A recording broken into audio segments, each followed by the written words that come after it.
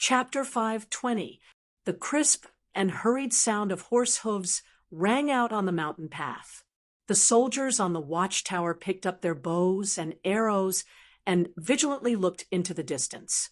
There were tall watchtowers built at the four corners of the village. They had a wide field of vision and could see everything in their surroundings. From the tall watchtower, they could see a brown horse galloping on the mountain path like an arrow. The person on the horse shook the whip in the air and then lashed it on the horse's buttocks in a very rhythmic manner. With each lash of the whip, the horse's speed increased. "It's the second steward." A sharp-eyed soldier was the first to shout, "Open the gate! The second steward has returned." The wooden gate with a spear-like fence on the top half of the gate opened. The middle-aged man on the horse whipped the horse again and charged into the village. This was Kaori's village. Kaori ruled over a large area of land and countless people. However, his village and people were scattered in all kinds of places, such as river valleys, mountains, and plains. The village that the Kaori family's chieftains lived in was only slightly larger than the other villages. Limited by the production of the land, it was impossible to gather too many people here. At this time, Kaori had just returned from inspecting his village and fields. On his land, the chieftains were revered by his people like gods. No one dared to offend the chieftain's authority. However, the prerequisite was that the chieftain had to let everyone have food to eat. If the chieftain didn't let his people have enough to eat, it would bring him great danger. The chieftain didn't just own the land and gave it to his people to farm. He had to manage the spring plowing and autumn harvesting. A long time ago, there was once a chieftain who didn't choose the best seeds to distribute to his people during the spring plowing. As a result, the crops didn't grow well. When pests appeared in the summer, he didn't take any effective measures to eliminate them. As a result, there was no harvest in the autumn. Another chieftain who had a grudge against him took the opportunity to lead his troops to attack him. The chieftains on this piece of land, and even the headmen under the same chieftain, would often have conflicts and fights. However, they all purposely controlled the scale of the fights. Once it got out of hand, even if they didn't want to stop, the other chieftains and headmen would interfere. But this time, before the other chieftains and headmen could interfere, the chieftain who sent the troops successfully attacked the enemy's stronghold and killed his entire family. Because when his troops arrived, the other chieftain's commoners knelt down and surrendered. No one resisted, and no one went to protect their chieftain. In the end, the chieftains who hurriedly interfered could only choose a chieftain from the immediate family of the slain chieftain to inherit his position. This incident was taken as a lesson by all the chieftains. They would talk about it again and again to their chosen successor, telling him the importance of land, food, and people. Kaori had also grown up listening to this story. He gave people the impression that he was a crude and barbaric old man, but in his village, he was a leader and an elder who loved his people and cared for everything they did. The Bai man's customs were similar to the Han people. They mainly farmed, raised silkworms, weaved cloth, and fished. They also had a small amount of livestock. The most important thing for them every year was the arrangements for spring plowing, but the control of drought and pests in the summer was also very important. This year, there was plenty of rain, so there was no need to worry about drought. What Kaori was most concerned about was the pests. He had just returned from the fields. The crops planted by his people were growing very well this year. He had drilled into the fields to take a closer look. The effects of the pests were minimal. When Kaori rode back to his stronghold, he still had a satisfied smile on his face. Along the way, his clansmen would respectfully stop in their tracks and bow to him. Kaori sat on his horse and straightened his back. He solemnly nodded to his people to return the greeting. At this time, a fast horse galloped over. Kaori glanced at the person and jokingly scolded, "It really is Long Fei. This kid likes to be rash." The man riding the horse into the stronghold also saw him. The horse quickly galloped toward him. When there was still 6 or 7 zhang between them, the man hurriedly pulled on the reins. The fine horse neighed and reared. When its front feet touched the ground again, the man had already run in front of Fumiaki. He bowed deeply and took out an invitation from his bosom. He said to Kaori, "Chieftain Darren, the imperial envoy sent by the court has invited Chieftain Darren to Yaozhou City to discuss the capture of the traitors. Because the banquet is set for tomorrow, your servant was worried that I would miss the banquet, so I immediately rushed back." When Kaori heard that Huang Jingrong had summoned him, his face immediately darkened. The second steward, Long Fei, respectfully presented the invitation. Kaori grabbed the letter in his hand and looked at Long Fei, saying, "I heard that during the banquet, all the chieftains were very unhappy." Long Fei respectfully said, "Yes, that imperial envoy probably thinks of himself as the emperor of the Central Plains, and all of our chieftains are his slaves. He is very rude, and all of the chieftains are very angry at his rude actions." Kaori increased his tone and said in a loud and rough voice, "What imperial envoy? He is just a greedy hyena, a savage jackal. In his eyes there is only gold, women, and power. Traitors plotting a rebellion? Those pitiful traitors plotting a rebellion? What a great joke! Only the empress, who sat in a palace made of gold and acted like a tyrant, who listened to the flattery of a few close servants, who never personally inspected her people, and who never went to see the harvest of her land, would believe such stupid words. Long Fei, if I remember correctly, your son's wife is a traitor woman, right?" Long Fei beamed and said, "Yes, my Darren, she is really a good woman. She is beautiful, diligent, and especially filial to the elderly. The rarest thing is that she is literate like you, chieftain. That son of mine is really lucky. She is already pregnant, and I will be holding my grandson soon." Kaori laughed loudly and said, "Then tell me, will she plot a rebellion? Should she be dragged to be beheaded?" Long Fei was furious, and his eyes turned red. "How could such a docile and good woman rebel? She is still pregnant with my Long Fei's grandson. If any damned Han official dares to drag her to be beheaded, Long Fei will fight him to the death." Kaori laughed loudly and did not even open the invitation. He directly tore it into pieces and threw it into the air. Then he turned his horse and galloped towards the rock house he lived in. Yun Xian hurriedly found Wen Hao and said in a low voice, "Kaori is not willing to come." Wen Hao asked nervously, "Could it be that he discovered something?" Yun Xian said, angrily, "Discover my ass. I have already asked around. He was tricked by this Huang Jingrong in Feng province and was only let go after being blackmailed. It would be strange if he was willing to come again." Wen Hao paced around the room nervously and asked again, "Is that Meng Zhizhu willing to come?" Yun Xian said, "It's not like you don't know that Meng Zhizhu has always liked to compete with Kaori. If Kaori doesn't come, wouldn't he be lowering his own status if he came?"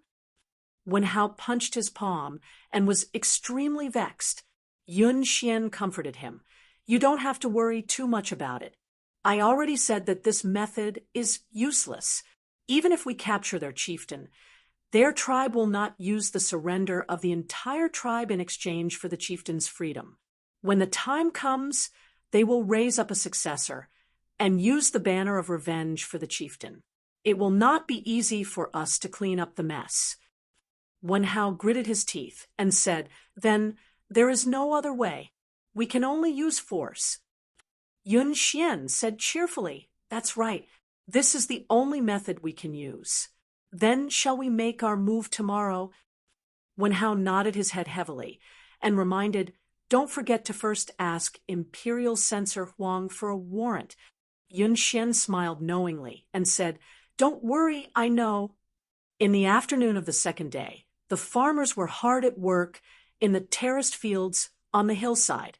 The weather was still hot, and the treetops were drooping weakly. Suddenly, the sound of horse hooves could be heard in the distance. The farmers who were working in the fields looked into the distance and saw a few horses galloping in their direction. On the left, right, and behind the horses, there was a large group of soldiers holding spears and long blades. The farmers thought that it was a chieftain who had come to inspect their territory and quickly returned to their fields.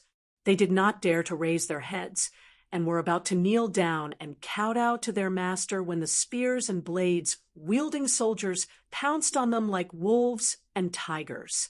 The ground was covered in blood and screams. The farmers were shocked to find that these masters were not the masters of their territory.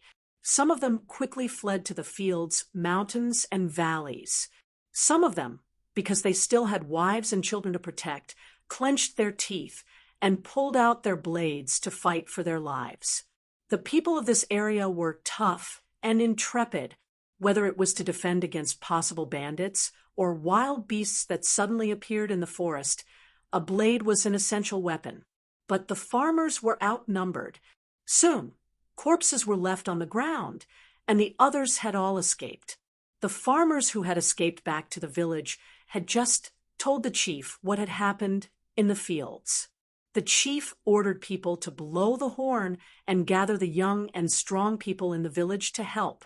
But those people had already rushed to the village with a murderous look. The village had been looted. Food, cattle, sheep, and everything of value had been forcibly taken away by the bandits and soldiers. Some of the bandits even carried some young and beautiful girls on their shoulders. Indescribably sorrowful and angry people cried on the ground, cursing and crying as they watched the bandits come and go in a hurry. Above the burning houses, sparks danced in the sky. This village belonged to the chieftain of the smoked period. It was said that this village sheltered the vagrants. After Yang Fan rushed to the city of Yaozhou, he spent 2 days figuring out the power structure of Yaozhou and some of the things that had happened after Huang Jingrong had arrived. However, Yang Fan still hadn't thought of a particularly appropriate way to discreetly incite a greater conflict between the Yaozhou tribe and Huang Jingrong, incite them to stir up trouble, and also control the situation within a manageable range. At this time, Huang Jingrong had already impatiently launched an attack on the smoked period chieftain. Yang Fan had never thought that Huang Jingrong would actually be so cooperative. Before he had done anything, Huang Jingrong had already done everything. Moreover, she had done it better and more efficiently than him. Chapter 5:21. Similar conflicts continued to occur in the stronghold of Chieftain Xuanqi and Chieftain Zhizhu, who had suffered an unexpected calamity. The stronghold chiefs, who had been robbed, led the people who had lost their homes to seek refuge with their chieftains and cried out their grievances to the chieftain. After Xuanqi heard the news, his old face turned red with anger. He kicked the table so hard that it hit the opposite wall. How dare they? Wen Hao and Yun Xian, those two bastards, dare to openly send people to invade my territory and have designs on me. His eldest son, Xuanqi Wuba, angrily said, I rushed over to negotiate with their people. They said that the stronghold that was attacked was harboring traitors and that the imperial envoy had already obtained evidence. Helping the traitors is equivalent to rebelling and should be punished severely.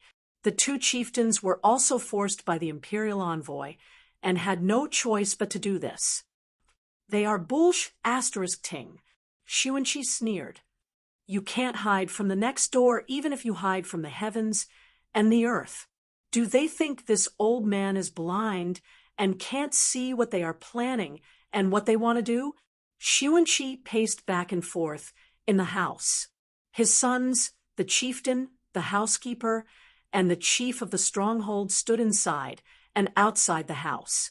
They did not say a word as they waited for the chieftain's decision.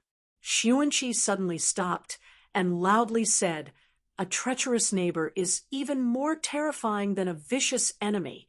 The butcher's knife has already been extended to our chieftain. What else can we do other than counterattack?" Xuanqi coldly swept his gaze over the people who were holding their breaths in front of him and shouted in an even louder voice, "Gather the troops and immediately counterattack." On the hillside, a dozen or so young women and girls were picking mulberry leaves. The sweet mountain song traveled to the fields at the foot of the mountain. An old man straightened his back in the fields and wiped the sweat off his forehead. As he listened to the song coming from the hillside, a serene smile appeared on his wrinkled face. Suddenly, a few horses galloped over from afar. The old man covered his eyes with his hand and looked into the distance. When he saw who it was, he couldn't help but cry out. He quickly covered his mouth and shouted to the people in the field, "The housekeeper is here! Our housekeeper is here!" Then he quickly picked up his hoe and ran to the field.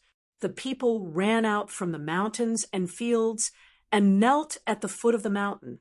The steward pulled on the reins of his horse and said loudly to the people kneeling in front of him, "Go back and tell your chief that Chieftain has decided to declare war on Chieftain Wenhao and Chieftain Yunxian.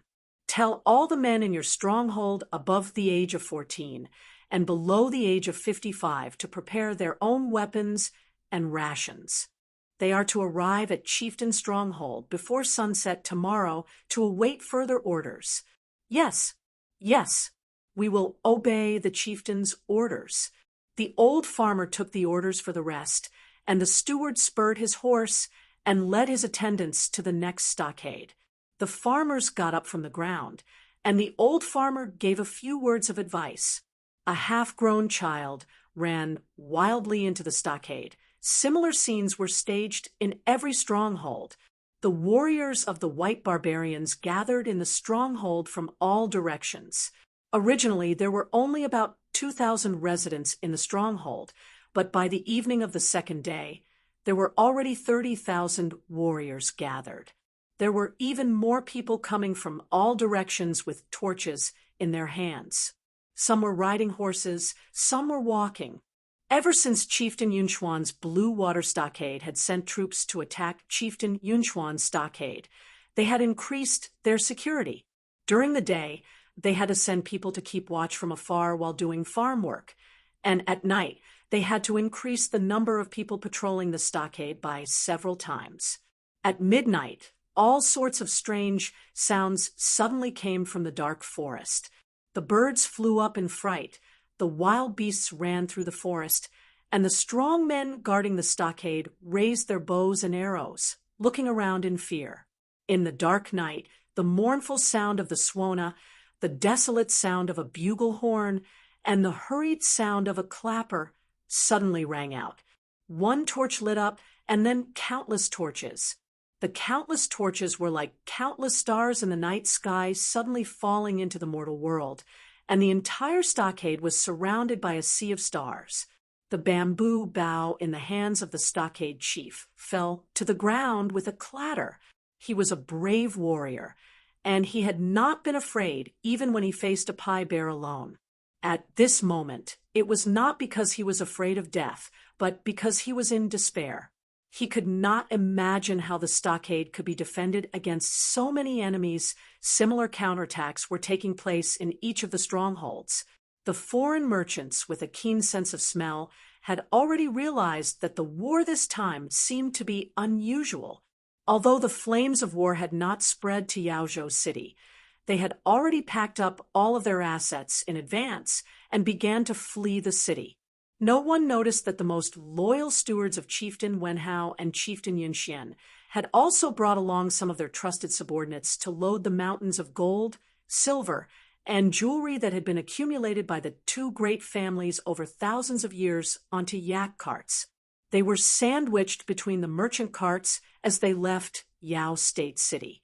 Even though the Black Man tribe had also been attacked, their losses were not as great as the White Man tribe. This was because the Black Man tribe was mainly nomadic. Their tribe was spread out far from the large city of Dafu, and their people were scattered. Therefore, the warriors of Yunxian and Wenhao's tribes first attacked the neighboring White Man tribe. The Black Man tribe did not speak Chinese like the White Man tribe, and like the people of the grasslands, most of them used cow and sheepskins as clothing. More accurately speaking, the Black Man tribe were the indigenous people of the area, and most of the White Man tribe were Han people who had been transformed into barbarians. This was also why the White Man tribe had a higher level of culture than the Black Man tribe and mainly relied on farming and sericulture as their main economic model. Because the great chieftain of the Black Man tribe, Meng Zhezhu, ruled over a large area and his subordinates were nomads who lived by water and grass, his whereabouts were not very certain.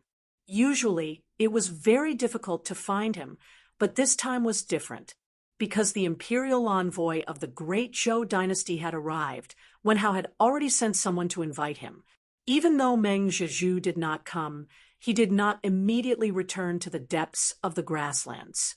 Instead, he stayed in a tribe that was relatively close to Yao State City, so Xuanqi found him very easily. "Ha, Honorable Chieftain Xuanqi, what a rare guest. Why have you come to my place?" When Xuanqi walked into Meng Zhezhu's tall building that was made of bamboo and wood, Meng Zhezhu was sitting cross-legged, holding a bowl of hand-grabbed mutton and chewing. Large pieces of mutton with bones were stewed until soft and tender, plump and salty. Meng Zhezhu grabbed both ends of the mutton bone with both hands. His big face was almost buried in the meat, and his cheeks were greasy from eating. Xuanqi walked in front of him and sat cross-legged. His expression was abnormally serious. "This old man has come to find you to discuss the matter of sending troops together." Meng Zhezhu's big face was still buried in the meat bone, and he was eating until it was watery. Xuanqi slammed his fist on the table and shouted, "Zhezhu, you little bastard, did you hear what this old man said?"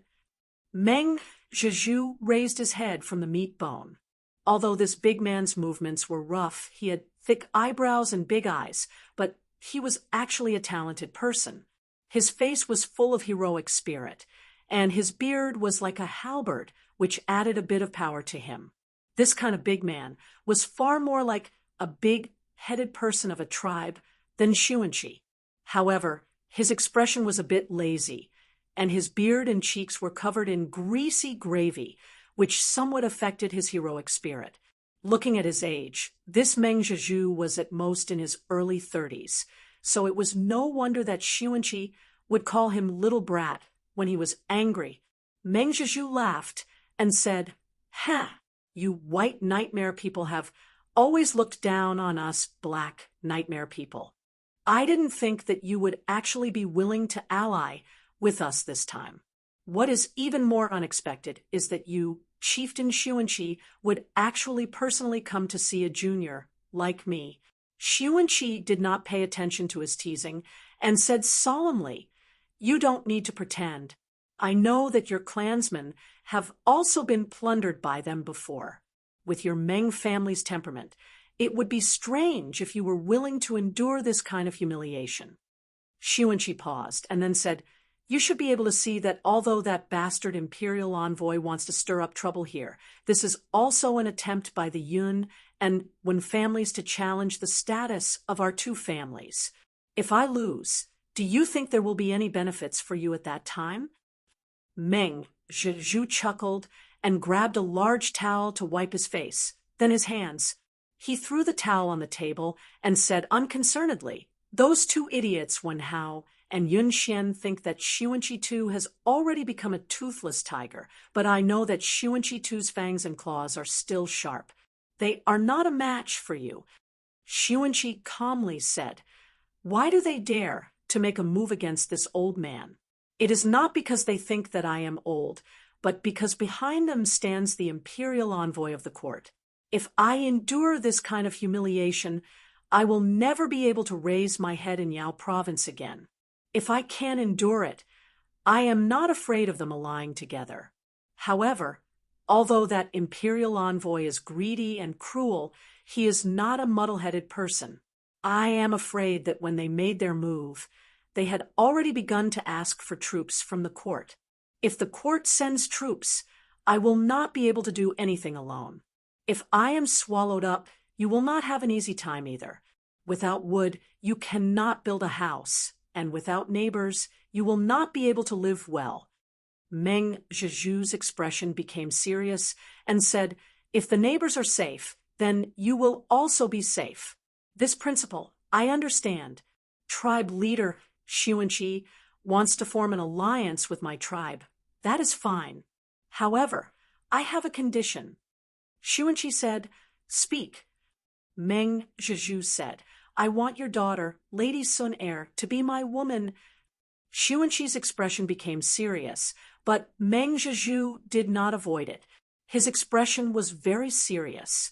Xuanqi stared at him for a long time, then slowly said, "She is my most beloved daughter." Meng Zhezhu said, "And the most beautiful golden flower in tribe leader Xuanqi." Xuanqi said, "If you want to marry her, that is fine, but she must become a bumpkin queen." Meng Zhezhu grinned widely. "Of course, my bumpkin died of illness last year, not even leaving behind a child for me. If Sun Er becomes my woman, not only will she be a bumpkin of my barbarian 7 tribes, but if she gives birth to a son for me, he will become the tribe leader in the future."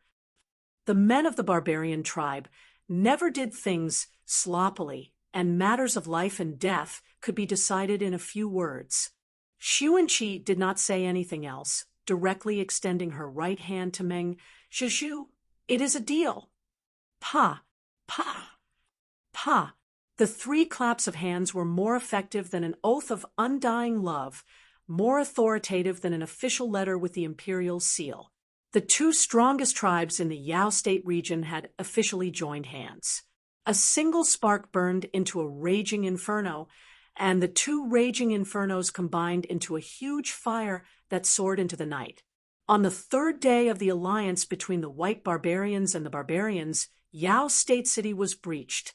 Tribe leader Wen Hao and tribe leader Yun Xian took imperial envoy Huang Jingrong and fled in panic, fleeing into the Wen family's nest deep in the mountains. The series of changes in the Yao State region confused Yang Fan. He had not done a single thing he wanted to do, but everything had developed according to his expectations. In fact, it had developed even faster and more thoroughly than he had imagined. When Yao State City was breached, Yang Fan finally came to his senses. He felt that he could not continue watching like this. He should act immediately. He had originally come to Yao State to light the fire, but now it had become extinguish the fire. He had to extinguish the huge fire that the stupid pig, Huang Jingrong, had ignited. Chapter 5:22. When Yang Fan decided to take action, he realized how difficult it was for a person to do something in the chaos of war. This was not as simple as he and Zhang Jianji had thought it would be: wait for the conflict to intensify and the brute tribe to rebel, then find their leader, understand the pros and cons, and persuade them to stop fighting. Then use this opportunity to write a letter to impeach the imperial envoy office. Using the backlash from the local people, they could force the empress to use the imperial envoy office as a scapegoat and quell the anger of the world. Now that the brute tribe had really rebelled, the first thing Yang Fan had to do was find their leader. Just this was not an easy task. Everywhere was chaos. The soldiers that Wen Hao and Yun Xian did not have time to take with them split up and fought guerrilla warfare with the soldiers of the white brute tribe and the black brute tribe. The armies of both sides were usually farmers, woodcutters, fishermen, and shepherds. There was no discipline to speak of. In addition, they had to rely on themselves for all their supplies. If the armies were too concentrated, they would not be able to find enough food to fill their stomachs. So, other than the stage of attacking Yaozhou City, the armies of both sides were split up and fought scattered. This kind of fighting style was very suitable for the tribes here. The scale of this kind of battle was not small for the brute tribe, but in the eyes of Yang Fan, who had already seen large armies fight, it was not worth mentioning. But this kind of battle was actually more suitable for the mountainous and river-filled terrain. Small groups of troops could move nimbly, and it was convenient to resupply. It was far from what an entire army could compare to. The imperial court's troops actually had this concern when they used their troops here. Their military superiority could not be displayed here, and they would be dragged to death by the guerrilla warfare that was everywhere. This kind of scattered fighting that occurred everywhere created great difficulties for travelers, especially for a foreigner like Yang Fan, who had been born in this place. It was even more difficult for him to move. He had underestimated Huang Jingrong's ability to cause trouble.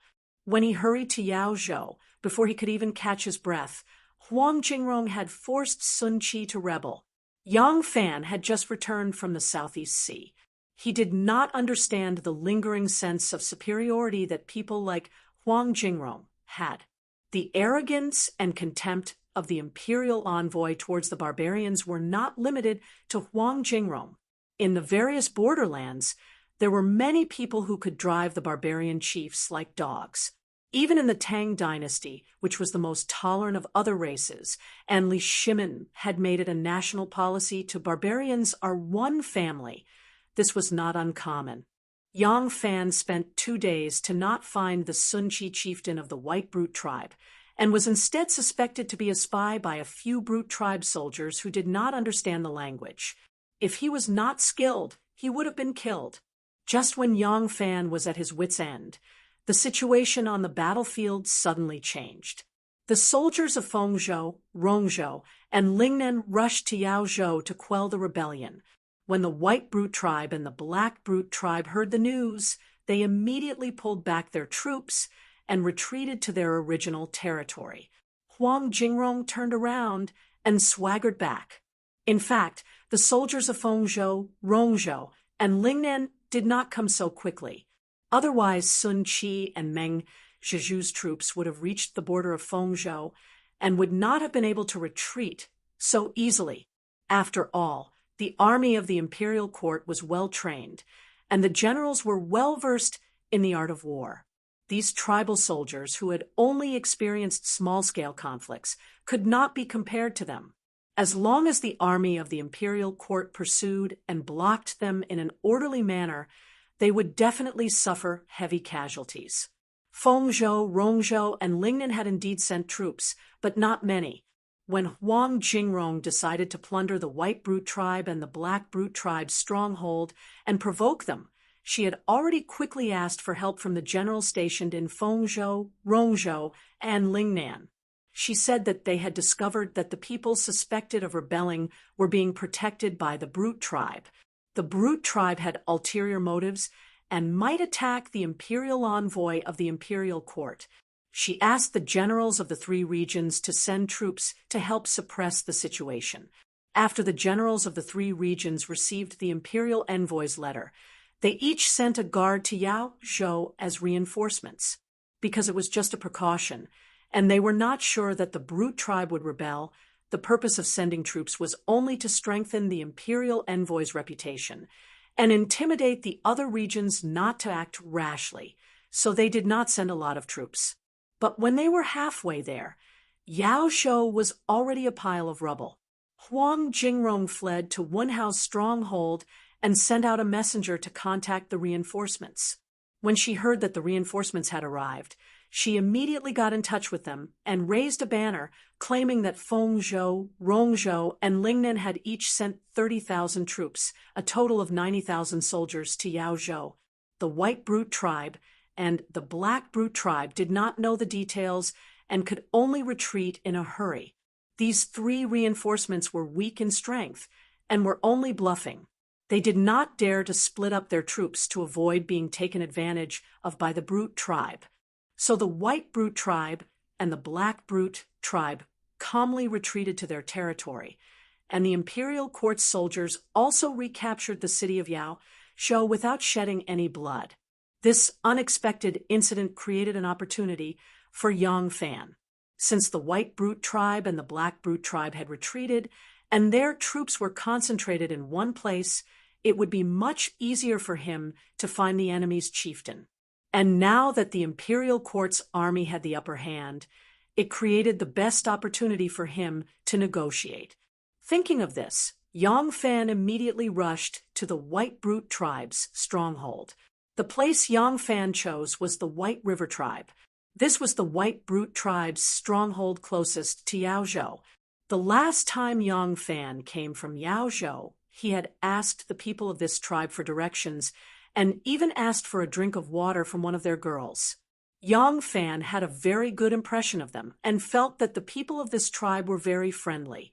Perhaps it would be very easy for him to contact their chieftain, Kaori, through their chief. Yang Fan led his horse and stood on the hillside, silently looking at the paddy fields in front of him. Standing on the hillside and looking down, the irregular paddy fields looked even more like the surface of a broken mirror. The white clouds of Lantian were still reflected in the water, but they had already lost the poetic atmosphere.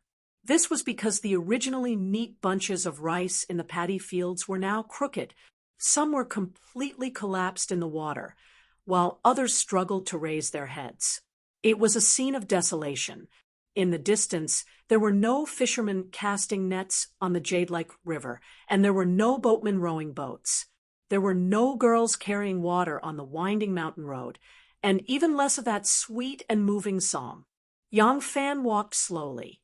Suddenly, he stopped and squatted down to take a look. There was a puddle of black and purple congealed substance on the ground. It was dried blood. Yang Fan let out a light sigh and looked around.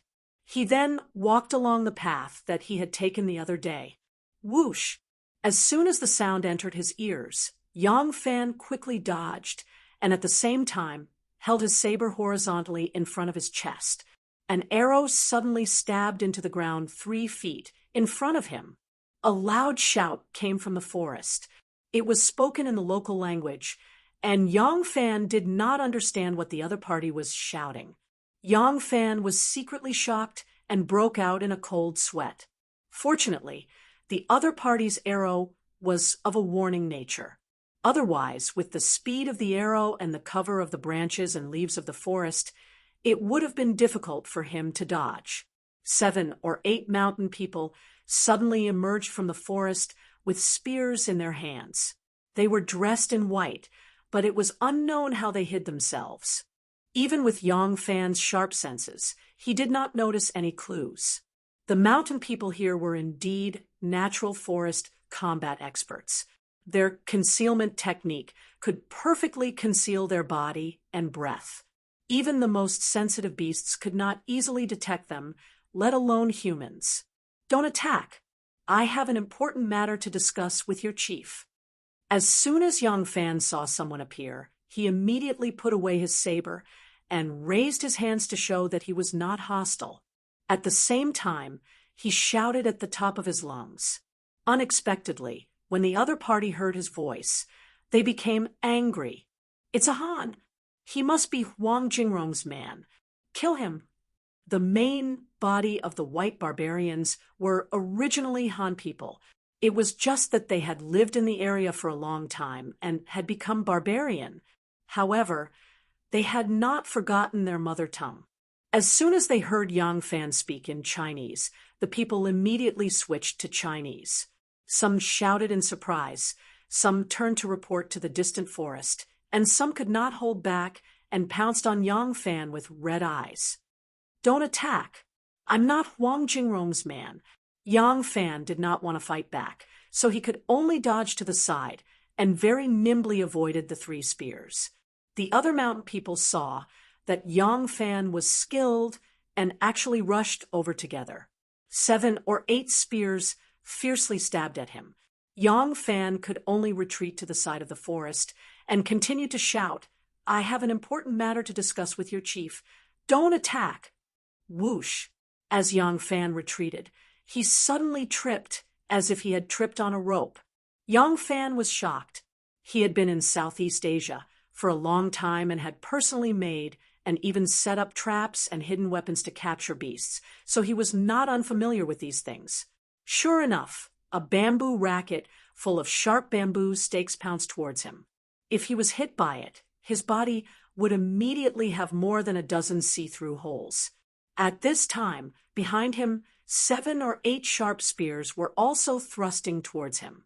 On the other side, there was a big tree on one side, and on the other side was an open field.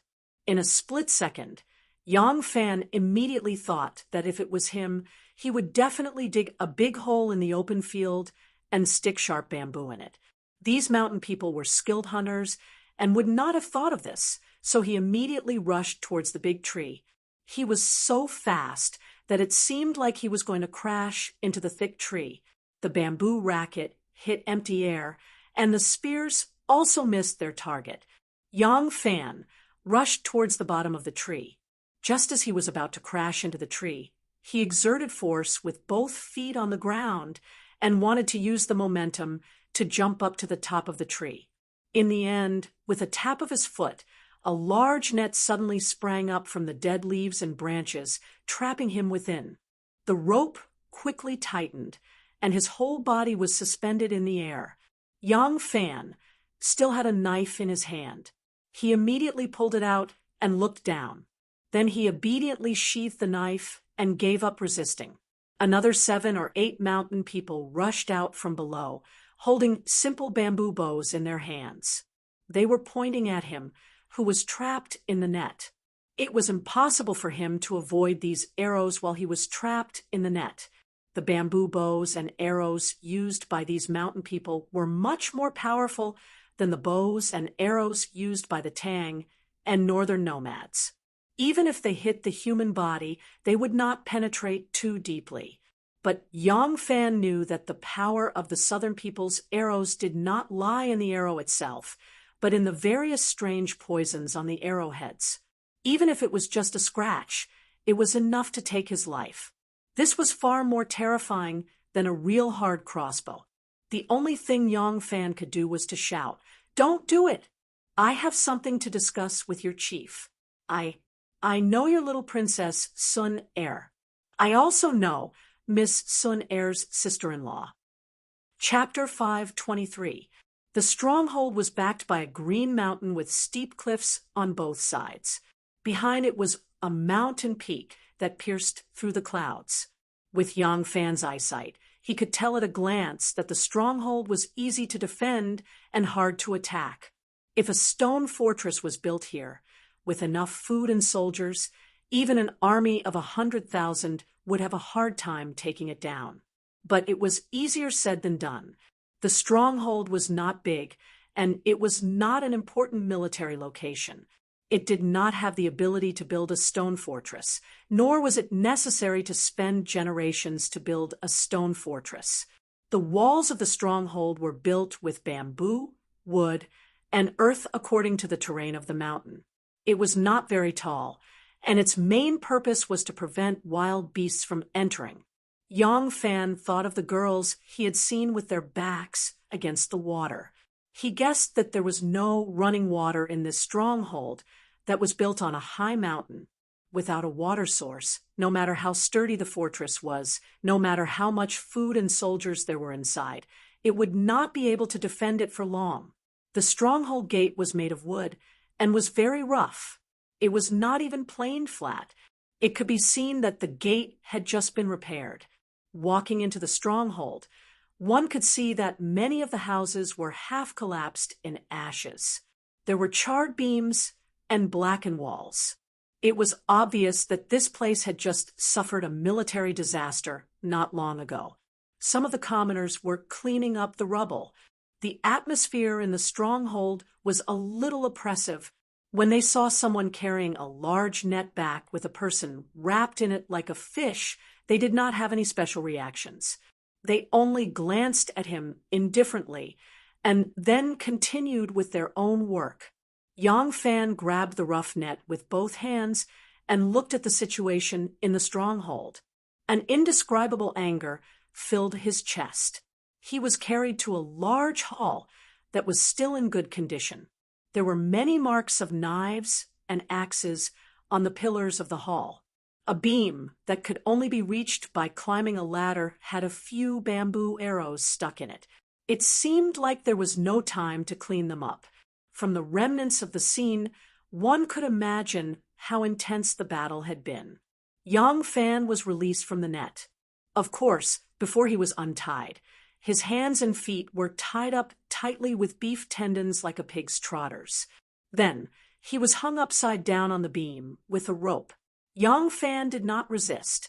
Since the other party had carried him back, his life was temporarily safe.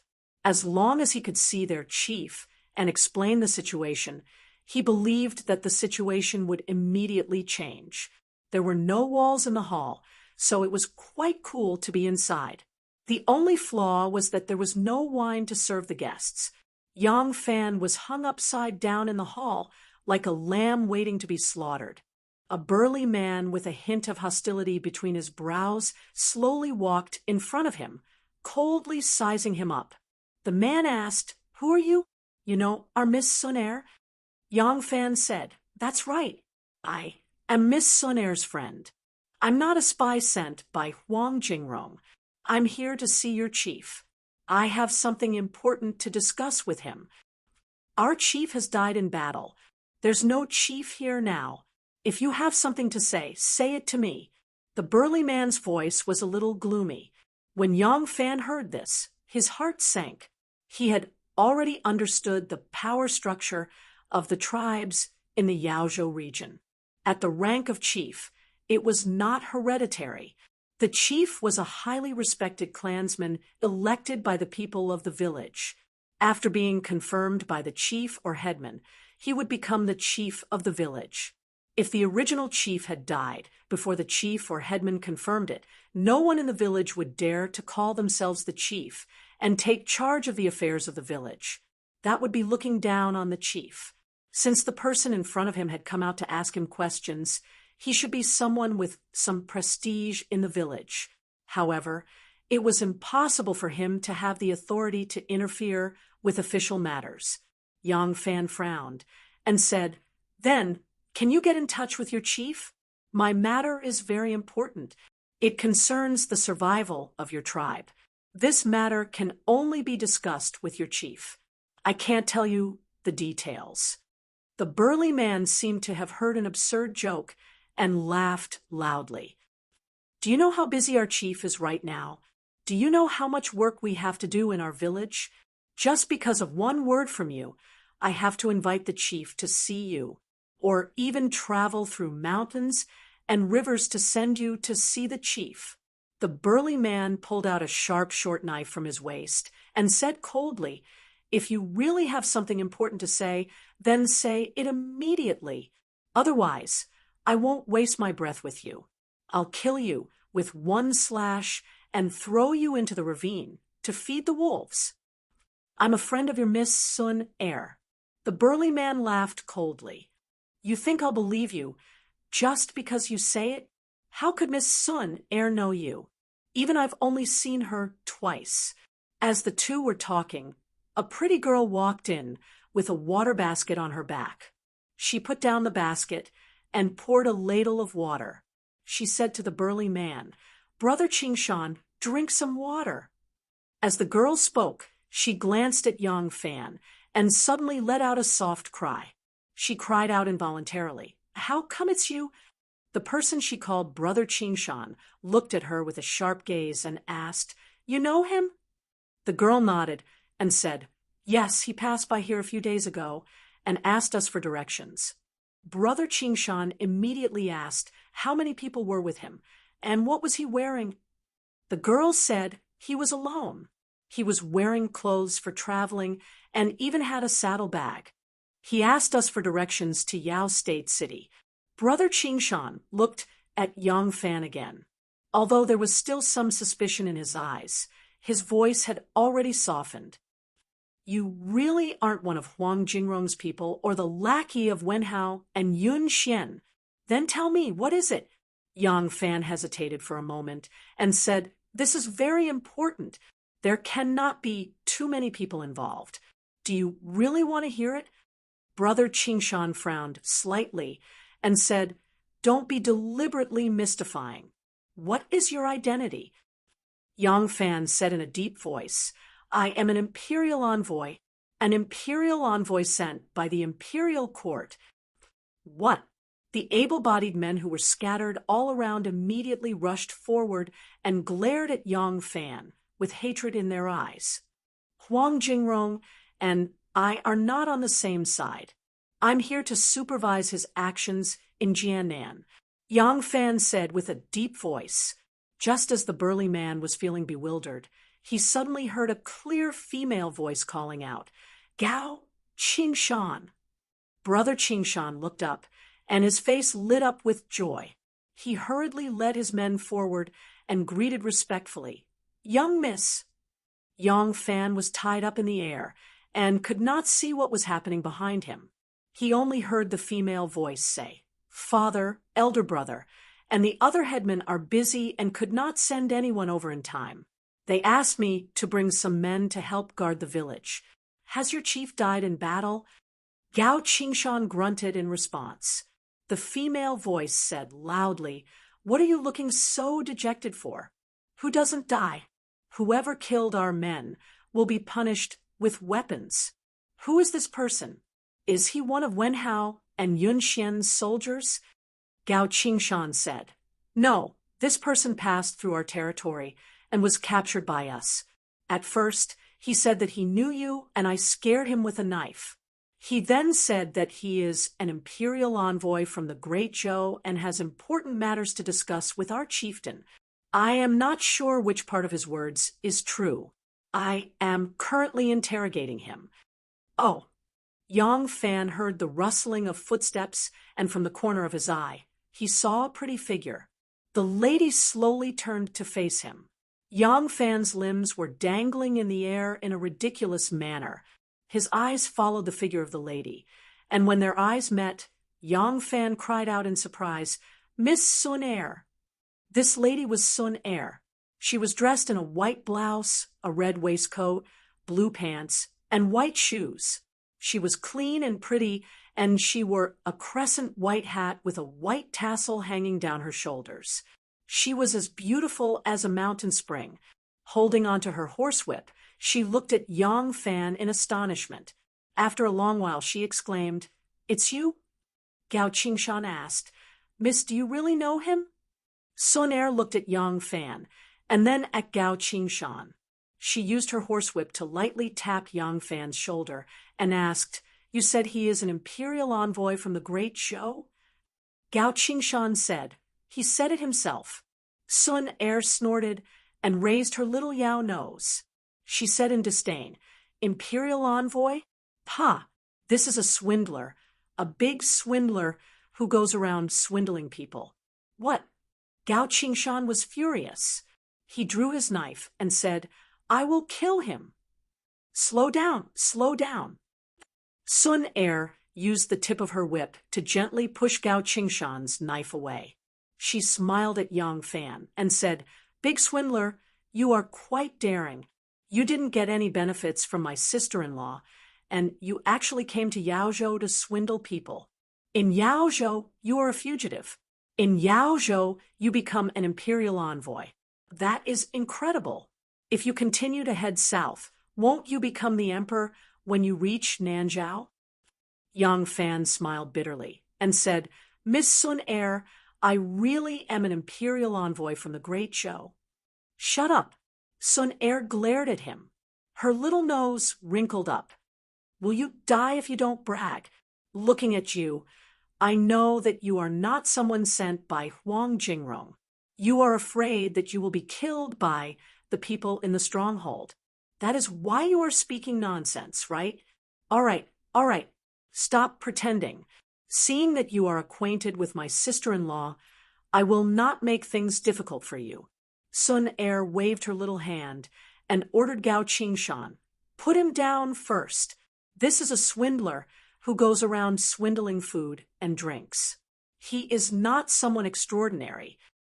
Yes, Gao Qingshan replied. He waved his hand, and 4 strong men came forward to untie Yang Fan. Yang Fan's feet landed on the ground. His hands were still tied behind his back. He said to Sun Er, "Miss Sun Er, to tell you the truth, I am indeed an imperial envoy from the imperial court." Sun Er handsomely crossed her arms. Her hand stroked her smooth and round chin.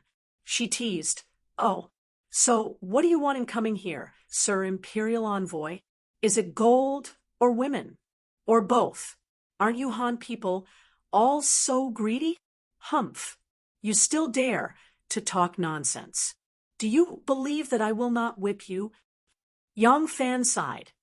"The imperial edict is in my belt. If Miss does not believe me, you can take a look." Sun Er's black eyes turned. She suspiciously said, "Go and untie his belt." Yang Fan was now dressed in civilian clothes. His belt was only a sweatband. It was not old.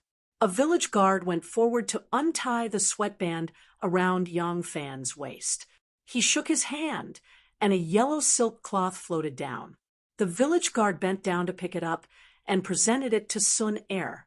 Sun Er took the yellow silk cloth and looked at it. It was the back. There was an exquisite golden embroidered pattern of 2 dragons playing with a pearl. Sun Er's expression became serious. She turned the yellow silk cloth over and looked at it carefully. She slowly raised her face. Her pretty face was covered with a layer of frost. Sun Er said with hostility, "You are indeed from the imperial court. Why did you come to our village?" At this moment, a shrill shout suddenly rang out in the distance. The entire village was immediately in an uproar. Someone grabbed a spear and ran towards the village wall. As he ran, he shouted, "Enemy attack! Enemy attack!"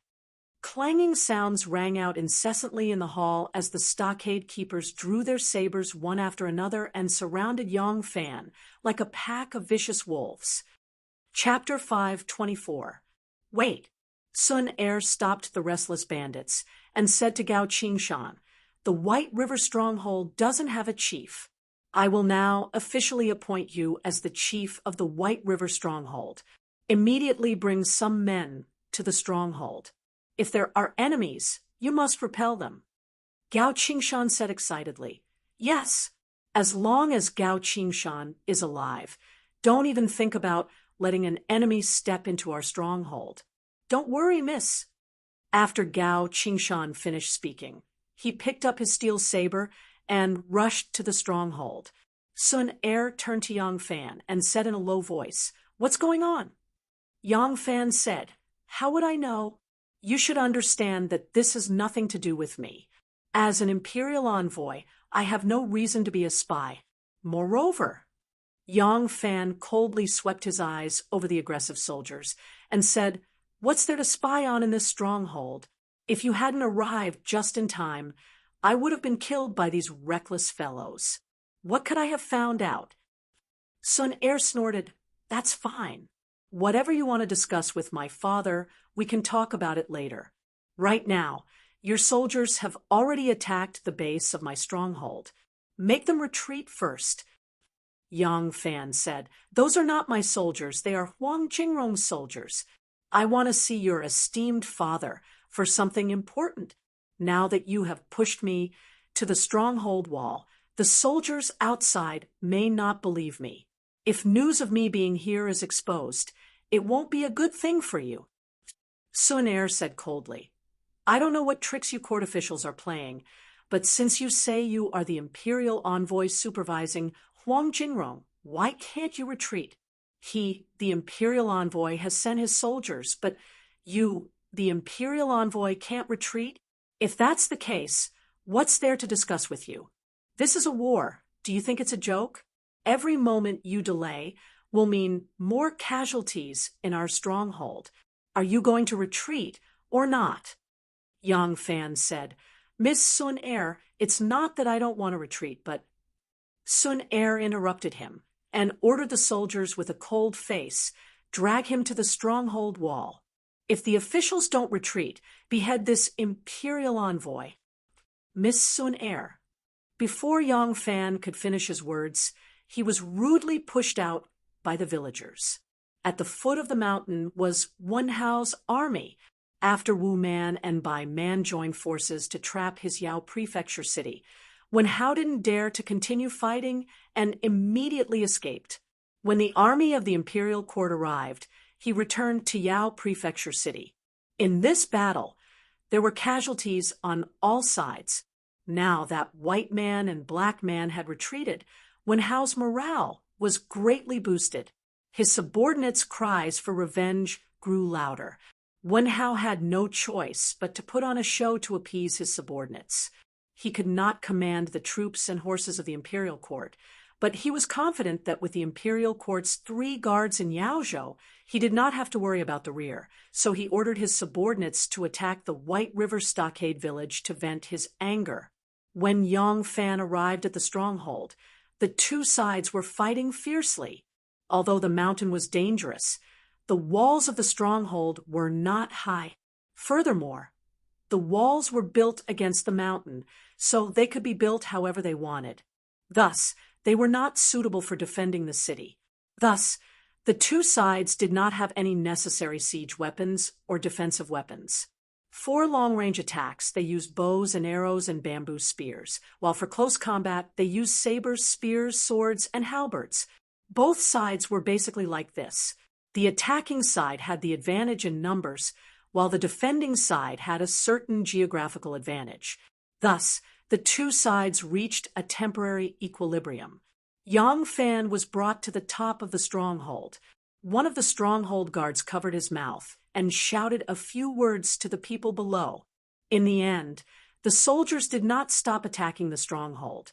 Instead, they attracted a volley of arrows. The few stronghold guards panicked and hurriedly dodged. Yang Fan's hands were tied behind his back, and no one helped him block the arrows. Fortunately, Yang Fan was nimble. With a flip, he dodged behind a huge rock. A few of the villagers also squeezed over, and one of them said suspiciously, "It seems like they don't give you any face as an imperial envoy." Yang Fan said, "My identity is a secret, so how could ordinary soldiers know? If you want a temporary truce here, how would you do it?" The village leader said, "You're an imperial envoy, yet you don't even know this. Raise a white flag." Yang Fan was overjoyed and said, "So the flag for a temporary truce here is also a white flag. Then quickly find a piece of white cloth and ask them to temporarily stop fighting. Only then can I call their generals to come forward and talk to them." The village leader curled his lips and said, "You think we can stop fighting just because you say so? Unless the chief gives the order." Yang Fan said angrily, "Then go find your chief and give the order. How can I talk to them when you guys are killing each other like this?" The village leader hesitated for a moment, then said to the others, "You guys keep a close eye on him. I'll go find the chief."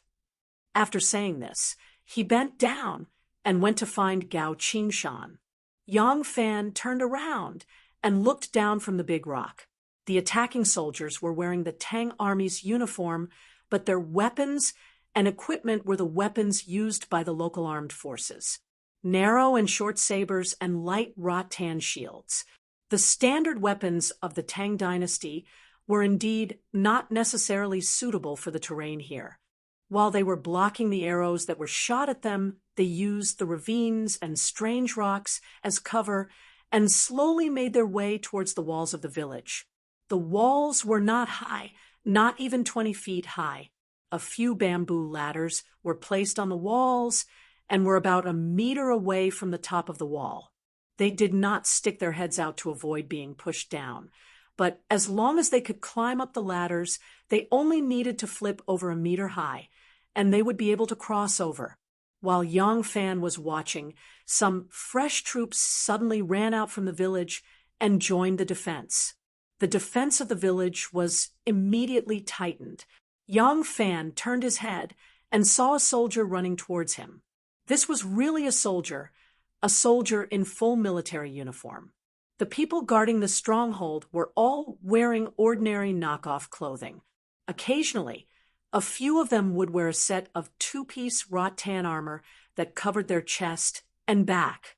However, the person running to his side was wearing a very rare sleeve armor. It was said to be rare because this kind of standard armor was very old. Yang Fan had never seen such armor in the Tang Dynasty army. If he remembered correctly, he seemed to have seen soldiers wearing this kind of armor in some ancient murals when he was in the western region. Was that the Qin Dynasty or the Han Dynasty? The person's armor was made of small pieces of tortoiseshell pattern armor on the chest and back. The shoulders were equipped with iron sleeve armor, and a leather belt was tied around the waist. On the head was a hood, and on the top of the helmet was a red mink tassel. Although the style of the armor was simple and unadorned, it was polished and maintained very well.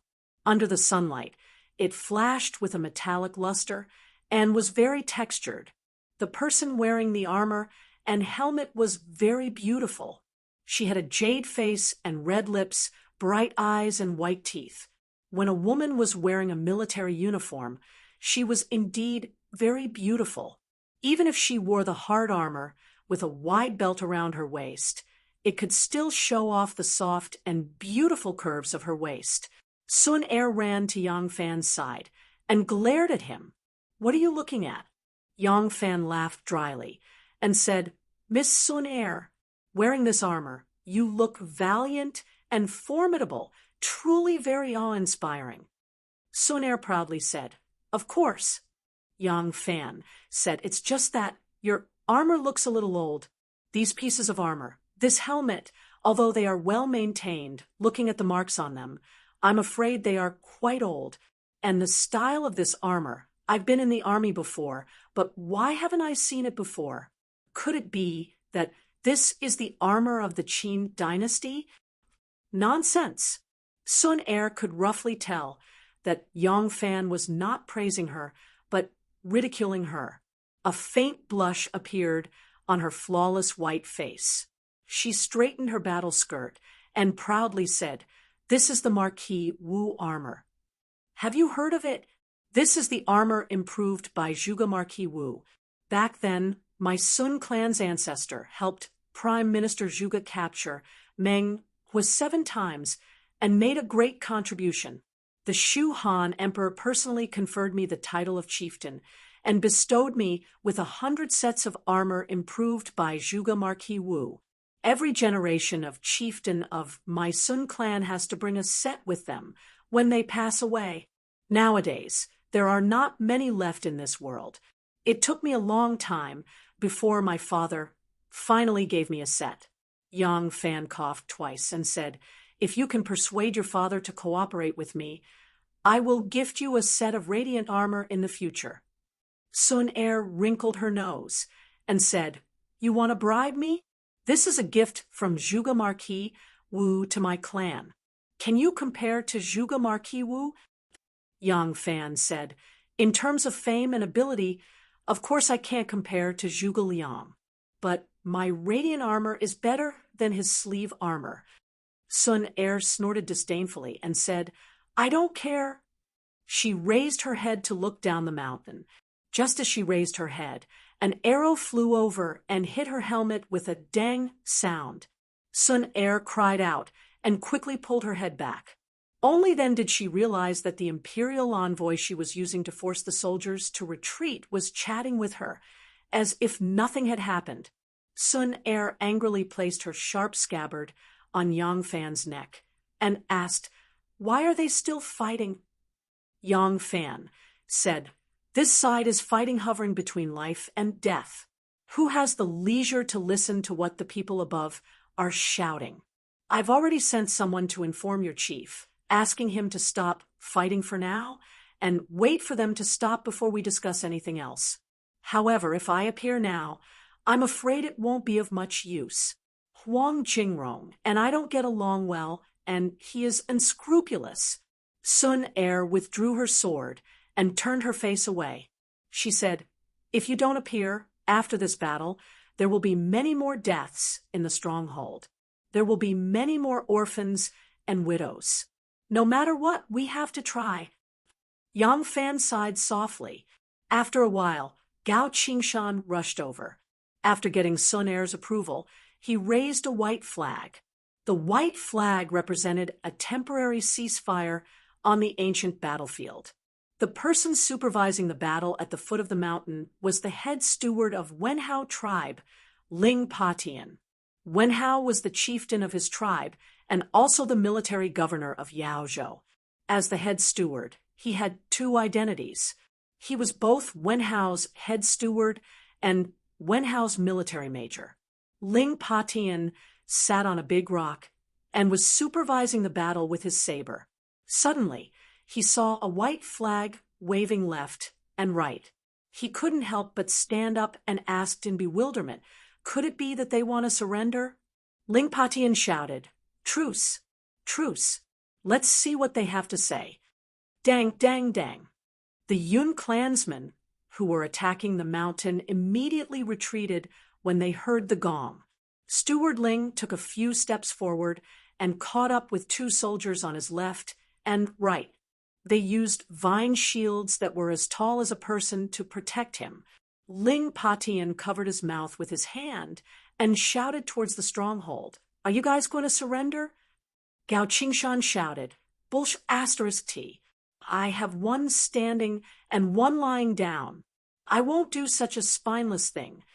Ling Patian said angrily, "Then what are you waving the white flag for? Are you trying to make fun of me?" Gao Qingshan said, "I'll let you know that your imperial envoy has already been captured by us. You guys quickly withdraw your troops. Otherwise, I will chop off his head." Chief Steward Ling was secretly shocked. He thought, how did Huang Jingrong get captured by them? Could it be that their people have sneaked into Yaozhou city? On the stronghold, after Gao Qingshan finished shouting, he pulled Yang Fan out and pushed him in front of him. Chapter 5:25. Ling Patian fixed his eyes on the stronghold and saw Yang Fan's appearance clearly. He laughed and said, "What the hell, what imperial envoy is this? Lousy doesn't know him." "You don't know me. I'm also an imperial envoy." Since things had come to this, Yang Fan had to speak. He was someone who practiced internal martial arts, so when he inhaled and exhaled, his voice floated far and clear.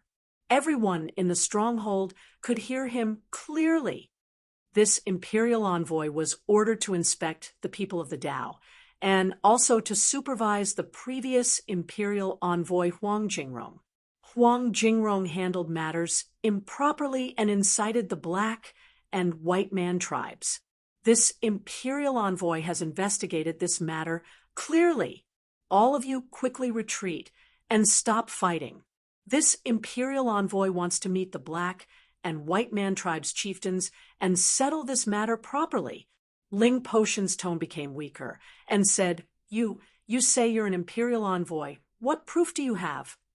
Yang Fan said, "I have an imperial edict in my hands. Do you have the guts to come up and take a look?" Ling Patian was stunned and snorted, "Are you trying to scare me? Once this official goes up the stronghold wall, can I still come back?" Yang Fan said, "I knew you wouldn't come up, but this imperial envoy's imperial edict is an important token and can't be thrown down the stronghold. I still have a canhe here. Since you're an official of the imperial court, you should recognize it. Take it and take a look." Yang Fan turned his head and said to Sun Er, "My horse is in your hands, and there's a seal in the saddle. Get someone to bring it over. Otherwise, they won't believe my identity." Sun Er sent someone to lead Yang Fan's horse over. Yang Fan's canhe was hidden at the armrest in front of the saddle. When the wooden part of the leather covering was lifted up, there was a small hidden box in the middle. When it was opened, there was a glistening yellow seal. Sun Er ordered someone to wrap up the piece of cloth with the seal that acted as the white flag and threw it far away at the foot of the stockade. Ling Patian ordered someone to retrieve the seal. Ling Patian opened the white cloth and took out the bronze seal to take a closer look. He couldn't help but be secretly shocked. He worked in the martial governor's office, so naturally he was familiar with this seal. This seal's specifications, patterns, and inscriptions were not something that could be easily forged, and it was even more impossible to forge in a hurry. The person in the stockade was most likely an official of the imperial court. Yang Fan continued, I have already met with Imperial Censor Huang in Pao Prefecture. Take this seal and see him. You can prove my identity.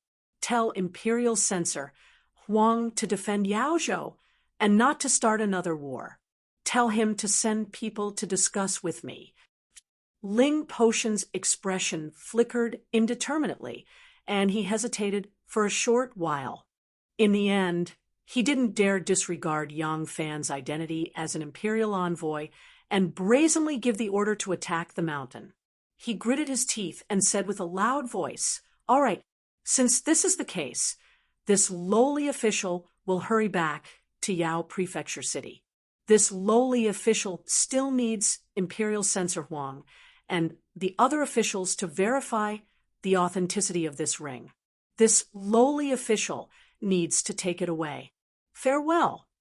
Ling Patian cupped his hands towards the stronghold and roared, Retreat! Sun Er saw that Yao Zhou's troops and horses had indeed retreated. She couldn't help but jump with joy and said, this identity of yours is really useful. However, Yang Fan's expression was somewhat gloomy. After a moment of silence, he said to Miss Sun Er, Is it possible to evacuate all the commoners in your stockade? Sun Er looked at him, strangely, but didn't ask why he wanted to evacuate. Instead, she directly replied, It's very difficult. This is their home. Perhaps their thatched huts and some simple and crude items won't enter your eyes, but that is all their property. They won't be willing to leave. Furthermore, in this kind of situation, not only are there many old, weak women and children in the stockade, there are also many injured soldiers. It will be even more difficult to leave. Even though this White River stockade is our territory, it is too far to the front. On the left and right are the Wun tribe. Now that the two tribes have already become enemies, if we leave, they will definitely take advantage of the situation. Your imperial edict can make the soldiers retreat, but it can't make those bloodthirsty tribal warriors retreat. Yang Fan asked her again, and only then did he find out the geographical location of this White River stockade. Most of the white barbarians were barbarian Han people.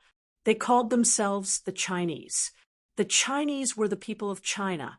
In a poem written by the Tang Dynasty's Su Han, there was a saying, Be grateful to the disabled, return home, do not let the Chinese become the dogs of war. At that time, there were still relatively few Han people who called themselves the people of the Central Plains, and the Han people called themselves the Chinese. The white barbarians of this White River stockade were naturally no exception. However, they had only been part of the white barbarians for a short period of time, a total of 200 years. Their ancestors were Yang, Li, Zhao Dong, Chun, and more than 10 other surnames.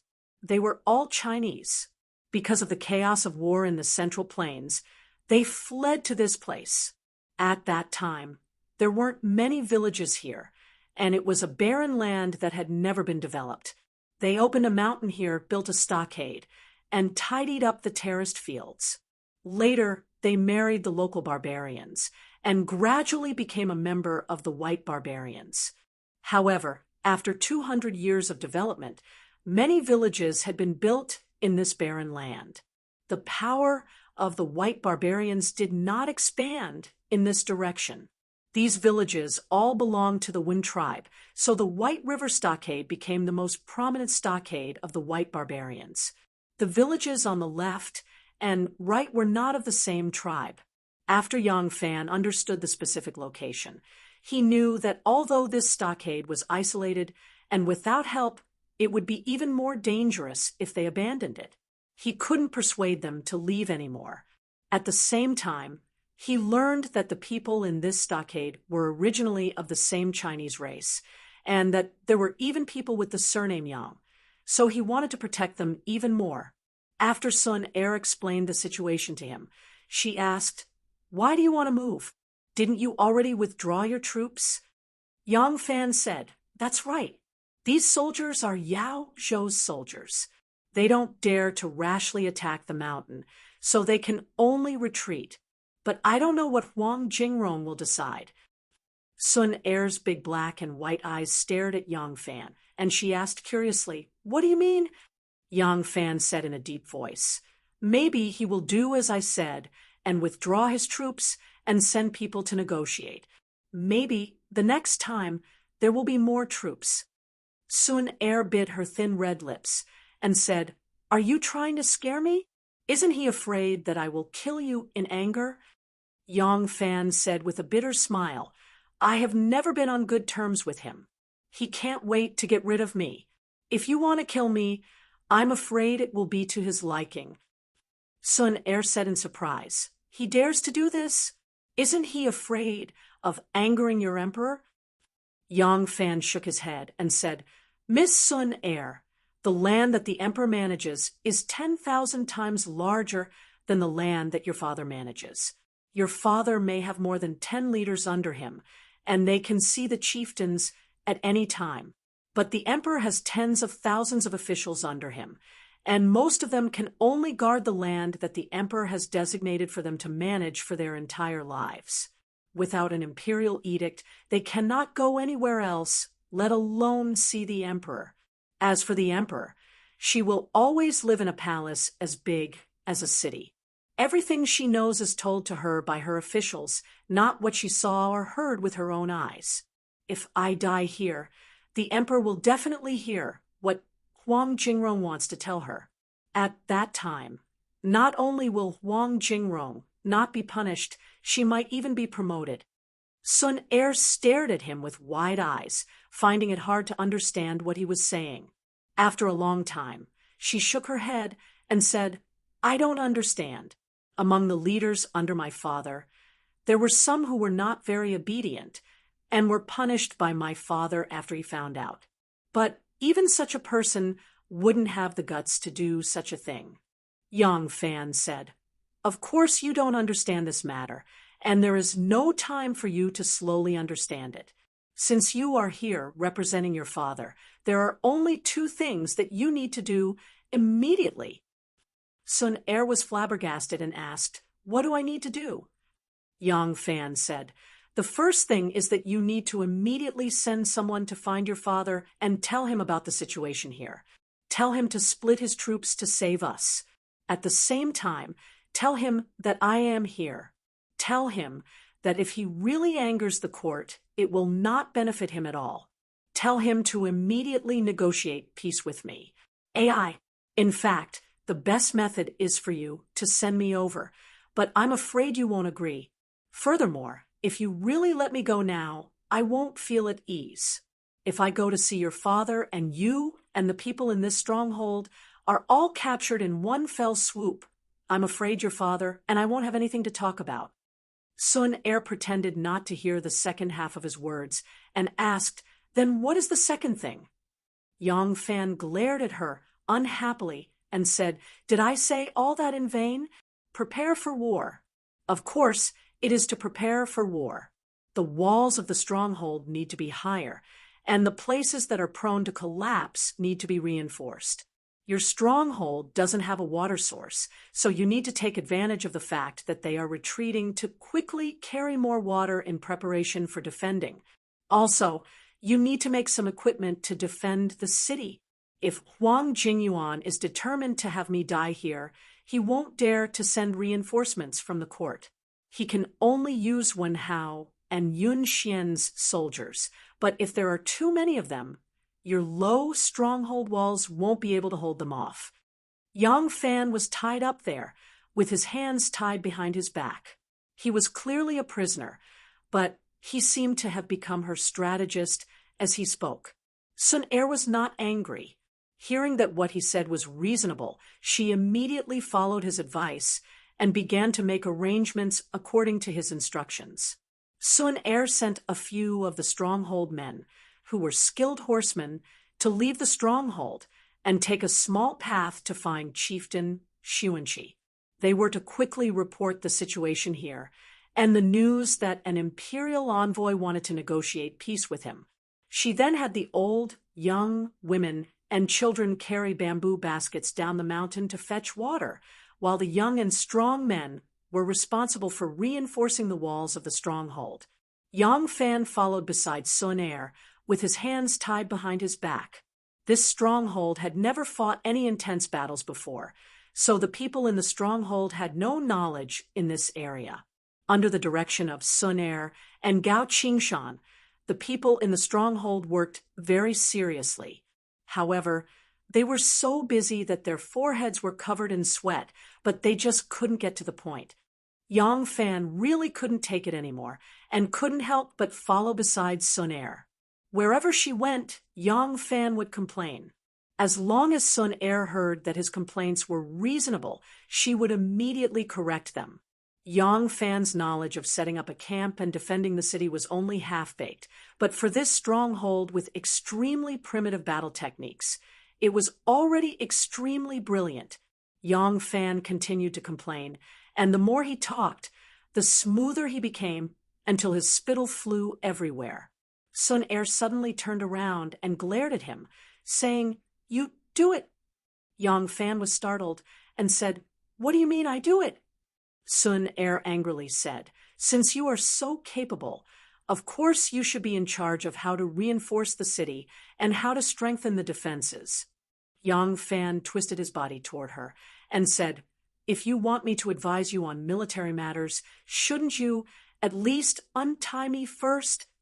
Sun Er stuck out her tongue and cried out, I forgot. Someone come, untie him." Yang Fan stared at her and said in disbelief, "You haven't untied me, not because you don't trust me, but because have you forgotten?" Sun Er said confidently, "Can't I?" Chapter 5:26. Yang Fan asked the people in the stockade to use local materials. They rammed a sharpened end of a piece of wood into the wall of the stockade and erected it to form a sturdy wooden wall. They used the gaps between the long and short pieces of wood as arrow mounds to prevent their bodies from being completely exposed to the enemy's attack range. The stockade men pushed the huge rocks in front of the stockade into the ravine. The trees on both sides of the stockade that could be used as cover were all chopped down and dragged into the stockade. They could be used to build the stockade walls and bunkers. Yang Fan also asked them to pile sand next to the bunkers in preparation for extinguishing the fire. Yang Fan also taught them to use bamboo and tough wood to make a simple catapult.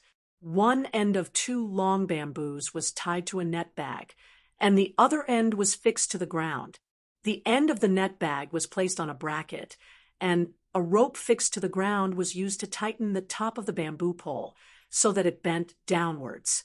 After the stones were placed in the net bag, a woman only needed to use a wooden stick to pull the rope outward, and the 2 bamboos could pour the stones out of the net bag. Its disadvantage was that it was easy to damage, and the stones thrown were not big and had a short range. However, its advantage was that it was easy to make. Moreover, they were defending the city, so they did not need to throw heavy stones. A pile of stones the size of a fist was just right. The area of attack was large enough and could be fatal. The people in the stockade village also had some simple and effective defensive measures. They brought a lot of caltrops from the forest and scattered them all over the hillside. This kind of vine herb had triangular thorns on its outer shell, which could be pierced by ordinary cloth boots. Most of Wenhao's native soldiers were barefoot, so it was not easy to clean up these caltrops and defend against the arrows shot from the stockade village. The road leading to the main gate was not paved with these things. Firstly, the women, the children, the old, and the young were still going back and forth endlessly, so they needed a path. Secondly, there was only one path left, which was not very useful to the attackers. They could not concentrate their forces on this kind of winding mountain path to attack the stronghold. Yang Fan leaned on the stockade wall to test the direction of the wind and asked Gao Qingshan a few questions to understand the changes in the wind direction in the mountains. He then asked people to prepare cow and horse dung, weeds, and some poisonous plants to make some simple poisonous smoke bombs. When the wind direction was right, these things could also cause a lot of trouble to the enemy. In addition, considering that once the stronghold was breached, the entire stronghold would be in a completely defenseless state. Yang Fan asked his men to build a second stronghold wall with wooden stakes in a more dangerous place according to the terrain. In this way, once the stronghold was breached, they would not immediately be at the mercy of the enemy. They could retreat to the second bunker and continue fighting. Regardless of whether it was a city or a stockade, the weakest place was definitely the main gate. The gate of the White River Stockade was so simple that it was basically a fence. It was a symbolic existence to guard against the nobles, but not the villains. There was not enough time to temporarily install a hanging gate or a suspension bridge, so Yang Fan asked people to build a barbican inside the stockade gate with mud and stones. Barbicans had always been built outside the city, but they did not have enough firepower support on the stockade wall. The barbican was relatively simple and could be easily breached if it was built outside. Yang Fan suddenly had an idea and moved the barbican inside the stockade. With this barbican, the entrance to the stockade was extremely narrow. It was difficult for the enemy to launch a large-scale attack, and the guards on top of the barbican could look down from above and kill a large number of enemies. With Yang Fan's guidance, the stockade was gradually changed. Although it looked strange, it gradually had a murderous aura of being armed to the teeth. In the eyes of a true military commander, these measures of Yang Fan could only be considered half-baked. However, in the eyes of these simple mountain people, Yang Fan was simply the reincarnation of a military god who could turn iron into gold. Who would have thought that with just some stones, wood, and sand, after some simple modifications, the originally weak stockade could have such great destructive and defensive power? Sun Er's small hands were behind her back as she inspected the stockade that was slowly changing. She did not say anything, but when she looked at Yang Fan, her eyes were already shining with red hearts. The reinforcement and modification of the stockade wall was the most important thing. By dusk, the general shape of the wall had already been formed. However, although the barbican that Yang Fan had designed could not be any simpler and could probably be destroyed after 2 battles or a heavy rainstorm, it still could not be built in one go. They had to burn the midnight oil to complete it before the enemy arrived. "Miss, be careful." Yang Fan was pointing at the stockade gate when he suddenly saw a girl carrying a bucket trip over a piece of dirt that had fallen on the ground during the construction of the barbican. Her body fell forward, and she almost fell to the ground. The water in the basket splashed onto her shoulder. Seeing this, Yang Fan quickly stepped forward and reached out to grab her arm. Yang Fan had clearly grabbed the girl's sleeve, but who knew that he would grab empty air? Yang Fan was startled, but his movements did not have the slightest hesitation. He quickly stepped forward and grabbed the water basket on her shoulder. "Thank you, I'm fine." The girl smiled at him, then quickly hid her eyes and thanked him in a low voice. Her complexion was not very good. Her face was pale and gray, and there was not a trace of blood on her lips. She looked especially haggard. Yang Fan saw that her appearance was somewhat familiar. He looked carefully and suddenly remembered. He could not help but shout, "Ah, it's you." It turned out that this was the girl who carried the water basket on her back to feed him. That day, she was in high spirits. Her flushed cheeks were like the sunset on the horizon, and her bashful eyes were like the rippling river. But today, the water from the basket had soaked her clothes, and dark red blood slowly seeped out of her shoulder. Lianxin, what's wrong?" A girl carrying a bucket of water outside the stockade gate saw this scene and quickly rushed over. Water jumped out of the water basket on her shoulder and splashed onto the ground. Lianxin. The girl supported her. Lianxin pursed her lips and forced a smile. She said in a low voice, "I'm fine. Hurry and go. Store more water." She broke free from the girl's hand and hurried away. It seemed that she did not want to stand in front of Yang Fan for too long. Yang Fan looked at the girl who had just arrived. It was the girl who had poured water for Gao Qingshan in the hall earlier. Yang Fan asked, "Miss, when I saw her a few days ago, Miss Lianxin was fine. What happened to her?" The girl's eyes turned red when she heard this. She knew that the large changes in the stockade were all because of Yang Fan. This person was different from the people in Yaozhou. Even though they came from the same place, they were completely different people, so she did not hide it from him. The girl choked with sobs and said, "A few days ago, chieftain, when soldiers charged into our stockade and killed and burned everywhere, I was hidden by my father in the pile of firewood behind the millstone and was so scared that I did not dare to go out. I saw an animal chasing Lianxin and tearing at her clothes. Lianxin resisted with all her might, but her arm was chopped off by him. That animal." Her tears suddenly poured out like a spring. Lianxin had already fainted from the pain, but that animal still did not let her go. He tore off Lianxin's clothes and raped her. She picked up her sleeve and wiped the corner of her eyes. She said with hatred, "I heard people call him Little Headman, and there were also people who called him Xie Chuanfeng. I will never forget him in my life. We must get revenge for this." Xie Chuanfeng. Yang Fan slightly narrowed his eyes, and a sharp light shot out of them. "He is one of Chieftain Wen's men. I will remember this. Tell Miss Lianxin that I will use that person's blood to repay the favor of carrying water."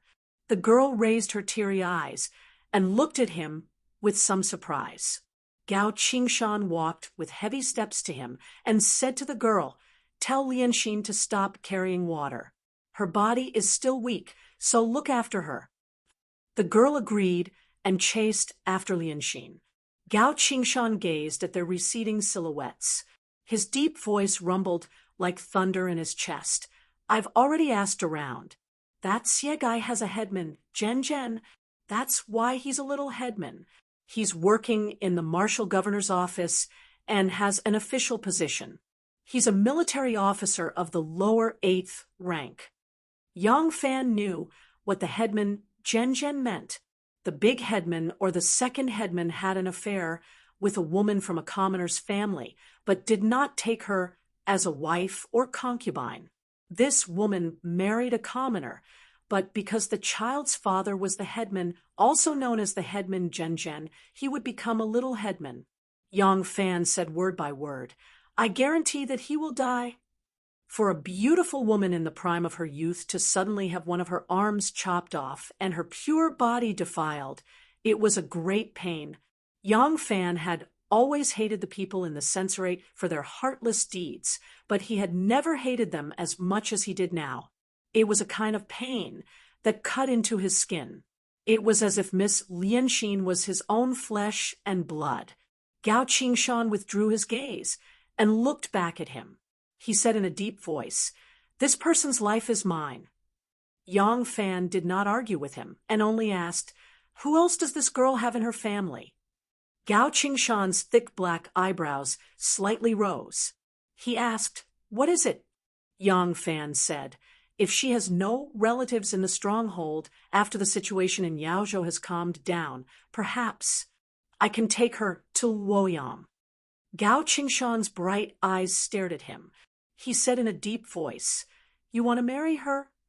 Yang Fan said, "I already have a wife." The corner of Gao Qingshan's mouth slightly curled up. There was a hint of mockery in his voice. "She does not need sympathy.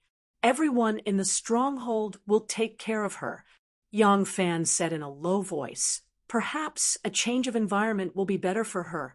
Gao Qingshan was a little confused. He thought about it for a moment before he understood. He lightly replied, "Although our ancestors were also Chinese, we are not as stupid as you. It is not her fault that she was humiliated. No one would dare to use this reason to humiliate her, especially men, because we did not protect women. Well, the ones who should feel humiliated are us men." He suddenly turned around. After taking 2 steps, he suddenly turned back. His eyes were bright. "I am very grateful for your good intentions, but I will say it again. That Xie fellow's life is mine." Yang Fan frowned and said to Gao Qingshan, "It may not be difficult for me to kill him, but it will not be easy." "I know." Gao Qingshan raised his head high and said in a deep voice, "But this is my responsibility, because I am her blood brother." Gao Qingshan walked away with large strides. Yang Fan looked at his back that was as heavy as a mountain. After a long time, he turned to look at the barbican that was still under construction. He had spent a lot of effort to build this stronghold into a fortress because he knew that this was a guarantee for the peace talks to proceed. If something happened to the 1,000+ people in the White River stronghold, it would anger the White Brute tribe. If something happened to Sun Er, the door to negotiations would be completely closed. He did this for his own safety, because if Huang Jingrong dared to deny that he was the imperial envoy, then Huang Jingrong would not hesitate to kill him. But right now, Yang Fan simply wanted to build this stronghold into a killing machine. It was not for the success of the negotiations, nor was it to ensure his own safety. It was simply because he wanted to kill. He had an impulse to kill. Chapter 527. The villagers worked through the night, and all sorts of simple and crude fortifications were finally completed by midnight. Although these fortifications were simple and crude, made of earth, wood, sand, and stone, they could not be preserved for long and could not withstand the trampling of a few battles. The mountain people who had built them with their own hands knew how useful they could be. It could reduce the number of casualties on one's own side by more than 1-fold, and at the very least cause more than 2 times the damage to the side attacking the stronghold.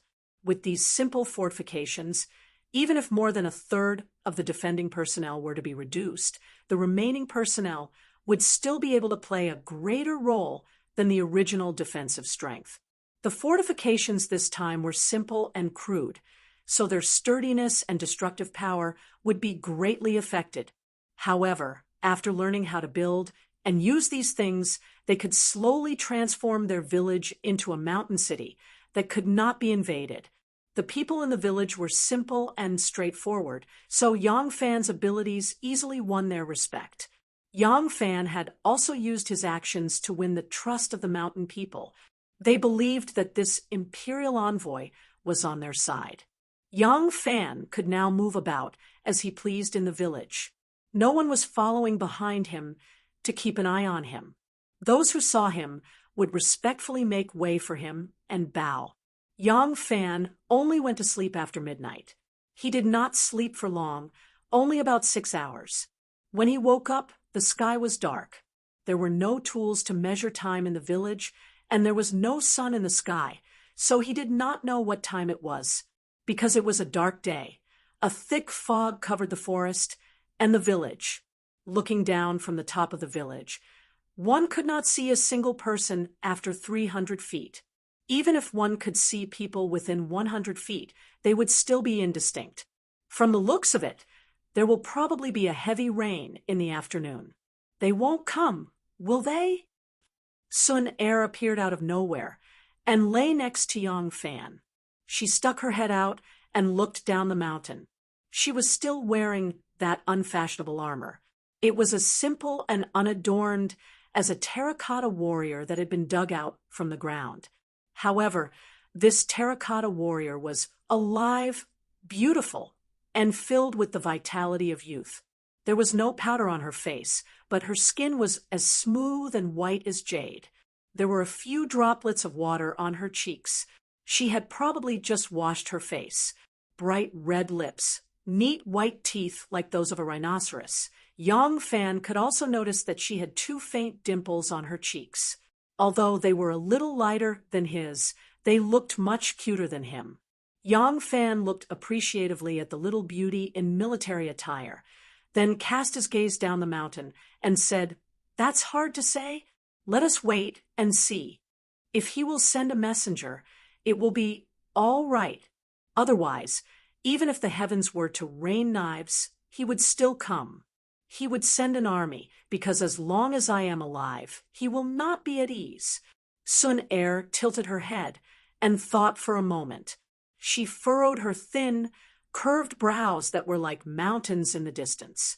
She came to a sudden realization and said, "Originally, I was quite grateful for your help to the stronghold. But now that you mention it, it seems that if you weren't here, I wouldn't have suffered such a serious blow. Doesn't that mean this disaster was caused by you?" Of course, Yang Fan refused to admit that he was a jinx. He immediately denied it. "You can't say that. When they sent their troops, they didn't know I was on the mountain. Besides, you were the one who pushed me out. Otherwise..." Yang Fan was just about to lay out a few more pieces of evidence to prove his innocence when a sharp cry suddenly came from the fog. Yang Fan's expression tightened. He hurriedly crouched on the bunker and looked down the mountain. He said in a low voice, "I'm afraid they're here." Sun Er also crouched beside him. She stretched her slender white neck and opened her almond-shaped eyes wide. Unfortunately, the fog was so thick that she couldn't see anything. After a while, the cries came closer. The cries were very fast, and the syllables were very strange. Yang Fan couldn't understand them. Sun Er said in surprise, "It's a cry for help." It seems to be people from the barbarian tribe." Before she could finish speaking, many indistinct figures appeared in the fog. They were running in the direction of the stronghold. After running for a short distance, they cried out in pain and fell to the ground. Gao Qingshan stood up from the wall of the stronghold. He covered his mouth and shouted down the mountain in the same strange language. It seemed that he was telling the people at the foot of the mountain that there were caltrops scattered on the slope and telling them to run along the mountain path. Sure enough, the people at the foot of the mountain quickly gathered and ran along the mountain path. The mountain path was not a straight one, but a winding path along the mountain. However, the grass on both sides was covered with caltrops. Although the pursuers seemed to be getting closer and closer, they could only run along the winding mountain path. Some of them had already been injured by the caltrops. They had to be supported by others as they limped and ran with great difficulty. At this time, the shadows of many tall horses appeared in the fog behind them. The pursuers were chasing very quickly, so the speed at which they fell off their horses was also fast enough. The horses stepped on the caltrops, and the caltrops pricked their legs. The horses neighed and jumped in pain. The riders couldn't sit still, and all fell off their horses. As a result, they sat on the caltrops and cried out in pain. The people running in front were getting closer and closer. In the thin morning fog, Yang Fan could already see their faces clearly. Some of them were draped in tiger skins, sheepskins, and some wore strange close-fitting robes. Their tanned arms and legs were bare, and they held forks, spears, and other weapons in their hands. Among them, knives were rarely seen. Even weapons like forks and spears were rarely made of iron. Most of them were ground animal bones or made of hard wood. Yang Fan also discovered that there were many men and women among them. The number of women was at least several times that of men. The men held simple and crude hunting bows and led many children. Some of the men even carried babies in swaddling clothes on their backs and chests. They ran forward with all their might. Occasionally, they would hurriedly turn around and shoot an arrow. The light bamboo arrow flew into the white fog. It was unknown if it had hurt anyone. The ones at the back were women. They held wooden forks, bone spears, and other extremely primitive weapons, desperately trying to stop the pursuers. The pursuers had already discovered the strangeness of the hillside and began to gather their men and horses, chasing along the mountain path. The women at the back were constantly falling under the sharp sabers. The pursuers often broke their spears and died with their heads separated. However, the women were not afraid. They still tried their best to use their own lives to stop the pursuers, fighting for a chance of survival for the men and children. No one in the village cursed the shameless men who were running for their lives. They already knew that this tribe was the people of Cabron Village, which was more than 10 miles away from the White River Village. Cabron Village was a small tribe in the Black Man tribe. The culture of the entire Black Man tribe was uneven. They had a primitive social form all the way to a feudal society similar to the dynasties of the Central Plains. The White Man tribe was more civilized than the Black Man tribe. There were also differences within the Black Man tribe. Some tribes were more advanced, while others were extremely primitive. The Cabron village was a tribe that was similar to a primitive society. This tribe lived in the mountains, built nests in the trees, or used caves as houses. They used animal skins as clothes, or a special kind of tree bark as clothes. For some reason, there had always been more men and women in this tribe.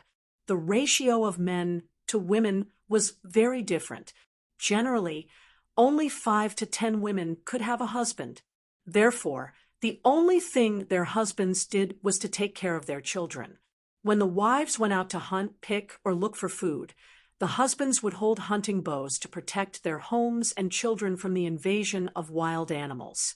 In a tribe like this, the affairs of the tribe were managed by the women. In a tribe like this, the social status of men and women was completely reversed. The more social rights you enjoyed, the more social obligations you had to bear.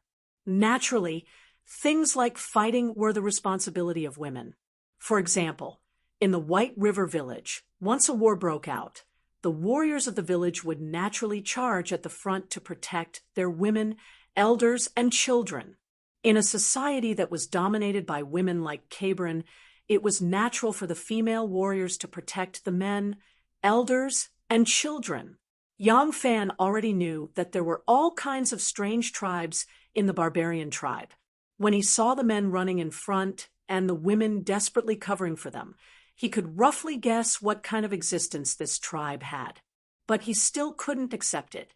Seeing those women holding simple weapons being chopped to death by the fierce cavalrymen as if they were vegetables, he couldn't remain indifferent. Open the gate and let them in. Archers, cover from both sides. Shoot when the pursuers get close. Yang Fan gave 2 orders without hesitation. Sun Er also acted as his messenger without hesitation. Sun Er had already gotten used to being his messenger for the whole day yesterday. Sun Er gave the order loudly and turned around to look. Yang Fan, who had been lying next to her, had disappeared. Sun Er was shocked. She suddenly stood up, looked around, and said to herself blankly, "Where is he?" The village gate had already been reinforced. There were many sharp wooden stakes that faced outwards, and they looked like 2 vertical boards. After receiving Sun Er's order, the villagers moved the wooden stakes at the top of the gate and pulled open the thick wooden gate that had been reinforced several times. They then let the fleeing people of the Cabron tribe in.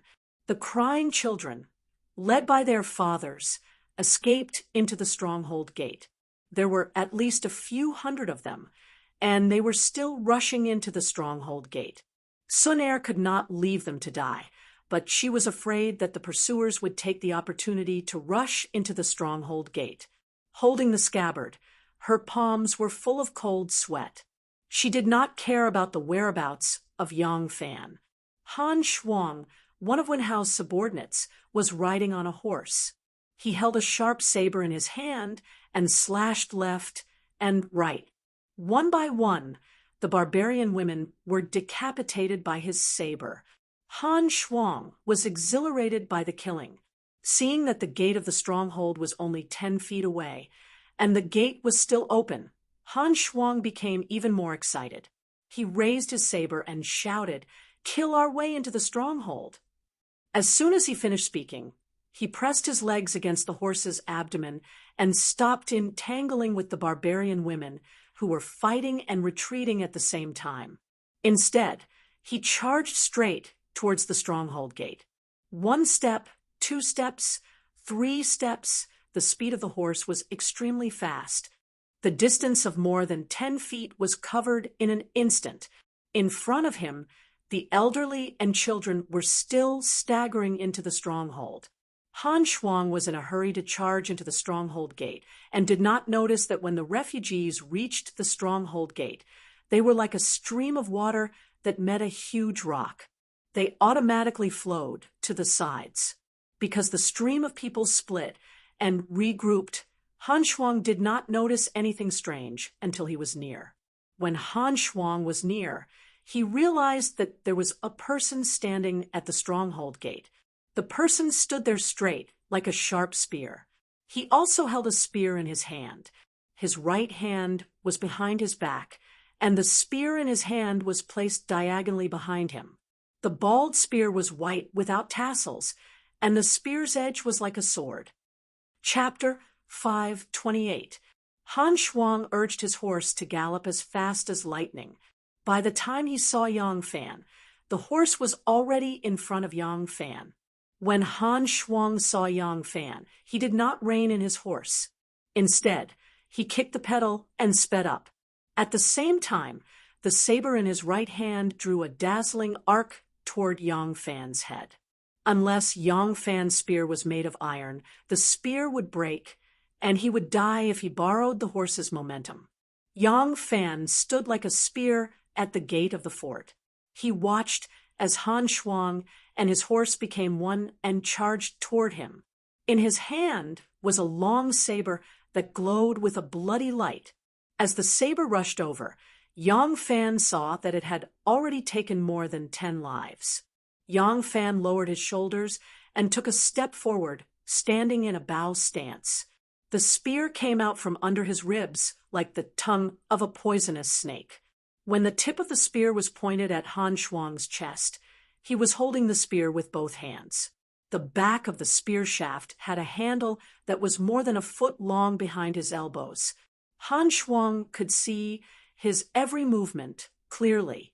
His movements were standard, just like a young apprentice who was practicing meticulously according to his master's instructions. Han Shuang was puzzled. He could clearly see each of his movements, but why couldn't he avoid it? The sharp saber in his hand also missed. The long saber drew an arc until it formed a semicircle. The spear pierced through the center of the semicircle. With a poof, Han Shuang was lifted into the air by a strong force and crashed into a rider on his left. The rider was half a horse's length away from him. When Han Shuang flew into the air, he crashed into him, knocking him off his horse and into a thicket of caltrops.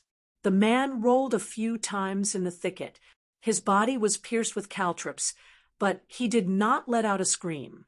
Han Shuang felt that she had broken the man's neck, so the man was lucky that he did not feel any pain. Then Han Shuang realized that he had crashed into the right side with a whoosh. This time, he flew into the thicket with the man he had collided with. He heard the man scream, and it was the last sound he heard in the world. His chest had been pierced by a spear, and after being shaken by Yang Fan, his chest had expanded into a bowl-sized hole, and blood was flowing out of the hole. The great spear Yang Fan was holding was taken from Gao Qingshan. This great spear was the weapon used by the previous chief of the He Bai stronghold. The long spear was thick and heavy, with bamboo as the handle and fine steel as the blade. The deep grooves of the spear were dripping with dark red blood, causing people to shiver. "Kill!" Yang Fan shouted in a deep voice. he swung his great spear towards the incoming cavalryman. Pick, stab, smash, hack, point, poke, sweep. Every time he picked a person, every time he stabbed a person, every time he smashed a person, every time he swept a person, every time he swept a person, every time he swept a person, every time he swept a person, every time he swept a person, every time the spear swept a person, every time the spear tip broke through the air, emitting a chi-chi sound. The chi-chi sound of breaking through the air was continuous, as if someone was forcefully tearing apart a piece of linen cloth that would never end. Following this chi-chi sound, the pursuing cavalrymen were thrown off their horses as they wailed in pain. The cavalry that were charging at him were actually stopped by his spear, unable to advance any further. The grass on both sides of the road was filled with thickets, so the pursuing cavalrymen could only charge at him on the road. As a result, each row could only have 3 cavalrymen closing in on him. But it didn't matter if the 3 of them were wielding spears or knives, stabbing or chopping. No matter how well coordinated they were, the great spear in Yongfan's hand was like a flood dragon coming out of the water. He was always one step ahead of them and was able to drill into their attack net, causing them to be thrown off their horses. Yongfan held his long spear as he walked on the ground. With his own strength, he was actually able to block the incoming tide of cavalrymen, preventing them from advancing any further. One man holding the pass, 10,000 cannot pass. The people in the stronghold were all dumbfounded. Most of them had practiced a few martial arts techniques, but none of them had this kind of martial arts. Stepping down from his bamboo spear, he was able to block the pursuing cavalryman by himself. In a short moment, he had pierced more than 10 cavalrymen onto their horses, and not a single one of them was his match. This great Zhou imperial envoy actually had such good martial arts. Lady Sun Er stood on the stronghold and tightly grasped her scabbard. She was so excited that her pretty face was flushed red. Her pair of almond-shaped eyes stared at Yongfan's movements. Her hands were also eager to try, following each of Yongfan's movements. Her muscles tightened and then relaxed. It was as if she was the one making the moves. She was completely mesmerized by Yongfan's heroic appearance. Zhao Zilong has been reborn. Zhao Zilong has been reborn. Lady Sun Er muttered. Very quickly, this sentence resonated with everyone in the stronghold. For them, the only famous general of the Central Plains that they were most familiar with was the Kingdom of Shu during the Three Kingdoms period. Among the famous generals of the Kingdom of Shu, the #1 in spear techniques was none other than Zhao Zilong of Changshan.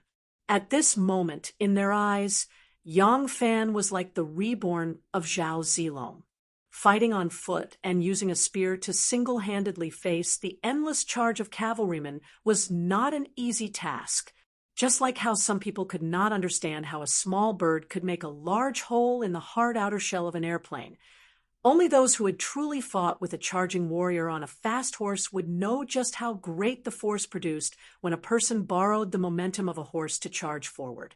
When a fast horse was charging, the edge of the blade only needed to be dragged. Without using any strength, one could easily cut a person's neck. There was no need to be like an executioner, concentrating all the strength in their body to wield a demon-headed blade. A spear that was as thick as the mouth of a bowl could pierce through the body of a charging person, but at the same time, it would be smashed into two by the huge counterforce. But Yongfan was standing on the ground alone with a spear. As long as he collided with the spear, his spear would be smashed and he would be sent flying backwards, nailing into the wooden wedge of the stronghold gate. But Yongfan had already killed 13 cavalrymen. He was still alive, and he was still charging forward. Yongfan used the swallow and spit spear. The bloody tip of the spear entered and exited a cavalryman's chest. Immediately after, he used the pear blossom swaying head to sweep the two people who were charging at him to his left and right into the thistles. Even though the horse had lost its owner, it did not slow down. Yang Fan took the opportunity to turn around. Seeing that the last few female warriors of the Cabron tribe were about to retreat into the stronghold, he immediately shouted, "Close the stronghold gate!" Gao Qingshan seemed to have woken up from a dream. He quickly ordered, "Quick, close the stronghold gate." Sun Er anxiously said, "We can't close the gate. He hasn't come back yet." Gao Qingshan said, "Miss, if the gate is not closed, the cavalrymen will not be able to escape. They will take the opportunity to attack into the stronghold." At this time, the people at the stronghold gate had already slammed the gate shut. They also used wooden stakes as thick as a battering ram to block the gate. Yang Fan's spear was like a swimming dragon. Pa pa pa, he swept 3 people off their horses. Suddenly, he turned around and rushed down the stronghold wall. He also held the spear in his hands horizontally. The spear in his hands was more than 20 feet long. Looking at his movements, it seemed that he wanted to use the spear as a pole to jump up the stronghold wall. The stronghold wall was originally only 15 feet tall. After he used the wooden stakes to increase the height, it was less than 30 feet tall.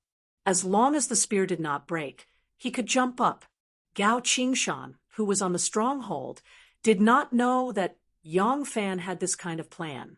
After explaining to Sun Er, he grabbed a rope and swung it a few times in the air. With a loud roar, he threw it towards Yang Fan and shouted, "Catch him!" Yang Fan was about to use the spear as a pole to jump up the stronghold wall. As soon as he saw the rope being thrown towards him, he immediately stretched out his hand and grabbed it. Gao Qingshan held the rope tightly and shouted. His feet seemed to be rooted to the ground as he stood firmly. Yang Fan grabbed the rope with one hand and ran forward a few steps. Dang, dang, dang. He actually ran up the stronghold wall. When he reached a height of about 10 feet, his momentum was exhausted. He then used his strength to pull the rope, intending to use the force to jump up. As the cavalry approached, they saw that this person was about to jump up the stronghold wall. The spear in their hands flew out and whistled towards him. Do-do-do. 3 spears in a row were nailed into the soil and wooden pillars. One of the spears stuck close to the front of Yang Fan's clothes and stuck into the gap between the soil and stones. The tip of the spear scraped against the soil and stones, and sparks flew. The people on top of the stronghold wall were terrified. Sun Er hurriedly shouted, "Release the arrows!" A rain of arrows shot towards the approaching cavalry and temporarily suppressed them. Yang Fan was also worried that it would be difficult to dodge the arrows in the air, so he actually pulled the rope with one hand and ran horizontally across the stronghold wall. With Yang Fan running like this, Gao Qingshan could not hold on any longer. A few strong-looking stockade bandits beside him saw that he was being dragged forward by the rope. They hurriedly dropped their weapons and pounced on him to hold him tightly. 6 or 7 people held the rope tightly, not allowing it to move even an inch. Yang Fan felt that the rope had been secured, and his legs kicked even harder. Dang, dang, dang, he ran up the stronghold wall.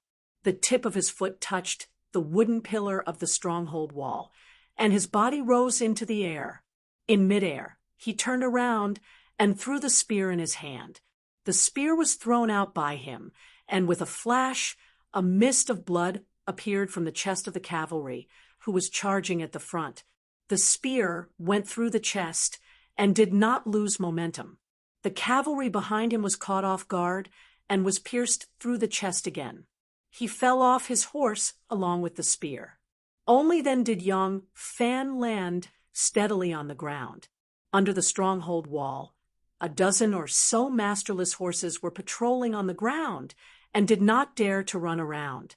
There were corpses on the ground, and many people with broken bones and torn tendons were lying among the thistles. They cried out in pain, but did not dare to move recklessly in case they were pricked by the thistles.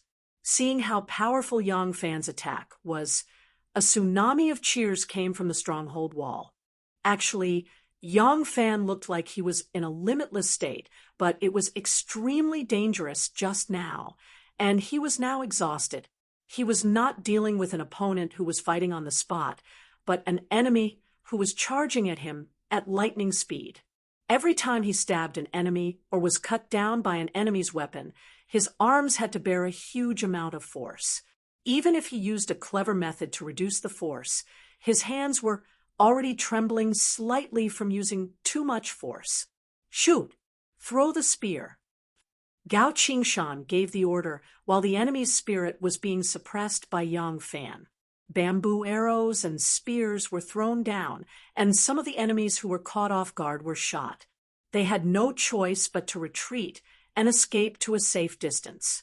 After a while, the infantry behind caught up and used their big shields as cover to block the bamboo arrows and began to clean up the thistles.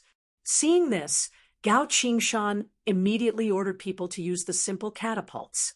Stones the size of fists were thrown out, and the stronghold was filled with ghostly cries and wolf howls. Many people were smashed until their heads were bleeding and they fell to the ground moaning. Those who were not injured ran away, and the cleanup operation collapsed again. After a while, the shield bearers came back. They formed a team of 2, with a big shield in front of them and a small shield in front of them. They blocked the stones that were smashed on the shields and cleared the thistles bit by bit. The real attack and defense battle had begun. Chapter 529. Seeing that the bamboo arrows and stone projectiles were no longer a threat to the enemy clearing the battlefield, Gao Qingshan tested the direction of the wind and then ordered people to light the poisonous smoke bombs mixed with spicy herbs. They threw them out one by one, and the thick smoke quickly filled the entire hillside. Because there were many caltrops on the hillside, the soldiers in charge of clearing the area had to be careful of the caltrops under their feet, so they moved slowly. At the same time, they had to hold up their shields to block spears, arrows, and flying rocks. After the poisonous smoke was ignited, they wept, sneezed, and coughed incessantly. Looking at the situation, it would be dark by the time they cleared the hillside and could use it as a battlefield. At that time, who knew how many of them would lose their ability to fight because of the poisonous smoke? The people in the stronghold had never fought such an easy battle before. Even though the enemy would reach the base of the stronghold sooner or later, the indigenous weapons and methods they used were actually able to cause so much trouble for the enemy without harming a single person on their side. This greatly boosted their confidence. Right now, they were only using long-range weapons to attack and harass the enemy, but after toiling for a day and a half, they had armed the entire stronghold. When the enemy reached the base of the stronghold, they would let the enemy have a taste of even more powerful toys. The Kuman tribesmen who had escaped into the stronghold were settled down, and those who were injured were treated and bandaged. Their chief was a woman in her early 40s, and her body was as sturdy as a man in his prime. Sun Er asked her about what had happened in the Kuman language, and then said to Yang Fan, "The Wu man and my Bai man joined forces to fight against the soldiers. They originally lived in the forest by the river, but because their tribe was too small and adjacent to Yunchuan's tribe, they were worried that they would be attacked. They wanted to take advantage of the night to migrate to a larger tribe, but when they passed by here early in the morning, they happened to bump into the soldiers attacking the stronghold." The female chief bowed to Yang Fan and mumbled something before taking off a necklace made of pure white animal teeth and looking at Yang Fan with a smile. Sun Er smiled and said she said that she admired your bravery and was even more grateful for your selfless help to their tribe. As the ghost lord of the Kuman tribe, she gave this wolf-tooth necklace to you. The Kuman of the 13 caves of Yao province will treat you as their best friend from now on. After saying that, Sun Er explained, "Ghost Lord means leader." Yang Fan did not quite understand the significance of this bone and wolf fang necklace, nor did he plan to become a half-savage in the future. He only treated this necklace as an ordinary gift and accepted it with both hands with a smile. The Dryan tribal chief looked very happy to see him receiving the Xiang Lian. He said a few more words to Sun Er. Sun Er nodded her head and solemnly replied. She then pulled Yang Fan towards the village wall and said to Yang Fan, she said that although their weapons are simple and crude, their archery skills are very good. Now that she has received our selfless help, she will send all of her soldiers to defend the stronghold with us. I agree. The two of them walked up the wall and saw the battered and exhausted appearance of the invading Yaozhou soldiers in the thick smoke. Sun Er beamed with joy and said to Yang Fan, Hey, I couldn't tell that these methods of yours were so useful.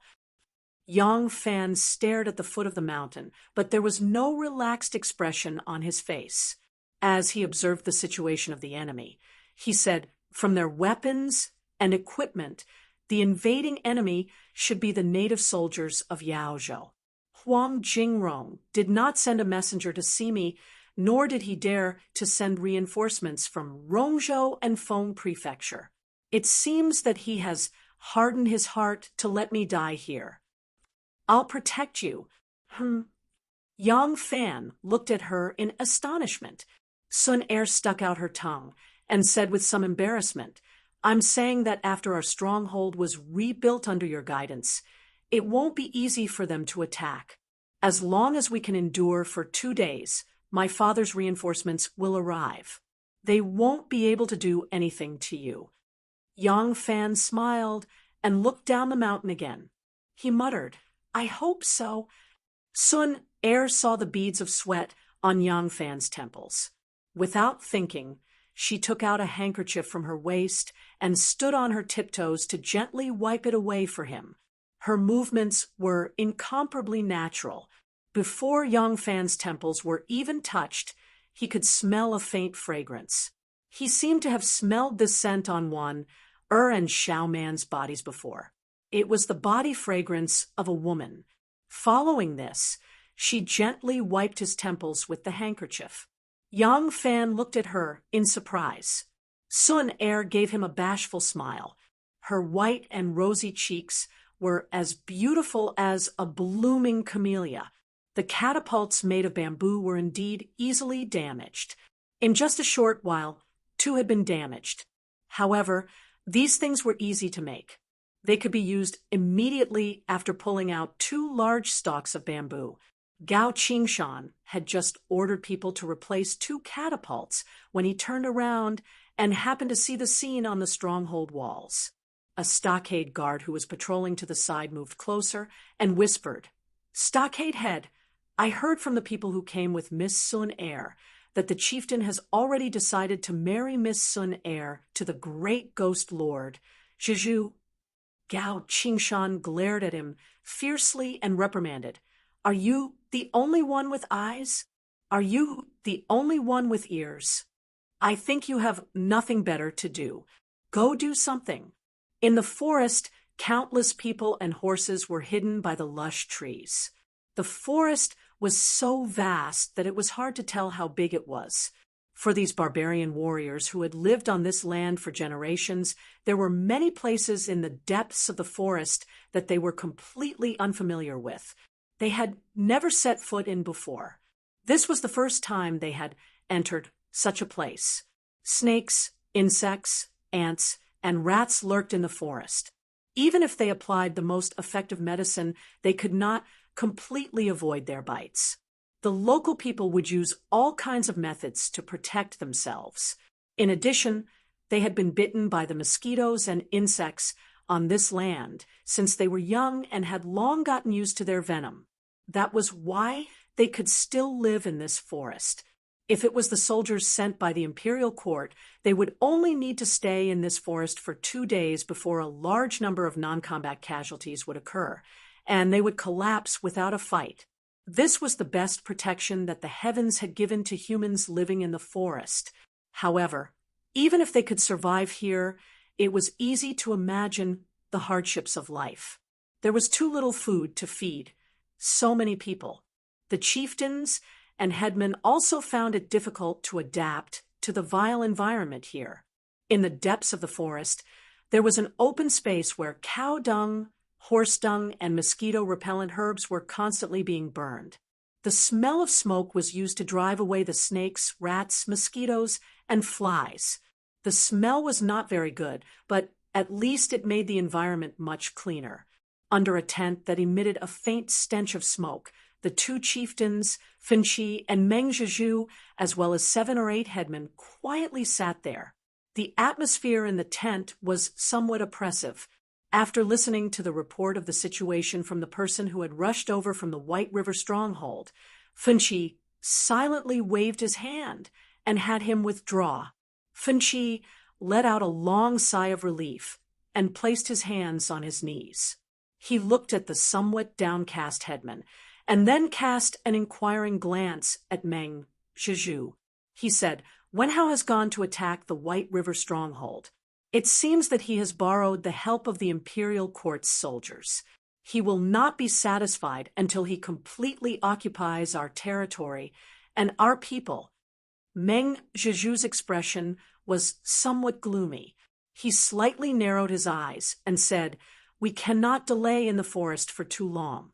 Everyone has eaten wild vegetables, plucked wild fruits, hunted wild beasts, and even eaten all the rats. If we continue to waste time, we will collapse without a fight. However, even if we return to the stronghold, there is not a single stronghold that can support so many soldiers. The only way is if we scatter, but if we do that, we will definitely be defeated one by one." A big-headed man angrily said, "Originally, we were unwilling to return to the stronghold because our greatest concern was that we would give them an excuse to attack our stronghold and harm our families. Now, it seems that our worries were completely unnecessary. Wen Hao has already steeled his heart to annex our stronghold." Another big-headed man said, "The worst thing is that our soldiers are all the strong laborers of the stronghold. If we fight for too long, it will affect the autumn harvest and livestock. Our people will not be able to live, and at that time, the morale of the army will definitely fall. Now that they are closing in on us step by step, we have nowhere to retreat to." The big-headed man at the side hesitated for a moment and said hesitantly, "Perhaps we can ask them for peace? If we hand over all the refugees that Huang Jingrong wants, he will have no excuse to act against us. There is no need for us to throw away the lives of our entire clansmen for the sake of those refugees." Another headman was also somewhat moved and quietly agreed, "That's right. Isn't there an imperial envoy in the White River stronghold? Perhaps through him, we can have a good discussion with the imperial court." Xuanqi's second housekeeper, Long Fei, immediately glared at them fiercely and said, "That imperial envoy is all alone, and even he himself is trapped on the mountain. What's the use of discussing with him?" Long Fei's daughter-in-law was a refugee. She was already pregnant and was about to give birth to a good grandson for him. Asking him to hand over the people, he would rather die than do it. Xuanqi seemed to not have heard this suggestion. He continued to stare at Meng Zhizhu and said in a deep voice, "Since our two clans have formed an alliance, this old man wants to know what Chieftain Zhizhu plans on doing." Meng Zhizhu said, "I really thought that the imperial court's army of 100,000 had already reached Yaozhou. Our army was scattered and would be easily annihilated, so we could only retreat in panic and gather our troops. However, I didn't expect Huang Jingrong to be bluffing. The great Zhou army that came as reinforcements only has a total of 10,000 people, while we have 70,000 warriors, which is more than enough to deal with them. However, the imperial court will definitely send reinforcements. If we want to fight, we must finish it quickly. I think that we should attack back and besiege Yaozhou City again." However, we cannot annihilate the imperial court's reinforcements. That will completely anger the imperial court, and there will be no room for maneuver. Yaozhou City needs to be surrounded and forced to retreat. Then we can directly attack Wenhao's nest. Only by killing Wenhao and Yun Xian until they have no power to retaliate can Yaozhou be at peace. Only then will there be a possibility of negotiation. As for Wenhao and Yun Xian's people, the imperial court will not care no matter how many we kill. I'm afraid that they will be looking forward to us killing each other. Humph. Wenhao and Yun Xian, those two idiots, are pulling the tiger's tail and acting as our saviors. Xuanqi said in a deep voice, "Then what about the White River stronghold? My daughter, your bride, is still there." Chapter 5:30. Meng Zhizhu said with a serious expression, "We will send a group of people to White River stronghold to help her. The main force can only go to Yao State. As long as we take Yao State, White River stronghold will naturally be safe. If we delay any longer, our entire tribe may fall into an even greater danger." Meng Zhizhu turned to Sun Qi and said sincerely, "I like Sun Er very much. For her, I can give up my life. But now is not the time to show off my bravery. I am the leader of the tribe, and I have to be responsible for the entire tribe. If anything happens to Sun Er, as her man, I will use Yun Hao and Wen Xian's heads to pay for her life." Sun Qi laughed loudly and said, "Well said. This is how a competent chieftain should be." Sun Qi slowly stood up and sternly looked at the leaders. He said in a deep voice, "Wenhao and Yun Xian are after our territory and our people. That corrupt official Huang Jingrong is even greedier than a jackal. When he was in Yao State, he asked me for a life-sized golden Buddha statue. What do you think we will get if we surrender now? Do you think they will agree to negotiate with us if we do not satisfy their appetite? Forbearance will not bring us peace, and will only make it harder for their greed and ambition to be satisfied. You can't cut a fish's wool. We have nothing to talk about with corrupt officials like Huang Jingrong, and there is even less to talk about with arrogant people like Wenhao and Yun Xian. I, Sun Qi, have to be responsible for the land my ancestors left behind, and the people who raised me on this land.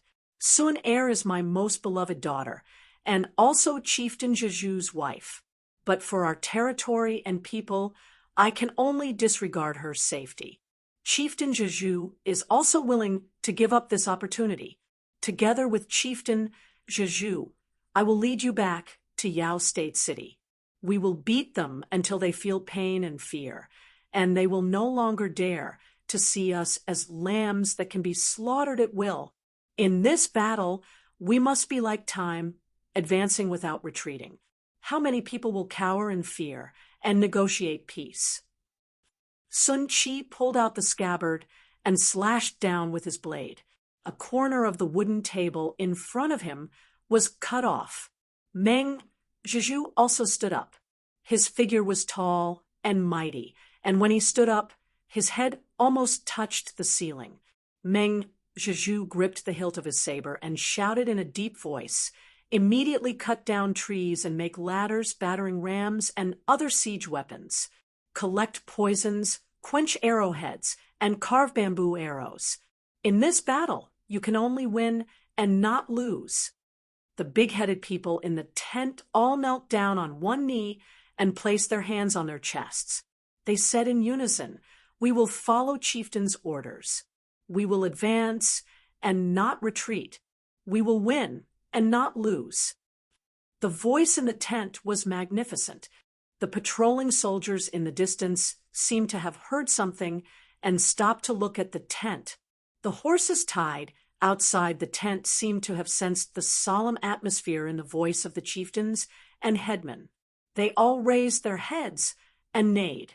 The leaders came out of their tents one after another, rushing back to their own camps with their blood boiling, preparing to launch a surprise attack on Yao State City. There were only 2 people left in the tent, Finchi and Meng Zhizhu. Kaori's seething anger disappeared, and he became calm and steady. After a while, he said in a low voice, "If we lose this battle, we won't even have the capital to negotiate with the imperial court. We can gamble with our own lives, but we can't gamble with the survival of our entire clan." "I understand." Meng Zhizhu walked to his side and looked out, shoulder to shoulder. There was a calmness on his face that did not match his boorish appearance. "From the day we became leaders, we no longer lived only for ourselves and our families. If we lose this battle, we can only ask for help from Nanzhao and Tufan." Kaori frowned and said, "I also plan to do so. However, if we lose, we better ask for help from Nanzhao first. Nanzhao King will ask for money from us, but he won't covet our territory. But Tufan is different. Once they rely on Tufan, they will be even worse than the Tang dynasty." Meng Zhizhu nodded his head heavily, spat out a mouthful of turbid air, and said, "We'll see how it goes. Let's finish this battle first." "Be careful!" Yang Fan suddenly pounced forward and pressed Sun Er to the ground.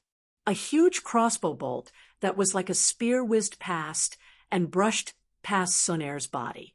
The crossbow bolt that was as thick as a goose egg hit a wooden pillar, and the wooden pillar that was as thick as the rim of a bowl snapped in half. Wood splinters flew everywhere from the explosion. A strong wind blew against Sun Er's face, causing her to feel pain. Thinking about how she would have been pierced by that crossbow bolt if she had been just a moment slower, Sun Er's small face paled in fear. Huang Jingrong had personally rushed to Hebai Stockade. Not only had he come, but Wen Hao and Yun Xian had also come. They hadn't brought the reinforcements from the imperial court that had rushed over from Yao State and Rongzhou, but they had borrowed the bed crossbows from them. How could the weak defenses of Hebai Stockade withstand a single blow from these sharp weapons? Fortunately, the armed forces of Yao State were actually the private armies of Wen Hao and Yun Xian, the 2 chieftains. The imperial court had given them the titles of military governor and provincial governor, which was equivalent to giving local autonomy in terms of military and politics.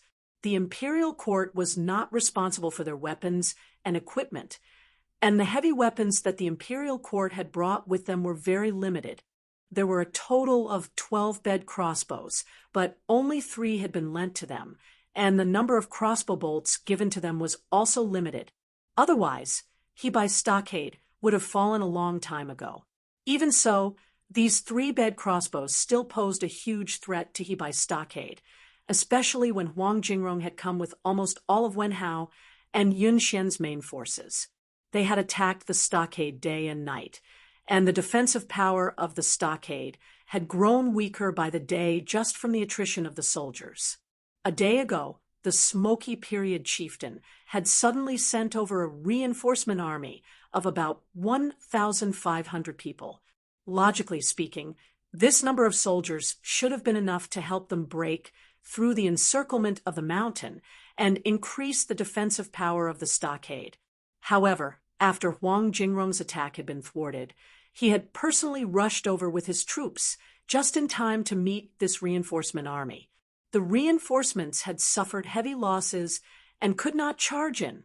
Actually, it was also fortunate that they had not charged in. Otherwise, with so many soldiers trapped outside, if another 1,000 people charged in, the water supply on the mountain would immediately run out. In reality, there was already not enough water on the mountain, and the supply had already started to be limited.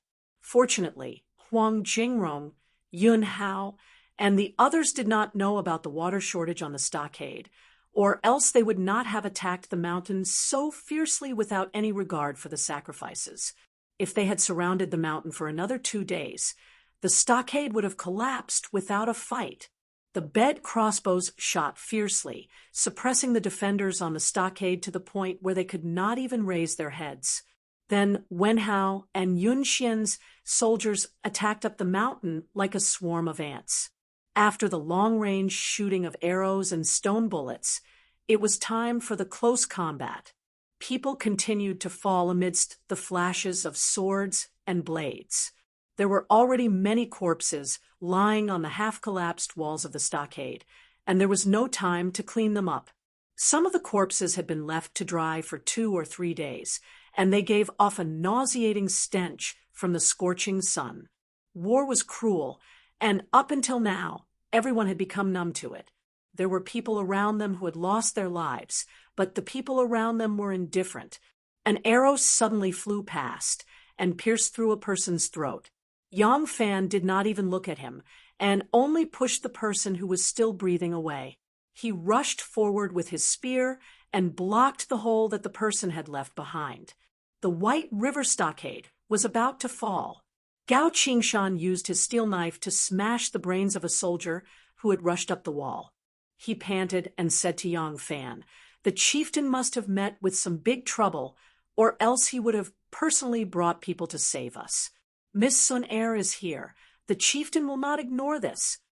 Yang Fan swung his great spear and knocked 2 soldiers off the wall, then said in a deep voice, "We don't have time to care about these things.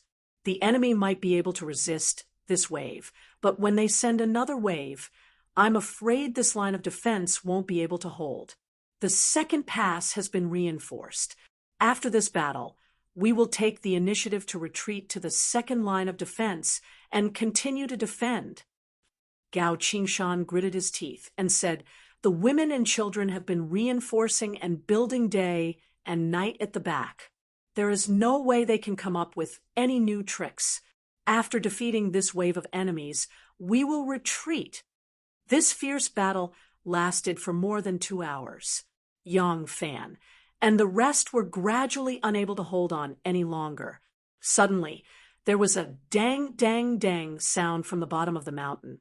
When Hao had sounded the gongs to retreat, the ear-piercing sound of the gongs was like the sound of nature to the ears of both sides. The soldiers retreated like the tide, and the people in the stockade immediately relaxed. After the tension had passed, they felt that the last bit of strength in their bodies had been sucked away. Many people immediately collapsed to the ground. They did not care about the corpses of their companions and enemies under their bodies. They did not care about the bleeding wounds on their bodies. They did not want to do anything except lie down for a while longer. Women, old people, and children rushed to the top of the stockade wall. They fed them water and bandaged their wounds. Even children who were only a few years old could now skillfully bandage people's wounds. Yang Fan's current image was not much better than the others. He looked like a dirty beggar with unkempt hair. Because of the lack of sleep, his eyes were bloodshot. Miss Sun Er was no longer beautiful. Her beautiful crescent moon-shaped headdress had long since disappeared. Her fluffy hair was like a chicken's nest, gray and dusty. Her originally white and delicate face had been blackened by the soot. Her clothes were so wrinkled that their original color could not be seen. There were also many black and red blood stains on them. As soon as the soldiers who attacked the stockade retreated, she fell down like the men who were guarding the stockade wall. She lay on her back, not at all ladylike. "Hey, your posture doesn't look good. Close your legs." Yang Fan was tired and weak, but he still had the leisure to teach Sun Er how to be a ladylike woman. Other people probably did not care about Sun Er's current appearance, but Yang Fan, who came from a civilized world, could not accept it. Sun Er rolled her eyes at him and said weakly, "You really have time to spare." Although she said this, she still obediently closed her legs. Her legs did not seem to belong to her anymore. When she closed them, her thighs and tendons ached. Sun Er's little face was as red as the kitchen god's. This was caused by the sudden change in the direction of the wind in the morning. As a result, her eyes were now as red as a little rabbit's. Yang Fan was silent for a while and sighed. Tell me, what will happen if I go down the mountain now? Will they let the people in the stockade go? Sun Er said, lazily, all right, aren't you tired of trying? He has a guilty conscience. The one surnamed, Huang, will not let anyone in the stockade live to reveal that he killed the imperial envoy. Do you think I don't understand this? I won't stab you in the back. Yang Fan sighed again and said, but I'm worried that Brother Qingshan won't think this way. Look at him whispering to those people. Does he have a plan? Chapter 531. What? Sun Er couldn't care less about her exhaustion. She crawled up and followed Yang Fan's gaze. Sure enough, she saw Gao Qingshan sitting under a half-collapsed wooden shed. Beside him, a stockade chief was helping him bandage the wound on his arm. There were a few other stockade chiefs around him. Gao Qingshan was whispering something to them, and as they listened, they instinctively glanced in Yang Fan's direction. The situation was indeed a little strange. Sun Er was furious and whispered, how dare he, that idiot! If he dares to betray his friends, I'll chop off his head first. At this moment, Gao Qingshan had finished bandaging his wound. He stood up and walked towards them. The few stockade chiefs followed closely behind him. Yang Fan slowly sat up and shifted the position of his saber. Sun Er immediately stood up and looked at Gao Qingshan with an unfriendly gaze. Gao Qingshan didn't notice Sun Er's gaze and walked straight towards Yang Fan. He smiled and said, Brother Yang. Yang Fan slowly stood up and said, what's wrong? Gao Qingshan said, I plan to withdraw the people in the stockade to the second line of defense and continue to defend it. But it's hard to predict how long this line of defense can hold out. So I'm thinking. Sun Er couldn't help but blurt out, what do you want? As she spoke, she also placed her hand on the hilt of her saber. Gao Qingshan said, I'm thinking to let Brother Yang protect Miss and leave first. Behind this stockade is a steep and unscalable mountain, and on both sides are cliffs. There were once witch doctors who tied ropes to the top to gather herbs, although they've never reached the surface from there. According to them, the cliff on the right is not particularly dangerous. If the length of the rope is enough, we should be able to go down from there. So, Yang Fan was stunned. When the battle ended, he noticed that Gao Qingshan was looking at him with a thoughtful gaze. Later, when he was bandaging his wounds, he whispered to a few stockade chiefs and occasionally glanced in Yang Fan's direction. It was as if he had a plan. His first reaction was that Gao Qingshan wanted to harm him. Although this stockade was in one-house sites, the current situation had turned into a situation where they would not rest until one of them was dead. This was all because of his existence. He was also an outsider, so he naturally thought that Gao Qingshan had ill intentions towards him, but he did not expect. Yang Fan's face was burning hot, and he felt somewhat ashamed. He had been in the officialdom for a long time, and he was used to seeing people abandon their companions for the sake of their own interests without hesitation, and they even said that it was for the sake of the overall situation, and that it was for the sake of a strong man to relieve his own wrists. Unexpectedly, he used this kind of dirty mentality to speculate about these men whose hearts were as broad as the mountains and clouds. Sun Er heaved a sigh of relief and glanced at Yang Fan complacently. I'm not leaving. If something happens to the stronghold, I'll only care about running for my life. Would I still be worthy of being the daughter of a chieftain? However, your plan is very good. Get someone to escort Brother Yang away.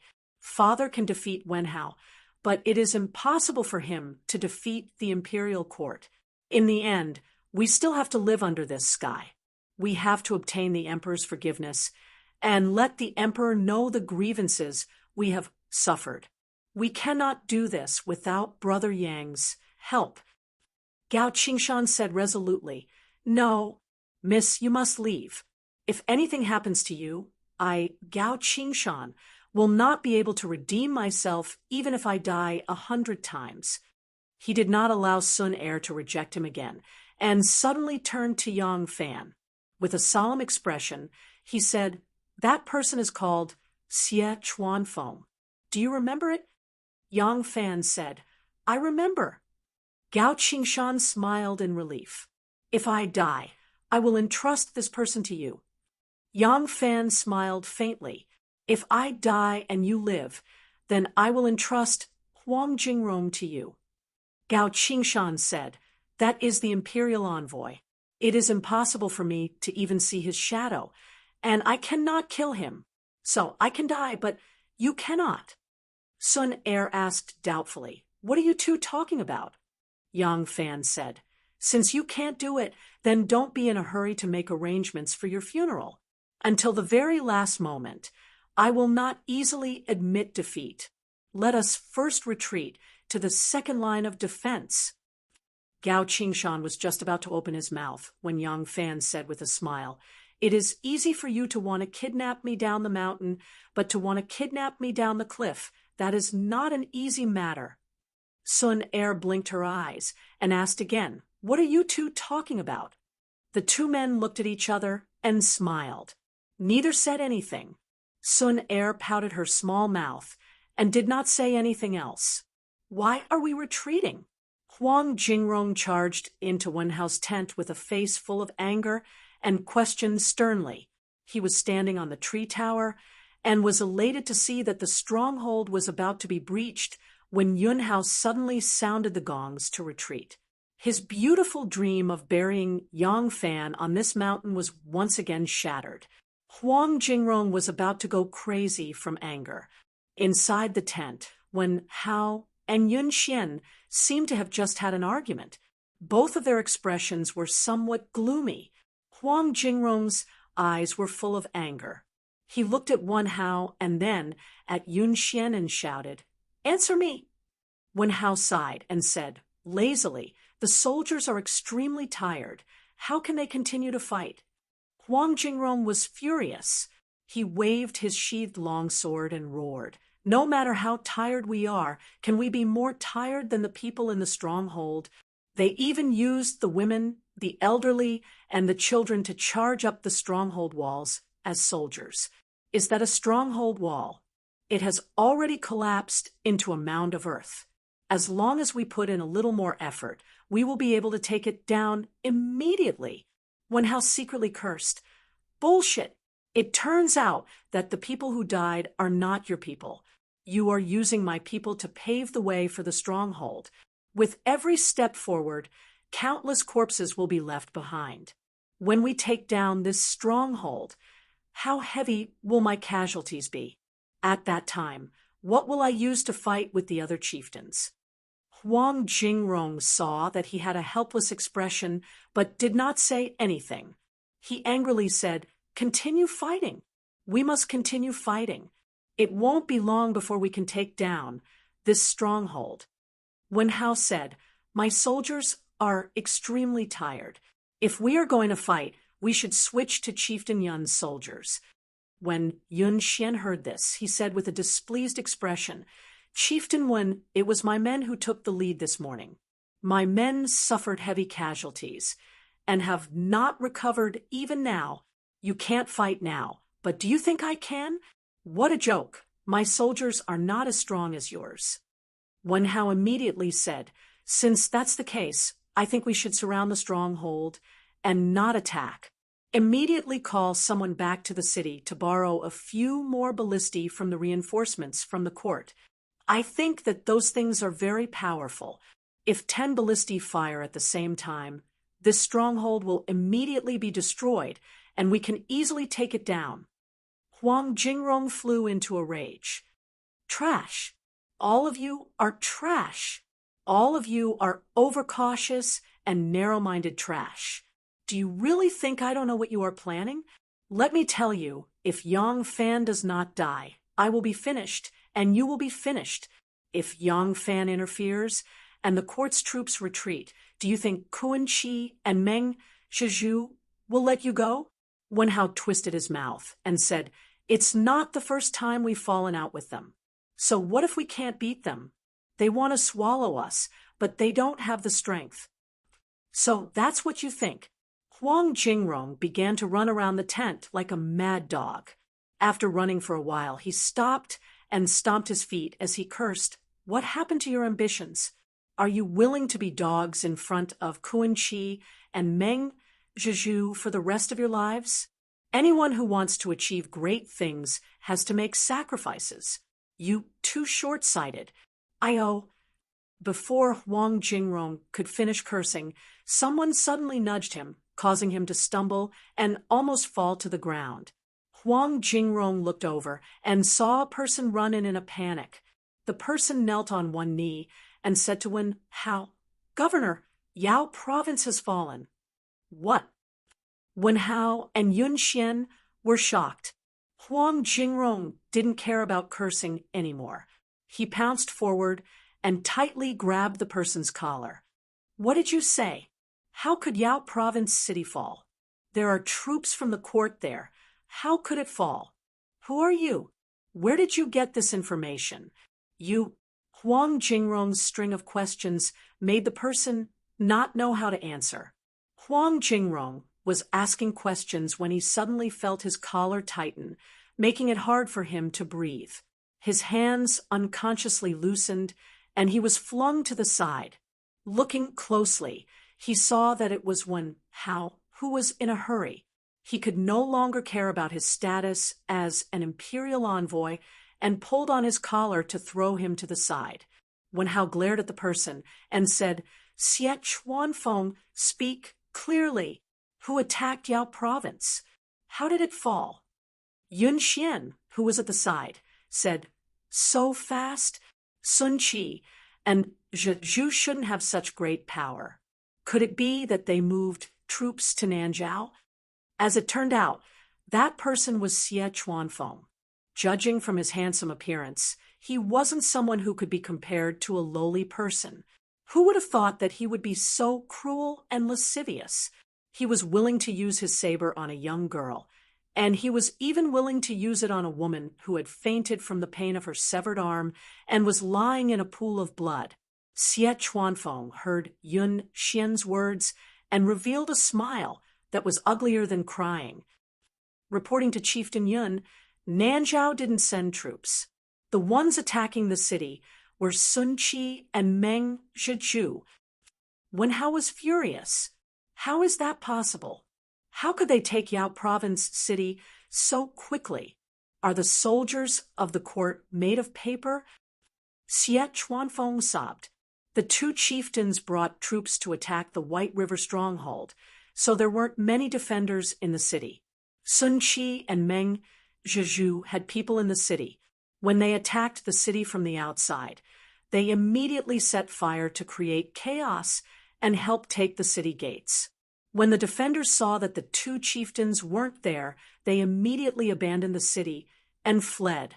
By the time the soldiers of the court heard the news and rushed over to help defend the city was already surrounded by Wu and white barbarian soldiers.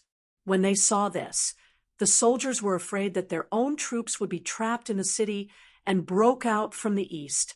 This lowly one was working in the military governor's office and received the news the last. Those bastards escaped faster than rabbits, and no one came to the residence to inform me. This lowly one almost became their captive. After Xie Chuanfeng finished complaining, he expressed his loyalty. This lowly one escaped the city and quickly came to deliver the news to the two chieftains. Meng Zhizhu led his troops to chase after the soldiers of the court. Chieftain Sun Qi led the white barbarians here. If the two chieftains don't leave now, they'll be trapped here forever. Wen Hao kicked the babbling Xie Chuanfeng to the side and roared, "Retreat! Retreat immediately! Retreat to cloud-gathering stronghold, quickly!" Huang Jingrong rushed in front of him and raised a finger. "As long as there's another battle, Yang Fan must die." Wen Hao laughed sinisterly. "If he doesn't die, The court will only believe his words? If that's the case, what use are you, Imperial Censor Huang? Humph. If you want to fight, then fight. If I don't leave now, I'll be buried here with all my warriors. Retreat. Retreat immediately. Chapter 532. Yang Fan dragged his tired body to the hut where he was hung up when he first arrived at the stronghold. He sat down on a pile of grass. Just as he took a breath, the one-armed Miss Lianxin brought him a pancake and put down the water basket on her shoulder. She said to him, with some embarrassment, "There's not much water left." The water basket was very light. Yang Fan felt it as soon as it was put on the ground. Looking at Miss Lianxin's chapped lips, Yang Fan's voice became very gentle. "I'm not thirsty. You and Miss Sun Air can share the remaining water in the basket." No. Lianxin hurriedly shook her head. "This is for you and Miss Sun Air. You are fighting at the front and need it more than me. I mean, I've already drunk it." At this time, Sun Air and Gao Qingshan exchanged a few words and walked in. Yang Fan grabbed the water basket and handed it to her, saying, "Here, you and Lianxin can share it. Quickly finish eating and rest. The next wave of attacks should not take too long." Lianxin refused and was dragged to sit down by Sun Air. Yang Fan took a hard bite of the pancake. The oatmeal pancake was actually quite fragrant. Normally, without any dishes, Yang Fan could happily swallow a few pancakes. But now his throat was smoking and the pancake could not melt in his mouth. When he swallowed hard, his throat felt like it was being cut by a knife. Sun Air took a wooden bowl and poured the water in the basket into the bowl. There was only half a bowl of water. Lianxin was a little uneasy and whispered, "I'll go get some more." Sun Air sighed, saying, "Forget it. The entire stronghold is short of water. If we drink more, others will have to drink less." Lianxin said, "But you are a chieftain and Brother Yang is an imperial envoy. It's not the same." Sun Air said, "What's the difference? Come, you drink 1/3 first. I'll share the rest with Brother Yang."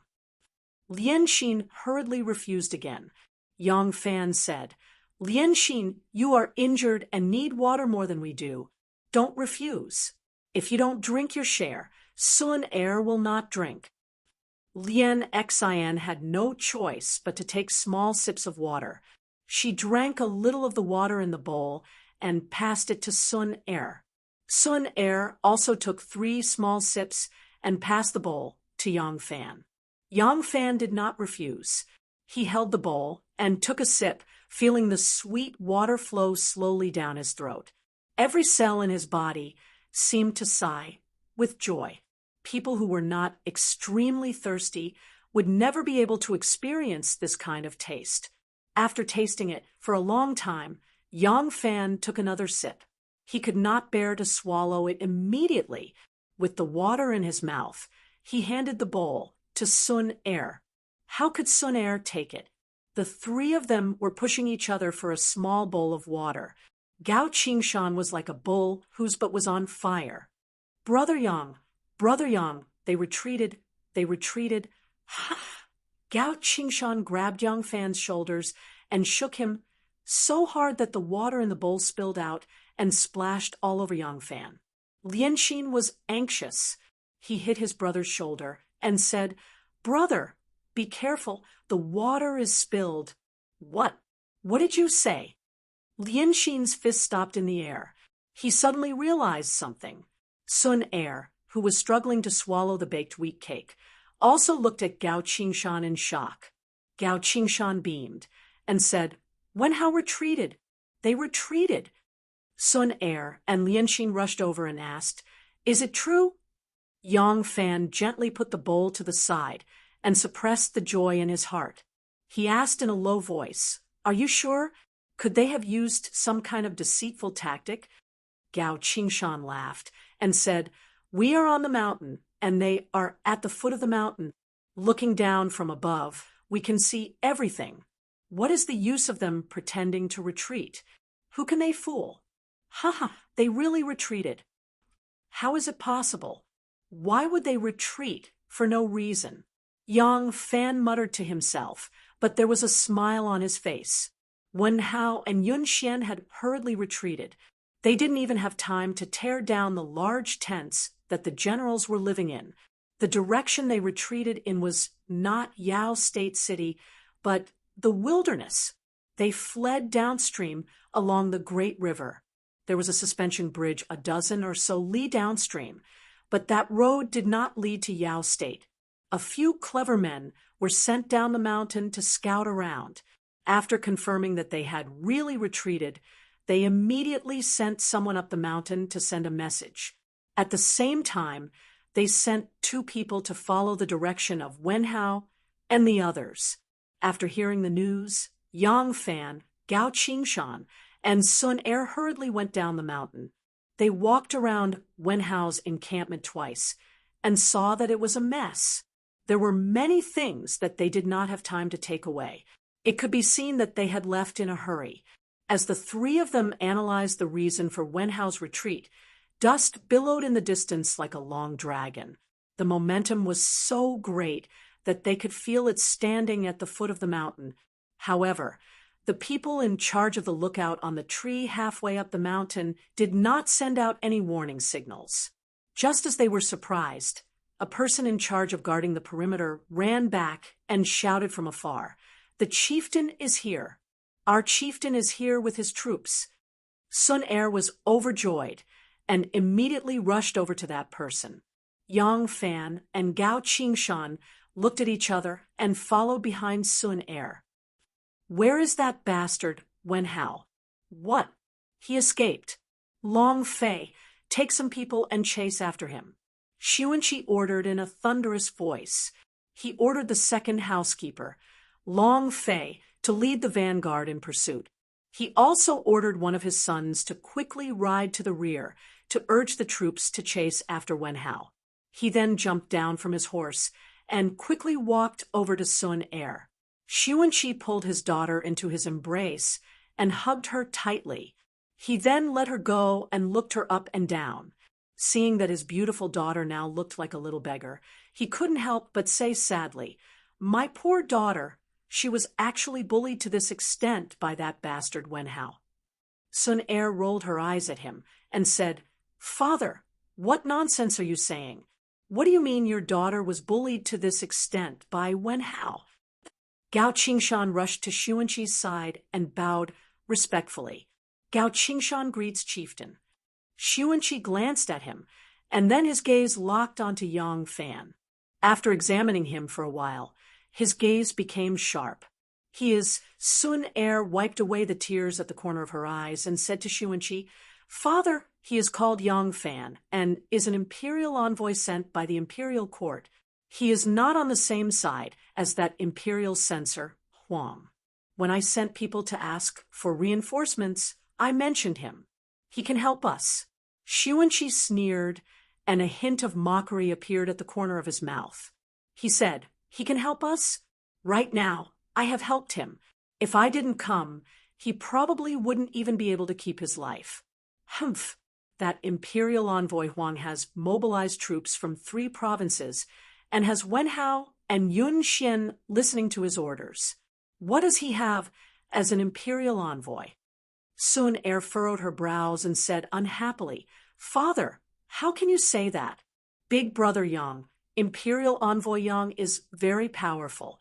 How can that fellow surnamed Huang compare?" Yang Fan smiled and stopped her.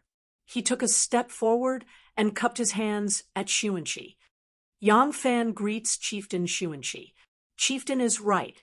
Huang Jingrong has the support of chieftains Wen Hao and Yun Xian, but what if Chieftain Xuanqi and Chieftain Zhezhu are willing to support me? My power will naturally be greater than Huang Jingrong's, won't it?" As for the reinforcements from 3 provinces sent by the imperial court, Yang Fan shook his head and said confidently, "They have only been deceived by Huang Jingrong. Right now, they don't know that I am here. If they knew, I would tell them to watch from the sidelines and not interfere in the affairs of the provinces. They would definitely listen. Xuanqi laughed loudly. Forget it. This old man doesn't trust you anymore. Now that you are not here, haven't the soldiers of the imperial court and that Huang Jingrong been forced to flee by me? Since you have helped this old man guard the stronghold, this old man will let you go. Otherwise, I will not let a single person from the imperial court go. If it weren't for you, how could Wenhao and Yun Xian have such ambitions and drag Yao Prefecture into the chaos of war? Yang Fan said, Wenhao and Yun Xian have ambitions. Even without Huang Jingrong's arrival, they would still find an opportunity in the future. Chieftain Xuanqi is trying to pin the blame on the imperial court for this matter. You've won now, but what do you think this momentary victory means? You once chased Wenhao out of Yao Prefecture. When the army of the imperial court arrived, you quickly retreated back to your territory. Now that you are attacking Yao Prefecture again, what will you do when the imperial court's army returns? To put it bluntly, Chieftain Xuanqi, you can defeat Wenhao and Yun Xian and chase away the few soldiers from the imperial court that have come to reinforce you. However, if the imperial court truly sends an army, you won't be able to withstand a single blow. Xuanqi was infuriated. With a clang, he pulled out the scabbard and said sternly, You have to test the sharpness of this old man's steel blade. Sun Er panicked and quickly moved in front of Yang Fan. She spread out her arms to protect him and angrily said, Father, you have just arrived, and you are already going crazy. This is an imperial envoy of the imperial court. If you kill an imperial envoy, it will confirm your name as a rebel. Xuanqi angrily said, Damned girl, you are siding with an outsider. Move aside. What's wrong with an imperial envoy?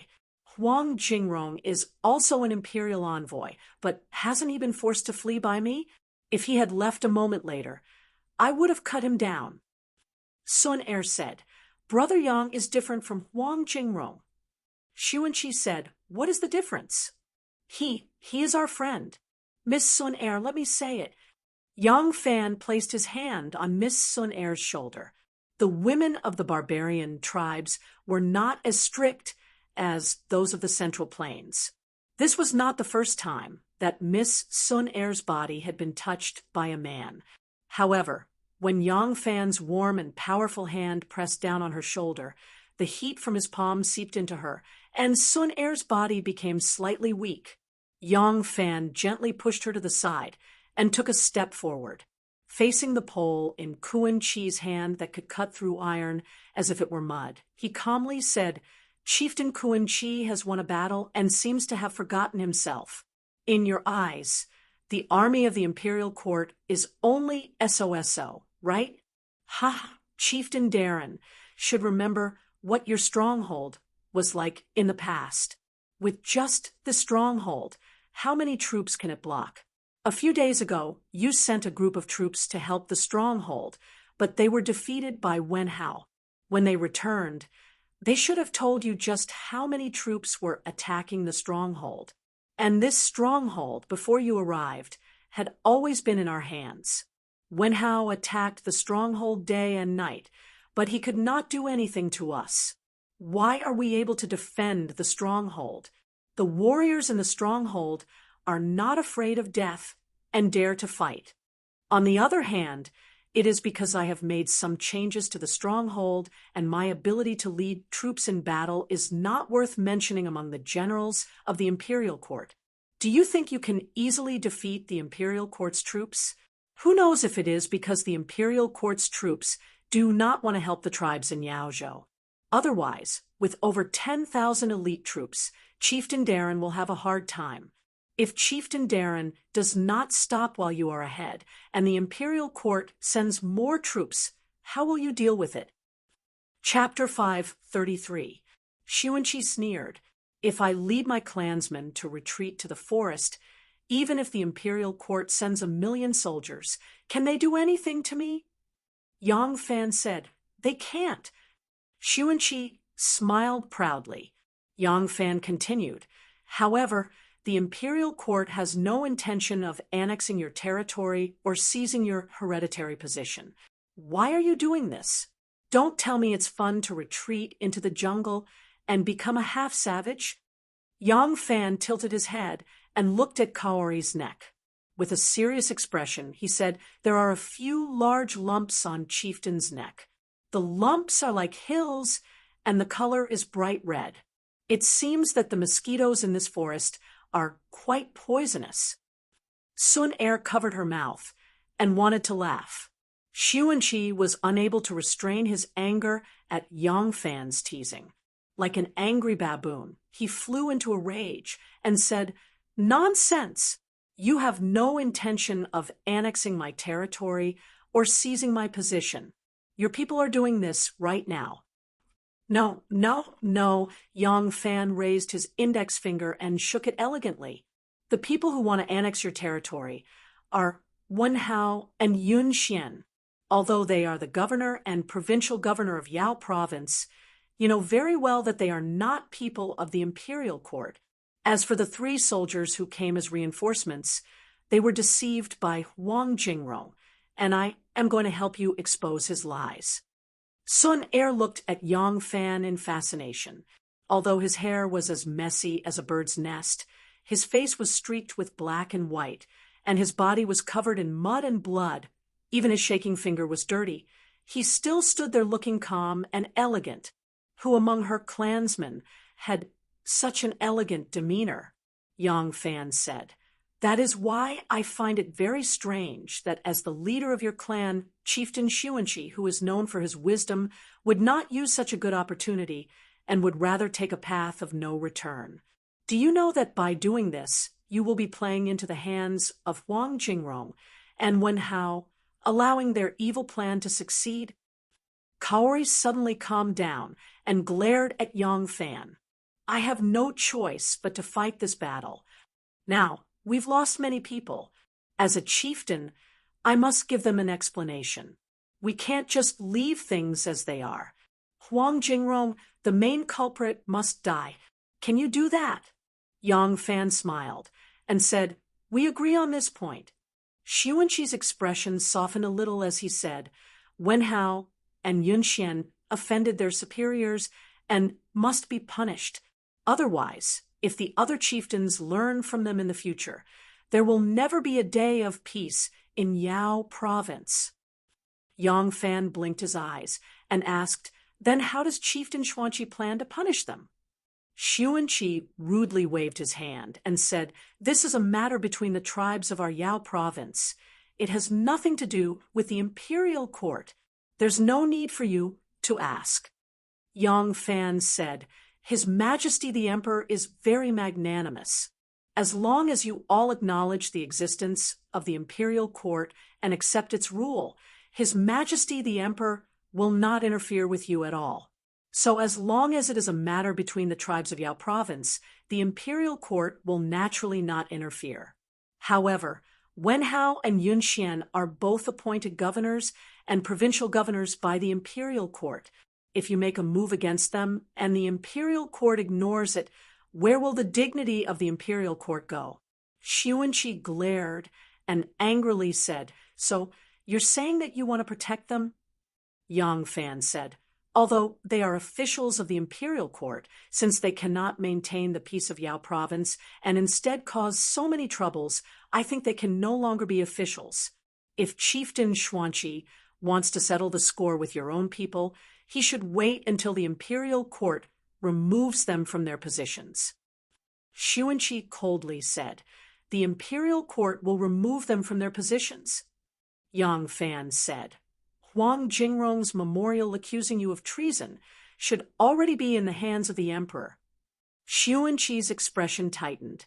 Yang Fan continued, "Although I have always been in this stronghold, it does not mean that I am alone. The memorial accusing Huang Jingrong of her crimes and Wen Hao and Yun Xuan's ambitions should already be in front of the emperor. Does Chieftain Xuanqi think that the imperial court will protect a greedy criminal official and two ambitious chieftains, or will they be more willing to support someone like you who is loyal to the imperial court? The anger on Chieftain Xuanqi's face miraculously disappeared. He sheathed his blade and rushed forward to give Yang Fan a big hug. He laughed heartily and said, "Recognizing a poisonous thing is the same as finding a good medicine. Not only has this old man recognized Wen Hao and Yun Xian, these two poisonous bastards, but I have also obtained Imperial Envoy Yang, a good medicine that can save the world and the people. This is this old man's good fortune." Yang Fan was stunned. Xuanqi's change was too fast, and he was unable to adapt. Chieftain Xuanqi loosened his embrace and enthusiastically grasped Yang Fan's hand. With a sincere smile, he said, "This old man represents the white barbarian tribe and is willing to accept Imperial Envoy Yang's help and mediation. Please believe me, the dark barbarian tribe will definitely agree." Yang Fan stammered, "Chieftain, sir, Imperial Envoy, you are treating me like an outsider." Xuanqi solemnly said, "The Imperial Envoy is helping my people protect the stronghold and is willing to uphold justice for this old man. You are our best friend. You can directly call this old man by his name, or this old man will take advantage of your age and call me uncle." He took off the scabbard embedded with gems from his waist and placed it in Yang Fan's hands. His face had an abnormally sincere and passionate smile as he loudly said, "This sword is something that this old man always carries with him. Today, I give it to you as proof of our friendship." Uncle Xuanqi, you agree to cooperate with me?" "Of course I agree." Xuanqi grabbed Yang Fan's shoulder and loudly said, "Let's go. Let's go up the mountain. Tonight, I want to hold a large banquet to reward the brave warriors of the stronghold. I also want to drink a few cups of good wine with my tribe's good friend, the esteemed Imperial Envoy. Please." Xuanqi did not allow for any explanation. He pulled Yang Fan's hand and walked up the mountain. As Yang Fan walked, he suddenly felt that the old man beside him, who seemed to be abnormally hot-tempered, was actually not a big baboon that was easily angered but a cunning old fox, and he himself was the little monkey that was playing a monkey show with the old man. Wu Zetian was playing with her two most beloved male pets at Lichuantai. She was lying on the bamboo couch of Xiang Fei, holding Zhang Yiji's hand in front of her chest and gently caressing it. She was smiling as she watched Zhang Changzong change into who clothes and dance for her. Suddenly, the chief internal servant, Eunuch Gao, hurried over and whispered a few words into her ear. Wu Zetian suddenly heard an urgent report from the southwest that Prime Minister Li Zhaoda was already waiting for her at Wuqing Hall. She couldn't help but be shocked. She didn't know what had happened. She quickly stopped the dance, changed into her robes, and hurried to Wuqing Hall. When Wu Zetian arrived at Wuqing Hall, the Chief Prime Minister Li Zhaoda and the Imperial Attendant Shanghai Wanner had already arrived. "No need for formalities. Rise. Prime Minister, please sit." Wu Zetian couldn't be bothered to exchange pleasantries. The moment she entered Wuqing Hall, she excused the two of them from bowing to her. She hurriedly sat behind the imperial desk and asked in a deep voice, "What exactly happened?" Li Zhaoda solemnly said, "Your Majesty, the censorate Huang Jingrong is investigating the Jiannan Taoists. They are abusing their authority and slaughtering the innocent. For the sake of extortion and bribery, the barbarians of Yao province can't stand the humiliation and have revolted." "What?" Wu Zetian's face immediately turned gloomy. The Shanghai Wanner softly said, "Yao province's white barbarians and Wu barbarians have led over 200,000 people in rebellion. The other tribes of Yao and Yan prefectures are restless. Tubo and Nanzhao have deployed their troops at the border. Their intentions are unclear." Wu Zetian's face turned even colder. When Wang Xiaojia recaptured the 4 garrisons of Anxi, the Tubo allied with the Turks and were defeated by Wang Xiaojia. News has come from the western regions that Wang Xiaojia has already recaptured Anqi. The biggest problem at hand is that after conquering the 4 garrisons of Anqi, he will have to station troops there. Based on a rough estimate, there should be at least 30,000 soldiers left to guard the 4 garrisons of Anqi. These 30,000 soldiers will be stationed at the border for a long period of time, and rations will be a huge problem. Transporting food from the mainland is a good idea, but the journey is long and the roads are treacherous.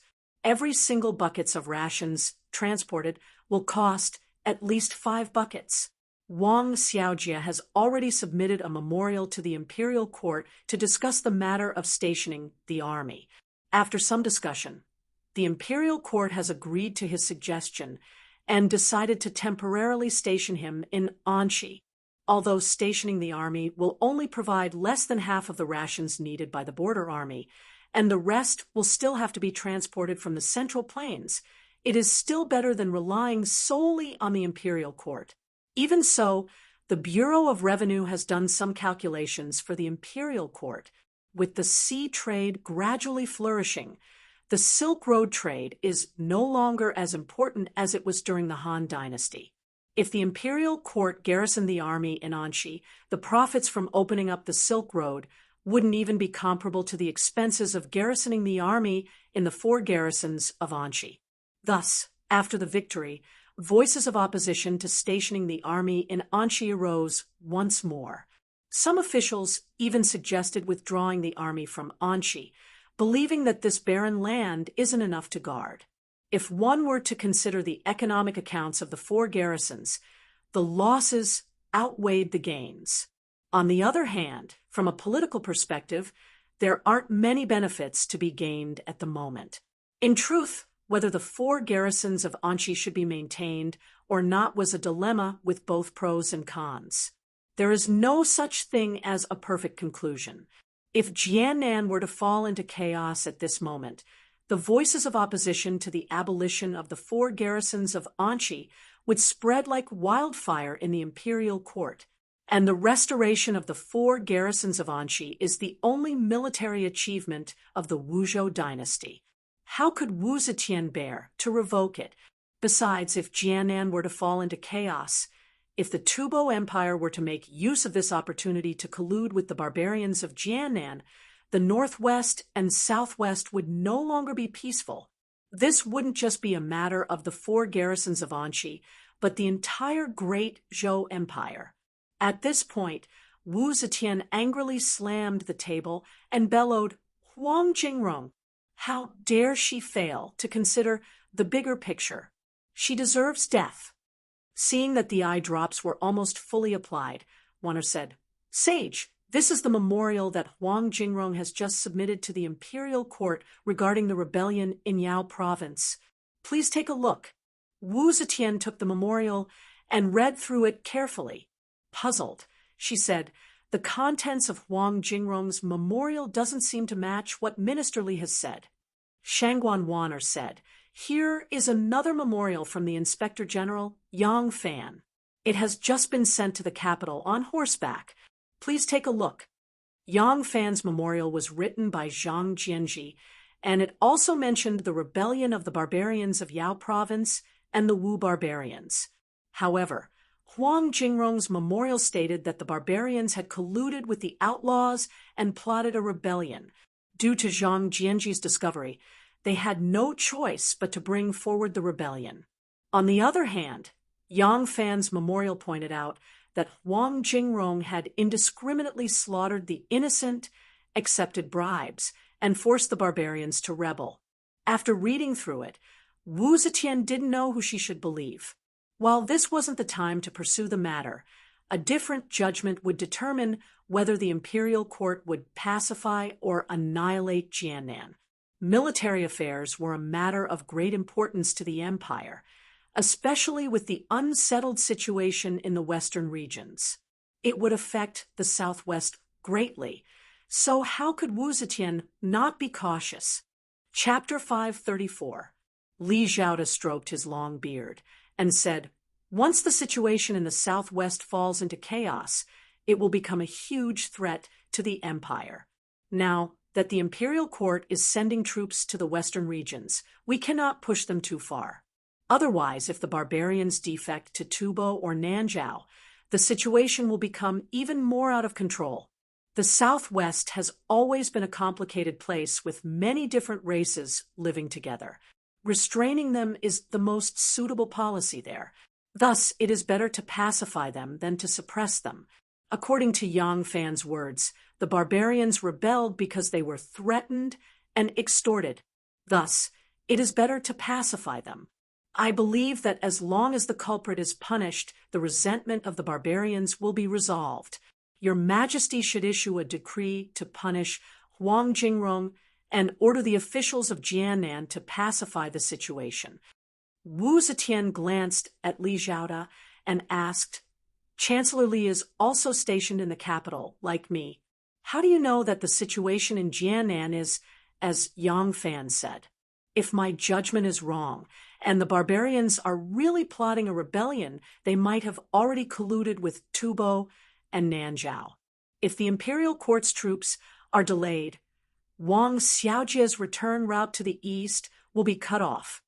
Li Xiaoda said calmly, the two of them have their reasons. It is difficult for me to distinguish right from wrong based on their memorials. However, if I look at the memorials from the officials of Jiannan, I believe that the truth will be clear. Wu Zetian was getting on in years, and her energy was waning. She no longer cared about the affairs of the empire. Ever since she had two handsome men, Zhang Changzong and Zhang Yizhi, she indulged herself in pleasures and became even less concerned about the affairs of the empire. When Li Xiaoda mentioned the memorials from the officials of Jiannan, Wu Zetian had no recollection of it at all. She couldn't help but look at Shanghai Wanner. Shanghai Wanner said, the memorials that Chancellor Li mentioned were sent to the capital a few days ago. The sage has already reviewed them. Wanner, take a look. Shangguan Wanner searched for a while and found a few memorials to the throne. She handed them to Wu Zetian. The one at the top was from Zhang Jianji, the provincial governor of Feng province.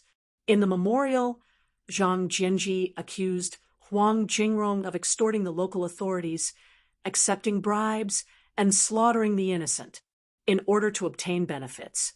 He accused the barbarian leaders of treason and threatened them in the name of the imperial court, forcing them to contribute their wealth. The memorials also mentioned that Huang Jingrong had detained the leaders of the barbarians and would only release them after receiving contributions. It also mentioned that the leaders of two small tribes had not made any contributions and had been accused of being accomplices in the rebellion and had been executed. In the end, Zhang Jianji said in his memorial that the Southwest barbarians were valiant and the common people worshipped martial arts. Huang Jingrong's actions had caused the tribes to be filled with resentment. If he did not issue an imperial edict to reprimand her and order her to repent, he feared that there would be unforeseen consequences. Seeing this, Wu Zetian suddenly had an impression. She had indeed seen such a memorial a few days ago, but she had not paid much attention to it at that time. Instead, she felt that Zhang Jianji's words were overboard. She was the one who promoted Zhang Jianji to the capital and made him the Ren Huang of the Phoenix Pavilion. She didn't expect him to refuse her edicts. In a rage, Wu Zetian drove him out of the capital. Since then, she didn't have a good impression of him. In addition, the censor was responsible for supervising the officials. He stood on the opposite side of the officials and wasn't well liked. She didn't care about the censor's impeachment. The censor didn't care about the military and didn't govern the government. In her opinion, it wouldn't cause any harm. If the officials were to speak up for the censor, it would be really dangerous, especially since Zhang Jianji was a local official and Huang Jingrong was the censor from the capital. Their positions were very different. As an official, Zhang Jianji was concerned about the stability of the area under his jurisdiction and the interests of the local authorities. On the other hand, When the imperial court's officials left the capital, they were naturally in conflict with the local officials. With this in mind, Wu Zetian did not take Zhang Jianji's words to heart. She only thought that he was bluffing to chase Huang Jingrong away. He did not want Huang Jingrong to cause trouble in his territory for him to clean up after. Now that she looked at Zhang Jianji's memorial, Wu Zetian had a different opinion. Wu Zetian then looked at the other memorials. They were all memorials by Zhang Jianji to impeach Huang Jingrong. Although the words were much milder than Zhang Jianji's, the meaning was more or less the same. Moreover, Huang Jingrong was indeed a tyrant in Jiannan, and there were plenty of evidence that could be used against him. Most of these memorials were filled with examples, and the more Wu Zetian read, the angrier she became. She could not help but ask, "Who is the current Jiannan observer?" Li Zhaoda bowed and answered, "He is the supervising censor, Pei Huaigu." In the early days of the Tang dynasty, the imperial court would send out emissaries from time to time to supervise the various provinces and prefectures and counties. Their names were not fixed, such as the interviewing envoy, observing envoy, supervising envoy, inspecting envoy, or judici observing and disposing envoy. Now, that Pei Huaigu is the observer of Jiannan. He is equivalent to the highest ranking official in the province. Wu Zetian said, "Send an imperial edict to Pei Huaigu on a fast horse, ordering him to head to Yao province to appease the barbarians. On the day the edict arrives, Huang Jingrong is to be stripped of his position as the imperial envoy." Li Zhaoda stood up and said, "Yes, Your Majesty." The reason why Wu Zetian did not give this task to Yang Fan was because she had her own considerations. Firstly, Pei Huaigu is the highest-ranking official in Jiannan. The rebellion in Jiannan is part of his responsibility, and it is only natural for him to be in charge of it. Bypassing him and sending an official from the capital would require constant communication with the capital and the local officials. Moreover, the official from the capital is not familiar with the local situation, and it is hard to avoid trouble. On the other hand, Yang Fan is the patrol envoy of Zhu Daolu, and he is not only in charge of Jiannan. How long would it take for the rebellion of Jiannan Path to be pacified through negotiations? What were the follow-up developments and the series of aftermath after the rebellion was pacified? All of these would require a lot of time. It was impossible for Yang Fan to stay in Yao province to deal with this matter. This was especially so after what had happened. Wu Zetian hoped that through his supervision, she could understand the situation of the other imperial censors.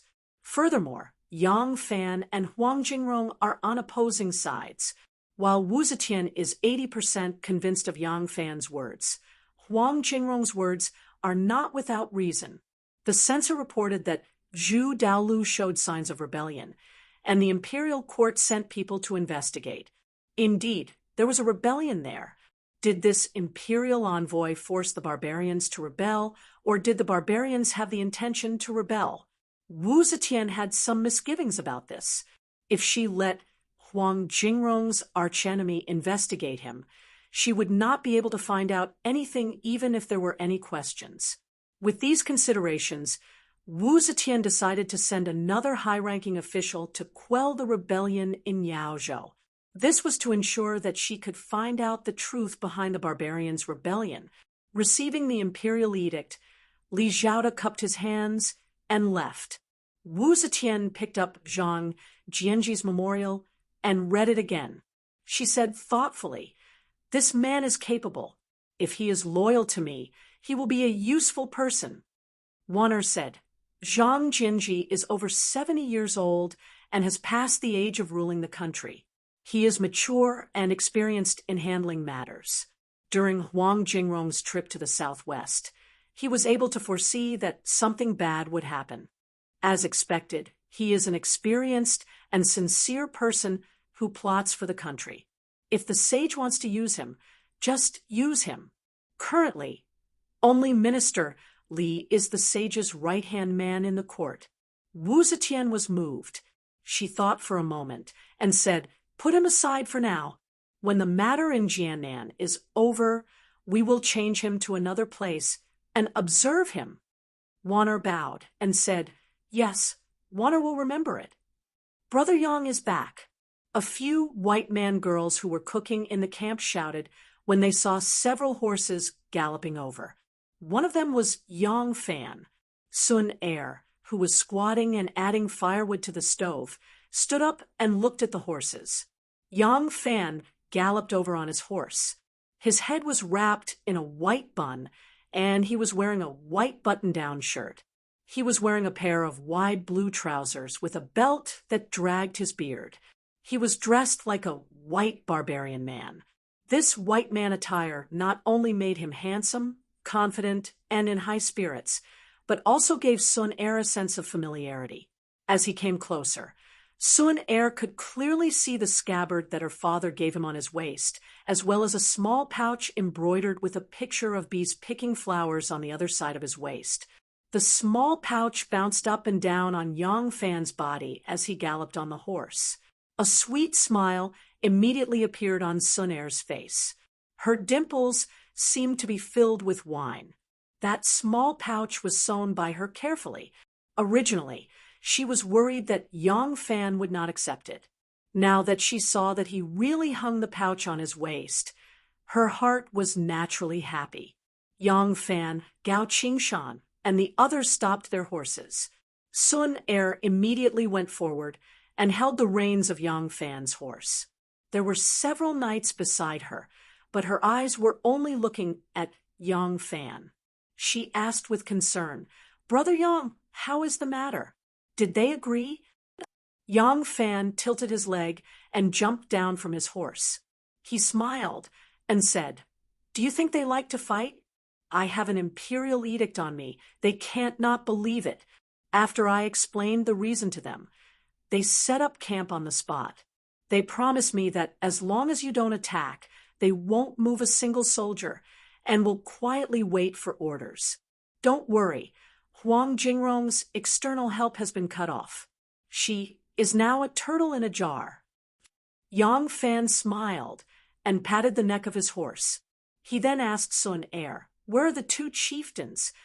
Hearing him mention Meng Zhizhu, the sweet smile on Sun Er's face disappeared. She replied in a low voice, "The mountain has sent people to surrender. They are currently receiving the envoy sent by Wen Hao." "Oh."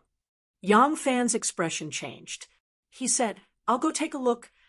Yang Fan quickly rushed to Sun Qi's tent.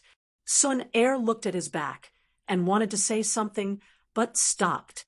She hesitated and did not follow him in the end. Before Sun Er went to the White River stronghold, she knew that her father had betrothed her to Meng Zhizhu. At that time, she did not feel anything special. When a girl grew up, she would eventually have to marry someone. With her background and bloodline, the only path in the future was to marry to Nanzhao or Tubo to become a princess or to become the wife of some influential person. Otherwise, she would become the wife of some chieftain or headman. Meng Zhizhu was actually a very good choice. His identity and status were very high. Wu Man was not like the royal families of Nanzhao and Tubo, who had so many rules to restrict her. Moreover, Meng Zhizhu was not very old. If he married another influential person, it was very likely that the other party would already be in their 50s or 60s. Most importantly, Meng Zhizhu was famous in all the large tribes in Yao Prefecture. He was a famous hero. Which girl did not love a hero? Sun Er had also heard of his name. Therefore, Sun Er did not have any objections to her father's decision. She was not particularly happy, but she was also not sad. But who would have thought that she would meet Yang Fan in the White River stronghold? In fact, she was very clear that she could not marry Yang Fan. She was a barbarian princess. It was impossible for her to become a concubine of a Han official. Her family would not agree, and Yang Fan had also never expressed his love for her. However, love did not know where it came from. It just happened. Sun Er deceived herself and enjoyed the feeling of secretly liking a man. She did not want to think about the result, nor did she want to think about separation. However, there were some things that she could not avoid.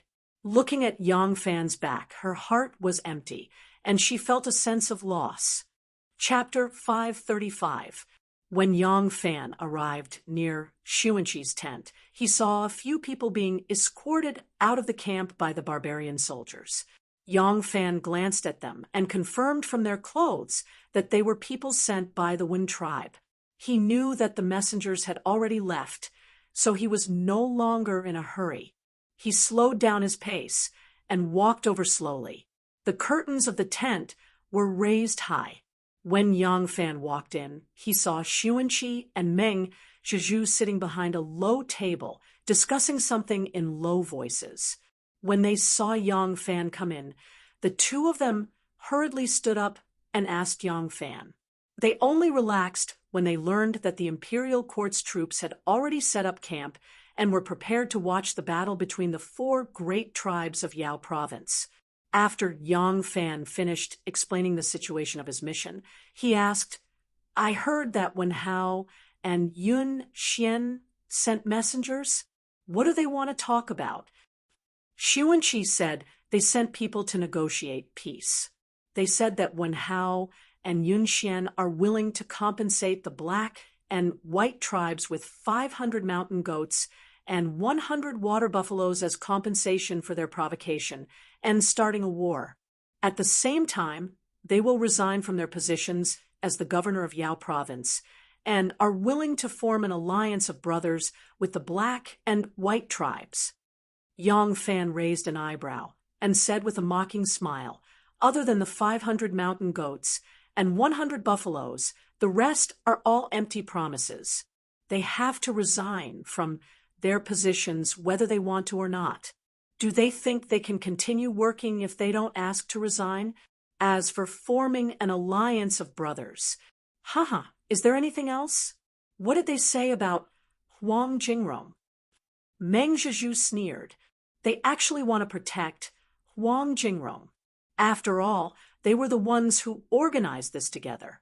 It doesn't matter if they suffer a small loss now, as long as they can protect Huang Jingrong. It's like they have a knife hanging over our heads. No one knows when it will cut down. Yang Fan smiled. Since Chieftain Zhizhu has already seen through this, I presume that he will not agree to their demands. Xuanqi said in a low voice, "That's right. We also put forward 2 demands. First, they have to be responsible for inviting the chieftains of Yao province to publicly apologize to the black and white tribes. Second, Huang Jingrong must die. Otherwise, there was no room for discussion.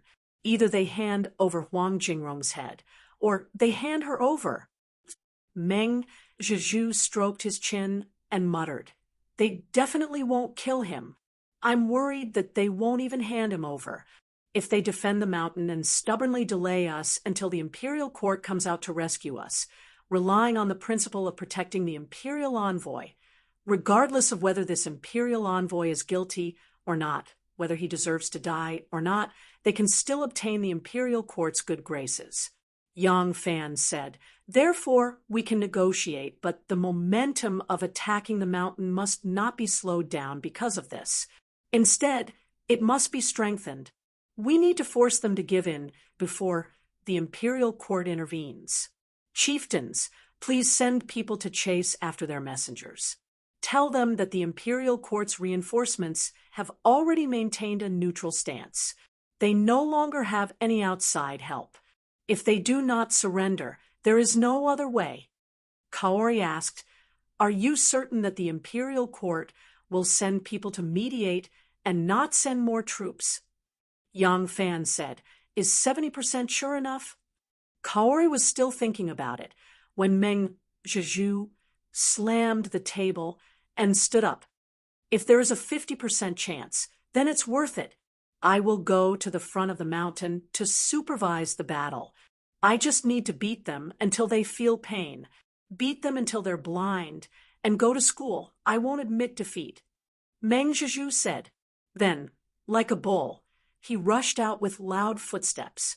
The sounds of battle in front of the mountain shook the heavens, causing the windows of Wenhao's old residence to tremble. Wenhao was an official in Yao province, but it was impossible for his tribe to change their original way of life just because he became an official. They still lived in their own strongholds, farming, herding, and fishing. If things continued like this, after a few generations, Wenhao's family would become a real official's family.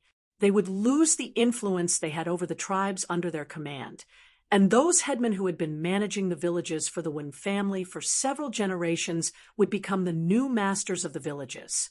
Feng Province's governor Luo Shu Dao was such an example. But the Wen clan had only been the governor of Yao Province for a little over 20 years. During this time, they had been abolished several times, so their roots were still in the mountains and in the strongholds. They had not lost control of their tribe yet. This stronghold was the main stronghold of the Wen clan. It had a permanent population of 3,000 people, but now 20 to 30,000 people had moved in. Because it was a relatively large stronghold, the terrain was not dangerous. It was impossible for a large tribe with thousands of people to live in a place that was too dangerous, because the living environment in such a place was too harsh. Under normal circumstances, a stronghold with a large population would have a stronger ability to protect itself, so there was no need to choose such a dangerous place. It was not common to be surrounded by tens of thousands of soldiers like this. No one would be prepared for danger in times of peace. In order to deal with this kind of large-scale war that only happened once every few hundred years, their entire clan would live in a remote place year after year, day after day. However, this point had now become the biggest weakness of the stronghold. If the terrain was not dangerous enough, they would not be able to take advantage of the terrain to build a sturdy defense. The enemy could attack from all directions. The lush forest around the stronghold had become the enemy's best cover and materials that could be used to attack the stronghold at any time. In such an environment, the warriors of the black barbarians and white barbarians who were used to fighting in the jungle were like fish in water. There was no intense scene of the usual offensive and defensive battles, where people were like ants surrounding each other. Even if there was a direct battle, it was only the Wen clansmen who controlled the narrow valley and fought with the white barbarians and black barbarians who attacked. As for the barbarian soldiers in the forest who launched sneak attacks, it was enough to make the entire stronghold feel like an enemy, but there was almost no way to deal with them. Attacks from the outside were fine, but food and drink for 30,000 people was a big problem. Which stronghold would store so much military rations? Moreover, they had hurriedly fled back from the attack on the White River stronghold. They had barely brought a few days' worth of rations with them. Now, they completely relied on the stronghold to provide them. There was no solution to the rations problem, and the morale of the army was extremely slack. Previously, he had already retreated once at Yaozhou. Afterwards, he had borrowed the power of the court's reinforcements to fight his way back to Yaozhou. This time, he had attacked the White River stronghold for a long time without success. In the end, he only heard that Yaozhou had fallen and that Xuanqi had chased after him, so he fled back to his stronghold. His power was originally inferior to the white barbarians and also inferior to the black barbarians. This gave everyone a feeling that the black and white barbarians were undefeatable. The soldiers were trapped in the stronghold. They didn't know if the black and white barbarians had split up to attack the strongholds that belonged to them. The soldiers who had rushed over from the stronghold were worried about their families, so how could they fight in peace? After a few days of fierce attacks, there had been a large number of casualties in the stronghold. Many people in the stronghold were related to him, so they often came over to cry for their sons, husbands, nephews, and second cousins. This caused Wenhao's heart to be in turmoil. These problems aside, more importantly, the tens of thousands of soldiers in the stronghold were not all his soldiers. At least a third of them were Yun Xian's men. Yun Xian had been full of ambition at the beginning, and Wenhao had only made up his mind because he had been bewitched by Yun Xian. Now, Yun Xian was the first to feel regret. It was his idea to repeatedly urge Wenhao to send an envoy down the mountain to negotiate for peace. So annoying, so annoying. Wenhao sighed heavily and paced back and forth in the hall. His face was dark, and the servants had long been scared away by him. No one dared to look for trouble at this time. "Governor Wen, our envoy has returned." The leaves of a fruit tree that was dotted with green oranges swayed as Yun Xian rushed over. The surroundings of the hall were filled with ornamental flowers and fruit trees. Yun Xian had ignored the path and had actually come directly under the fruit tree. It was clear that he was in a hurry. Wenhao raised his head and saw one of his trusted stewards that he had sent down the mountain hurriedly walk over from the gravel path. Ever since Huang Jingrong had arrived at the stronghold, he had lost his appetite for food and was not used to living. What pained him the most was that the treasures he had collected along the way and the delicate beauties had all been thrown away in Yao State City. He did not know which bastard had taken advantage of them.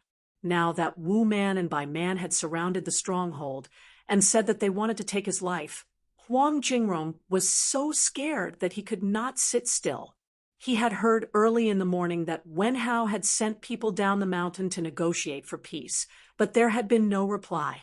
Huang Jingrong could not sit still and hurriedly came to find Wenhao to ask for news. Wenhao did not mistreat him and still treated him as an honored guest when he arrived at the stronghold. He stayed in the back residence of Wenhao's home. After going around 2 small paths and passing through a thicket of fruit trees, he was about to reach the hall when he suddenly heard Wenhao's exasperated shout from behind the trees in front of him. "What? This is impossible. Absolutely impossible." Huang Jingrong hurriedly lightened his footsteps and quietly crept over. He stood behind a wall of trees and listened attentively. When he heard the contents of Wenhao and Yun Xian's discussion, Huang Jingrong could not help but be frightened out of his wits. Yang Fan, that scourge, had already stopped the reinforcements from the 3 provinces from helping the stronghold. Yang Fan, the Yao State Governor Zhang Jianji, and many other officials of the imperial court had already written to the imperial court to impeach him. Sun Qi and Meng Zhizhu had already sent messengers to Luoyang to apologize to the Son of Heaven and explain the reason for their rebellion. Sun Qi and Meng Zhizhu had already proposed the terms of the peace talks. They had to hand over Huang Jingrong's head. Otherwise, there would be no room for discussion. Each and every incident was like a bolt of lightning striking Huang Jingrong's heart, striking him to the point that he lost his wits. He tightly grabbed onto a pillar in the hall like he was grabbing onto a life-saving straw. He stubbornly supported himself and did not allow his body to go limp. He placed his last shred of hope on Wenhao and Yun Xian. However, the following conversation made him even more frightened. Impossible. How could I do this? Inviting all the chieftains of Yao State to publicly apologize to Sun Qi and Meng Zhizhu is fine. It would only be a loss of prestige. Since the plan to replace them has failed, we brothers in hardship cannot become the largest chieftains of Yao State and cannot become the military governor and provincial governor. There is no harm in lowering our heads. However, how could we offer up Huang Jingrong's head? If we kill Huang Jingrong and hand over his head, we will be going back on our word and selling out our friends in order to survive. What we will lose is no longer face, but the hearts of the people. From now on, we can no longer hope for a tribe to be willing to ally with us. We will be alone in Yao State. Wenhao's face was ashen and twisted to a frightening degree. Brother Yun, you are a smart person. Could it be that you cannot see how sinister Sun Qi's move is? If we do this, we will no longer have a place in Yao State. Chapter 536. Yun Xian's voice had the desolation of a hero past his prime. Brother Wen, do we have a choice? He sat down dejectedly on the stone bench and said sadly, if Yang Fan is not dead, the imperial court will definitely know the truth. You do not need to deny it. Just look at Huang Jingrong's attitude of wanting to kill that Yang Fan. As long as this person is alive, he will definitely ruin his plans. What does it mean for the imperial court to know the truth? He raised his head to look at Wenhao and said in despair, this means that you and I have no one to rely on. No reinforcements will come. No one will stand up for us. What else can you and I do? Those with ambition did not necessarily have the corresponding courage and talent. Some people with ambition succeeded, but even more people with ambition had no talent, harming others and themselves in the end. Yun Xian was precisely such a person. At the beginning, Wenhao had been hesitant about using the power of the imperial court to force the black and white man to rebel. It was Yun Xian who had persisted. Now that the situation was not good, he was the first to regret his cowardice. Wenhao said sadly, at the beginning, I did not want to respond, but you were stubborn. Now that we have lowered our heads, other than being deserted by our own people, what else can we do? Yun Xian heard his hesitation, and his eyes lit up. How can there not be? If we admit defeat now, we can at least preserve our strength. That way, even if you and I do not have a chance to replace him, what about our sons, grandchildren, in a few hundred years, who will remember what you and I have done today? What we are fighting for is not our momentary glory, but whose family will become the strongest power in Yao province in the future. If we do not agree to their conditions, once our elites are eaten up by them, do you think the other tribes will not follow suit and swallow us up? If Sun Qi and Meng Zhizhu are not good enough, they can go to Tubo or Nanzhao. What about us? They are a barrier outside of us. We cannot borrow the power of any one of them. We are finished. Wenhao heavily punched the stone table. Blood seeped out of his hand, but he did not seem to feel it at all. Right now, he was extremely regretful. Regret was like a venomous snake biting at his heart. Yun Xian jumped in fright at his actions. After a moment of hesitation, he said in a low voice, if you really do not agree to let us kill him, then how about we hand him over? Wenhao said in a deep voice, what's the difference between this and us killing him with our own hands? Yun Xian's eyelids drooped as he thought gloomily. Suddenly, he opened his eyes and said excitedly, I've got it. I have a plan that will allow us to satisfy their demands without causing our reputations to be ruined. Wenhao said, what is it? Tell me. Yun Xian stood up excitedly and told Wenhao his idea. Wenhao's eyes lit up when he heard it, and he happily said, this plan seems feasible. Huang Jingrong was standing behind the wall of trees, listening to the two of them discussing how to kill him. He was so angry that he felt like his liver was going to explode. He clenched his fists and wanted to jump out and scold them. But before he could take a step, he suddenly remembered that he had been abandoned by the two of them. This was not the time for him to show his power.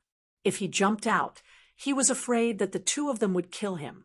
Huang Jingrong rolled her eyes, gritted her teeth, and quietly retreated to the backyard. Normally, when attacking a city, other than working together from the inside and launching sneak attacks, there was nothing more than burning with fire, splashing with water, collapsing the city walls through the expansion and contraction of heat, digging deep holes in the ground to sneak into the city, or using scaling ladders and ramming logs. But in this mountain, all of these methods were useless. The main thing was to fight, charge, and countercharge. It was just that because the terrain was different, it was impossible to carry out a large-scale battle. So the scale of the battle was relatively small. But to these soldiers, such a battle was unprecedentedly intense. Arrows flew in all directions, bamboo javelins were tossed out as if they were worthless, and the rocks they casually grabbed could be used as weapons.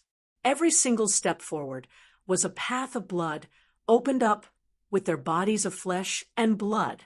There was no military discipline here, and there was no order to advance or retreat. No matter if it was attacking or retreating, the orders could not be made clear. The entire battle was spread out over the mountains and plains.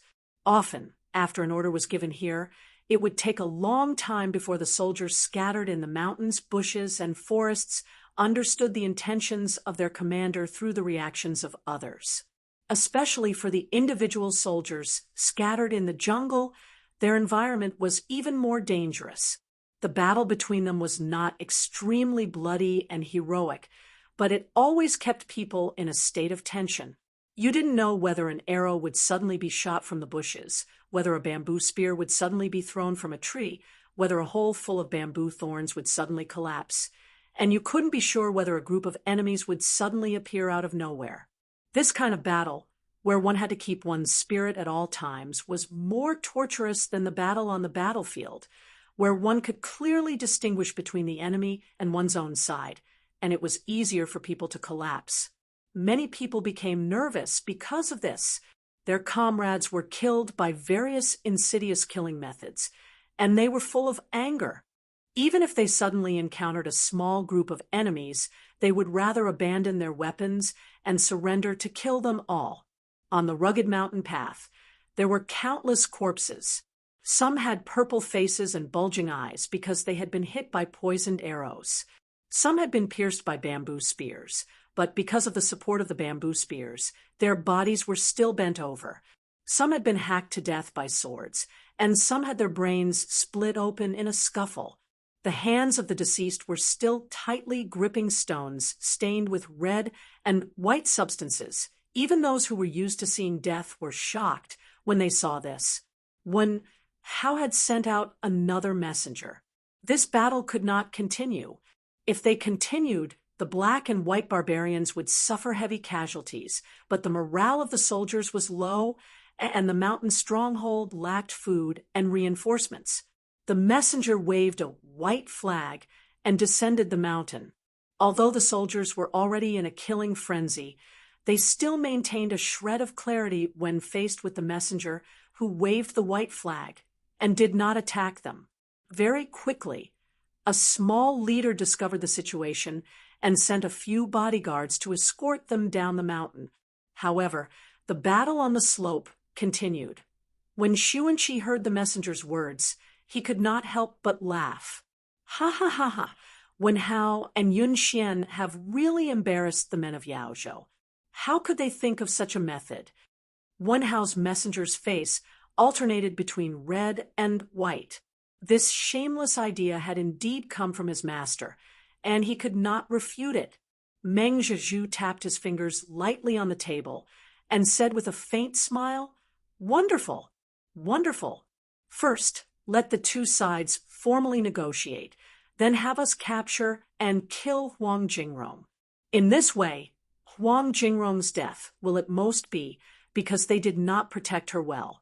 However, the negotiations were already agreed upon by the four tribes, and it concerns the interests of the four tribes.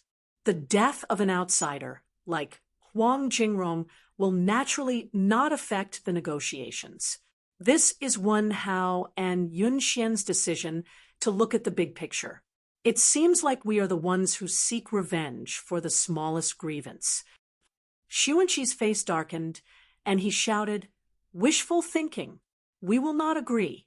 Go back and tell Wen Hao that if he wants to surrender, then surrender. Don't be so wishy-washy. Huang Jingrong is the main culprit behind the war between the four tribes, and she must be handed over. Otherwise, we can only fight to the death." "Wait," Yang Fan interrupted with a smile. In order to extort money from Yao Prefecture, Huang Jingrong kidnapped the leader of Xuanqi's tribe. In Yao Prefecture, in order to create trouble and gain favor from the imperial court, she also instigated the Wen and Yun tribes to provoke the two chieftains, inciting the war between the four tribes.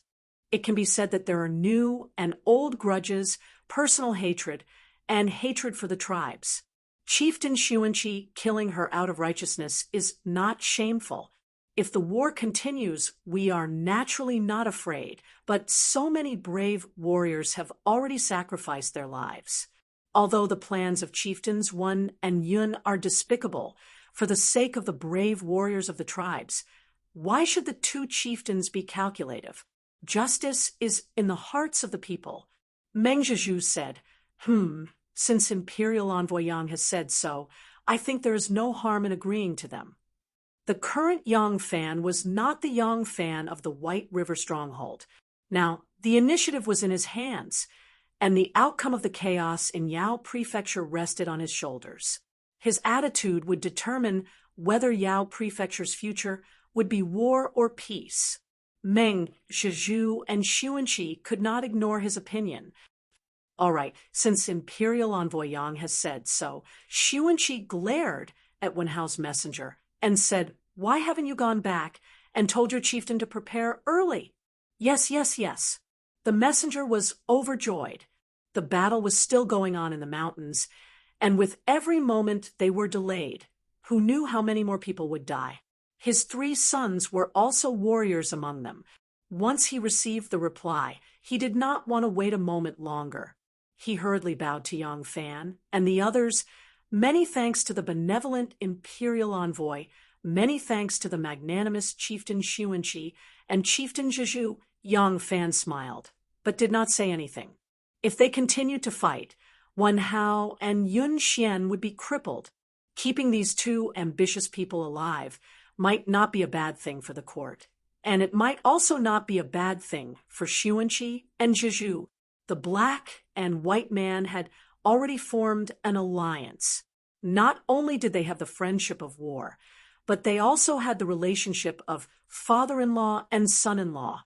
If the 3rd and 4th ranked tribes in Yao Prefecture were to fall, their territory and influence would definitely rise to another level. A person's ambition and desire would continuously grow along with their strength.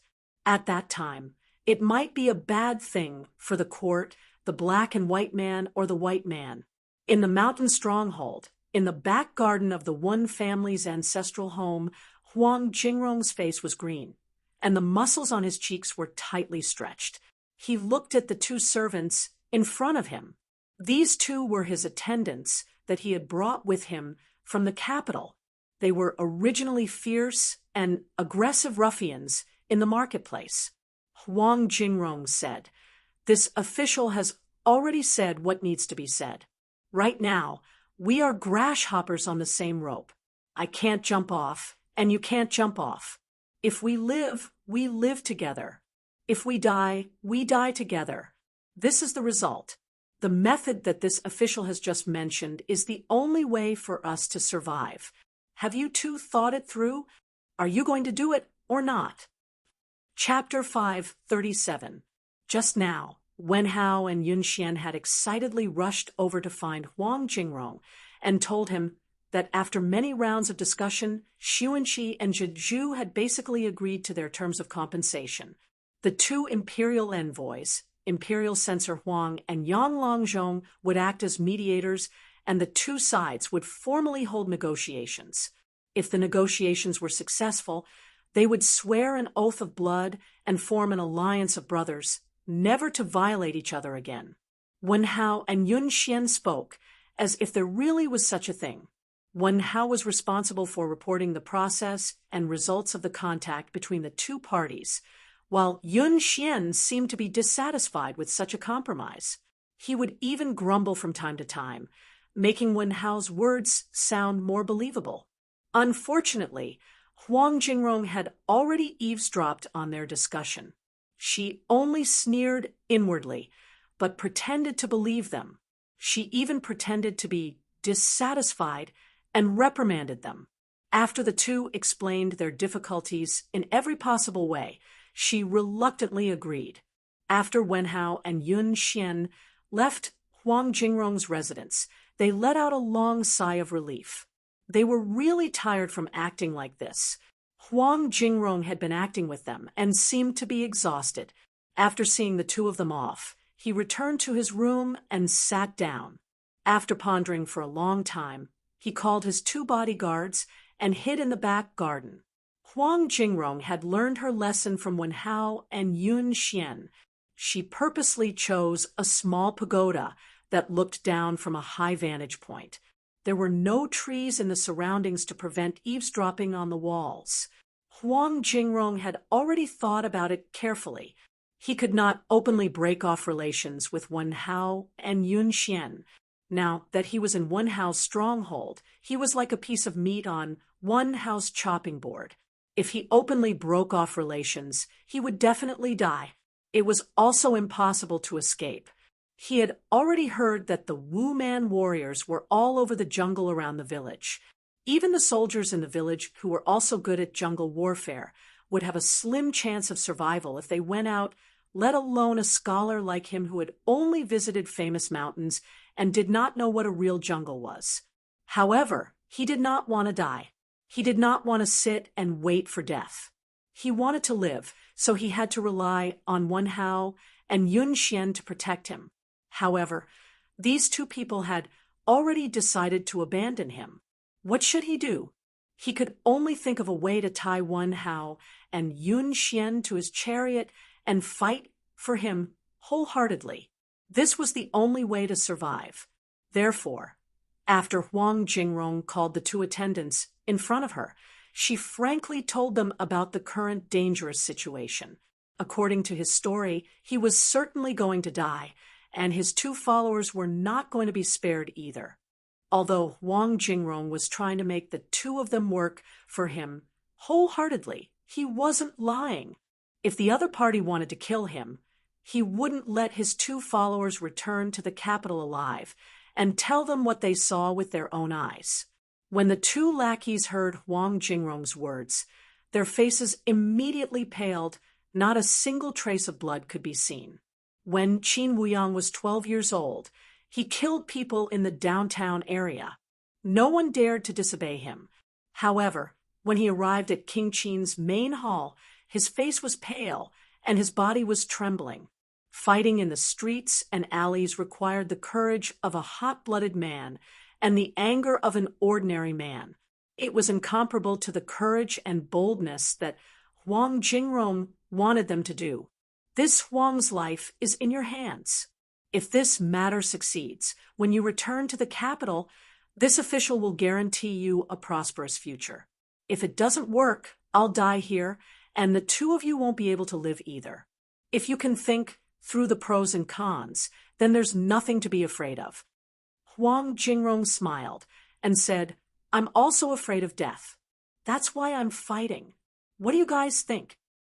The two attendants looked at each other. One of them gritted his teeth and said, Fine. Sticking our heads out is a knife. Pulling our heads back is also a knife. If we go all out, we might still have a chance of survival. Let's do it.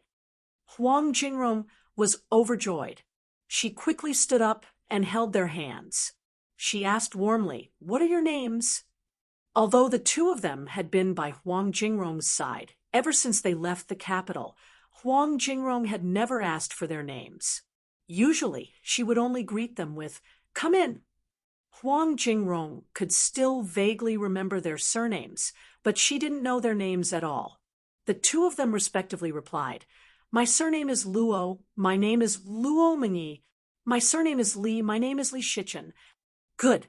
Huang Jingrong nodded heavily and said, If we die in the future, you and I will be ghosts in the same cave. If we live in the future, we will be brothers with different surnames. The two attendants who were born ruffians were so excited that their faces were red. Because of Huang Jingrong's respect and promise, they felt a little like a gentleman who would die for a bosom friend. They stopped fighting. looking at the peaceful atmosphere in the stockade village and feeling the reactions of the people around him, Wen Hao felt that his choice was correct. On an open field in front of the mountain, a large shed was built using bamboo and wood. The bamboo craftsmen were clever and dexterous. In just half a day, they had built a large hut. The roof was covered with green weeds, and the bottom of the hut was very cool. Soon after, someone dragged over bamboo mats, felt blankets, a few tables, and a large bowl for blood sacrifice. Wine jars were piled up beside the hut.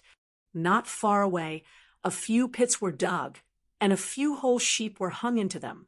The meat was not yet cooked, but the smell of the meat was already filling the air. This location was very good. If Wen Hao wanted to arrange a sneak attack, they would have to come down from that mountain path. From here, they could see it clearly. By the time they reached the foot of the mountain, the people in the hut would have already left on horses. Similarly, if Xuanqi wanted to ambush them, other than one side of the mountain, the other three sides could be seen at a glance. Before the troops arrived, Wen Hao and the others could retreat up the mountain. The commanders of both sides had not arrived yet, but they had each sent a head steward with more than 10 people. They were responsible for arranging the venue, and they were also responsible for checking whether the other side was secretly playing tricks. A bamboo pole was erected on the ground as a sundial. The shadow gradually overlapped with the pole, and then it tilted towards the east. When it was 3 steps away, a group of people appeared on the mountain. On the ground, there was also a group of galloping horses in this direction. Standing on the hillside, they could clearly see the group of galloping horses. When they saw that there were no more than 20 or 30 horses, Wen Hao and the others felt relieved and continued down the mountain. The hut was large enough, with a radius of 5 or 6 feet. It was propped up by bamboo poles as thick as the mouth of a bowl. There were 2 long tables under the hut. On the left side sat Xuanqi, Meng Zhizhu, and the 2 big-headed men of the black and white man. On the right side sat Wen Hao, Yun Xian, the 2 chieftains, and the big-headed men of the Wen and Yun tribes. Originally, Meng Zhizhu did not want to fall behind Bai Man in anything. He liked to compete with Bai Man the most. For example, when he went to Yao Prefecture to pay his respects to the imperial envoy, Meng Zhizhu, who was already halfway there, immediately returned home and went with someone else. But now it was different. He was the son-in-law of Xuanqi, and the 2 elders of the black and white man were no less respected than Zhong Yuan. With his father-in-law sitting at the head of the table, he couldn't even let out a fart. At the head of the 2 long tables were 2 short tables. Those were the seats for the 2 imperial envoys, Huang Jingrong and Yang Fan. The 2 of them were the imperial envoys of the Great Zhou, but now they were wearing the clothes of the local natives. Huang Jingrong's clothes had been left in Yao Prefecture City. The clothes that she was originally wearing had long since become tattered after the escape. Yang Fan did not bring his official robes. He was alone and only brought the official seal and the imperial edict to prove his identity. The rest of his things were with Ma Qiao. When the people from both sides met, they all glared at each other, especially those big-headed people whose strongholds had been severely damaged in the battle. They all gnashed their teeth and looked as if they would draw their blades at the slightest disagreement. Even when Xuanqi and Zhizhu saw Wen Hao and Yun Xian, they looked as if they were enemies, and their eyes reddened when they saw each other. On the other hand, when Yang Fan and Huang Jingrong were at White River Stronghold, Huang Jingrong had personally supervised the battle to take down the stronghold. Her goal was to kill Yang Fan. This time, Yang Fan had besieged Wen Hao's stronghold, and the first condition of the negotiation was to kill Huang Jingrong. The 2 of them had already reached a point where they would not rest until one of them was dead, but the 2 of them were smiling happily as if they had been good friends for many years. "Ah, Imperial Censor Huang, please take a seat." No, no, no. You and I are both imperial envoys. Yang Longzhong's position is above this Huang, so he should take a seat first. Ha ha ha. In terms of age, this Yang is a junior.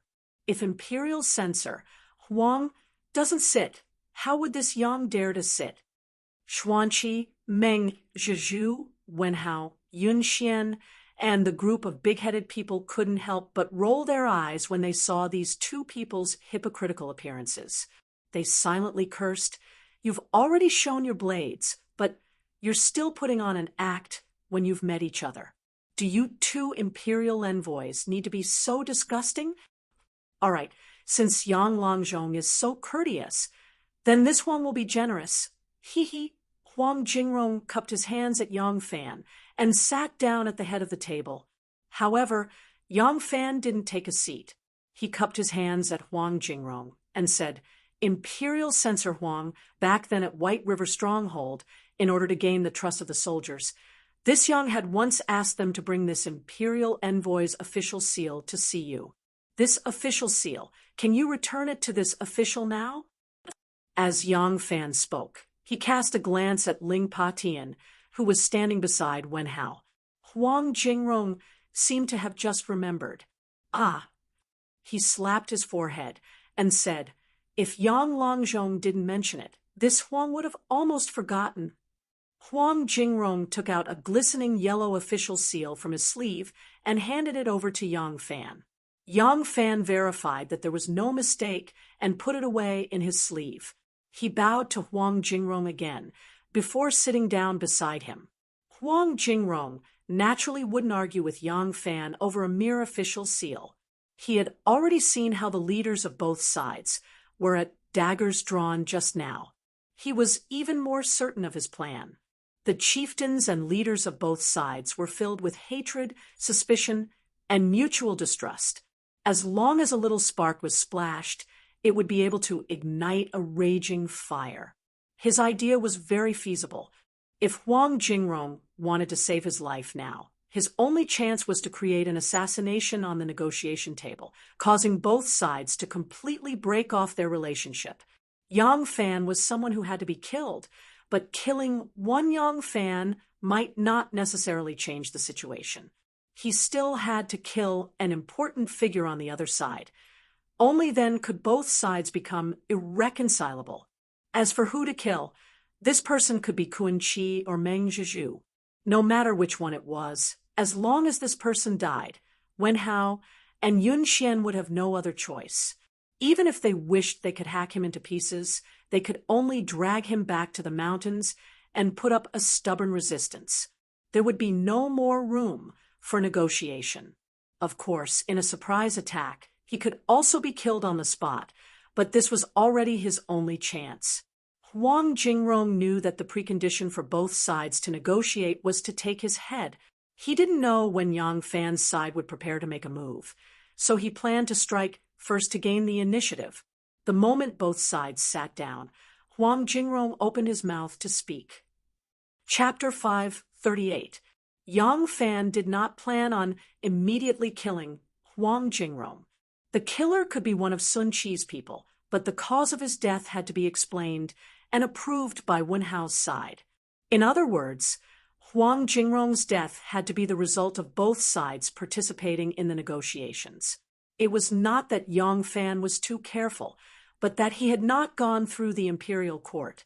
As an imperial envoy, Yang Fan had colluded with the local barbarians to kill another imperial envoy. Even if that imperial envoy had 10,000 reasons, once the details were known by the imperial court, it would be a taboo matter. Wenhao and the others only asked for a truce. They could tacitly allow Yang Fan's side to kill Huang Jingrong and agree to all kinds of conditions, but they would inevitably have other thoughts in the future. So they had to be pulled in as accomplices so that they could not suddenly kill him.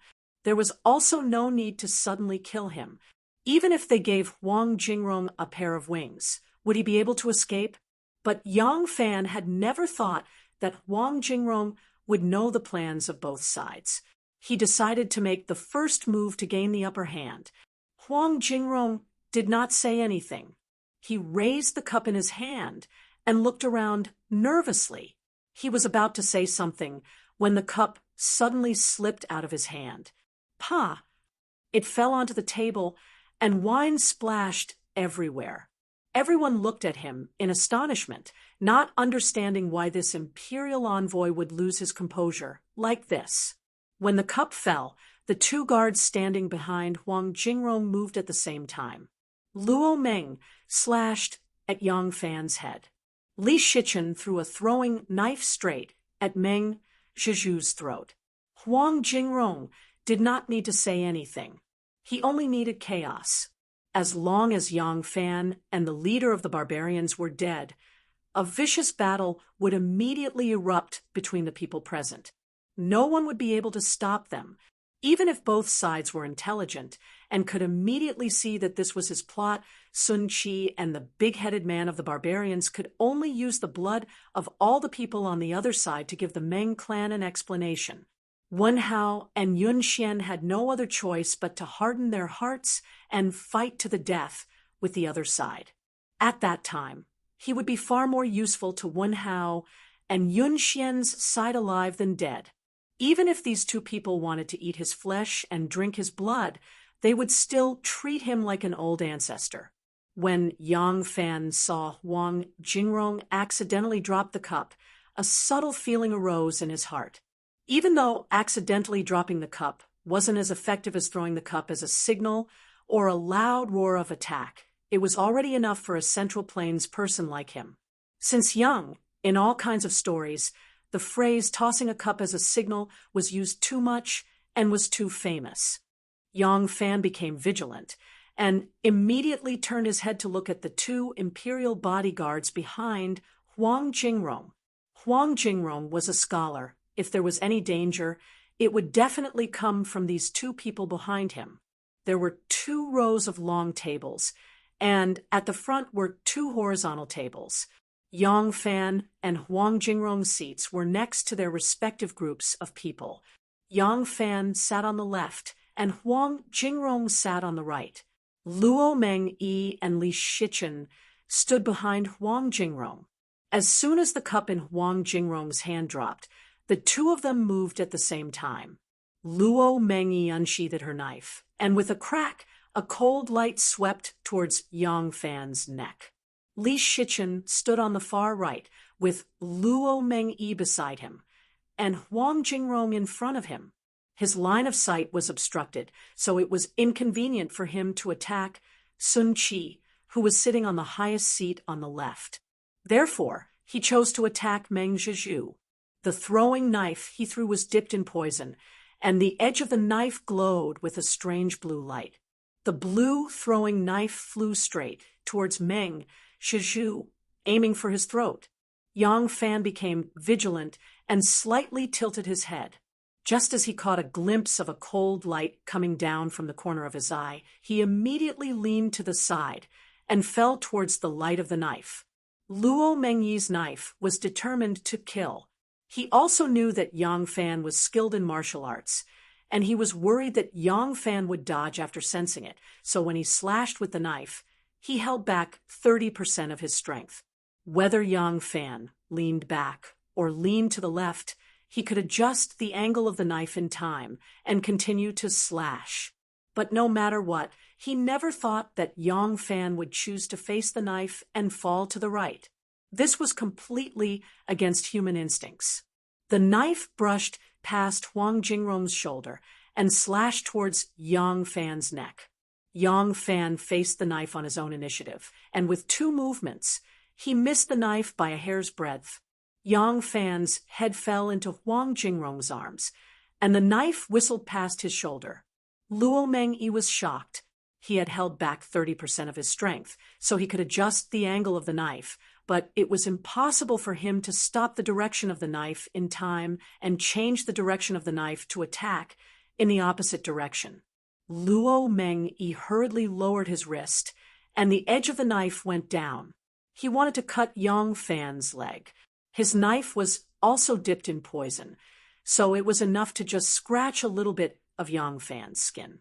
At this time, he realized that Yang Fan did not fall into Huang Jingrong's arms, but rather he rushed over.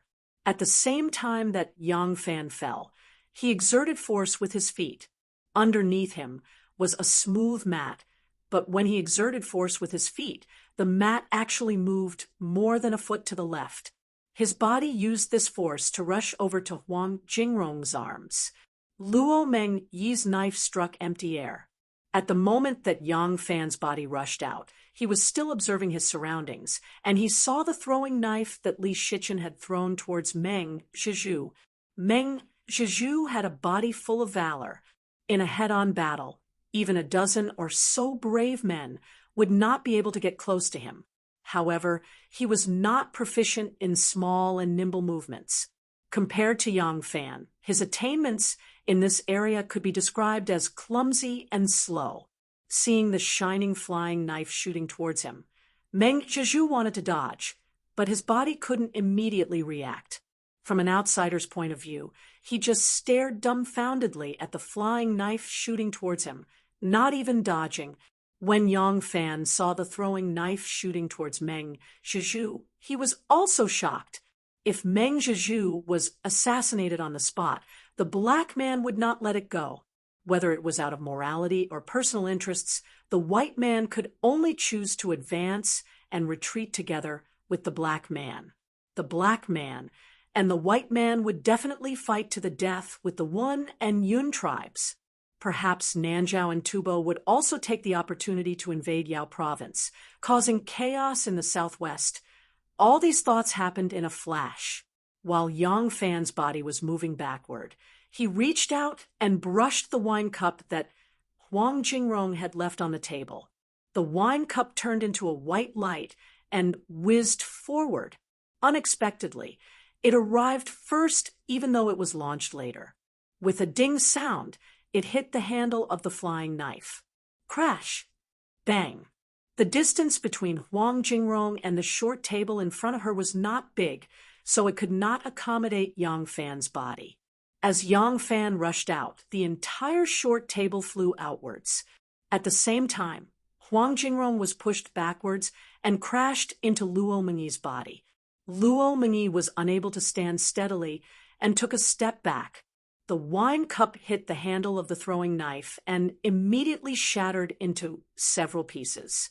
The throwing knife was hit by the wine cup, and the tip of the knife changed direction. It spun like a wheel and flew from left to right. With a pu sound, it stabbed into the shoulder of one of Wen Xian's men. The man cried out in pain and pressed down on his shoulder. Yang Fan jumped past Huang Jingrong. Seeing that Li Shichen was standing there, Yang Fan conveniently grabbed Li Shichen's ankle and pulled him into his arms. Li Shichen fell out and hit a pillar that was as thick as the mouth of a bowl, causing the shed to shake. Although the shed was sturdy and was not knocked down by him, a lot of grass floated down from the roof. It was chaos under the hut. When Yang Fan stood up, the chieftains and headmen of both sides jumped up one after another. They kicked away the table, drew their sabers, and cursed loudly as they were about to charge forward. The dozens of bodyguards waiting outside the tents also drew their sabers and charged into the tents when they saw the commotion under the tents. "Don't fight!" Seeing that a melee was about to break out, Yang Fan leaped into the air and somersaulted in the air, steadily landing in the middle of the two sides who were at daggers drawn. He then shouted in a deep voice, "All of you stop! This matter has nothing to do with Chieftains Wen and Yun." That's right. That's right. It has nothing to do with us. It really has nothing to do with us. Wen Hao's face was pale with fear. In order to show that he had no intention of fighting, he quickly sheathed his sword and raised his hands to explain to Fumi and Meng Zhizhu, "Chieftains, we had no idea at all. We were sincerely trying to make peace and had no idea that he would make a move." Yun Xian raised his sword and charged at Huang Jingrong, shouting in a stern voice, "Bastard, what are you doing? Are you trying to consign my tribe to eternal damnation?" Huang Jingrong was knocked back by Yang Fan's body.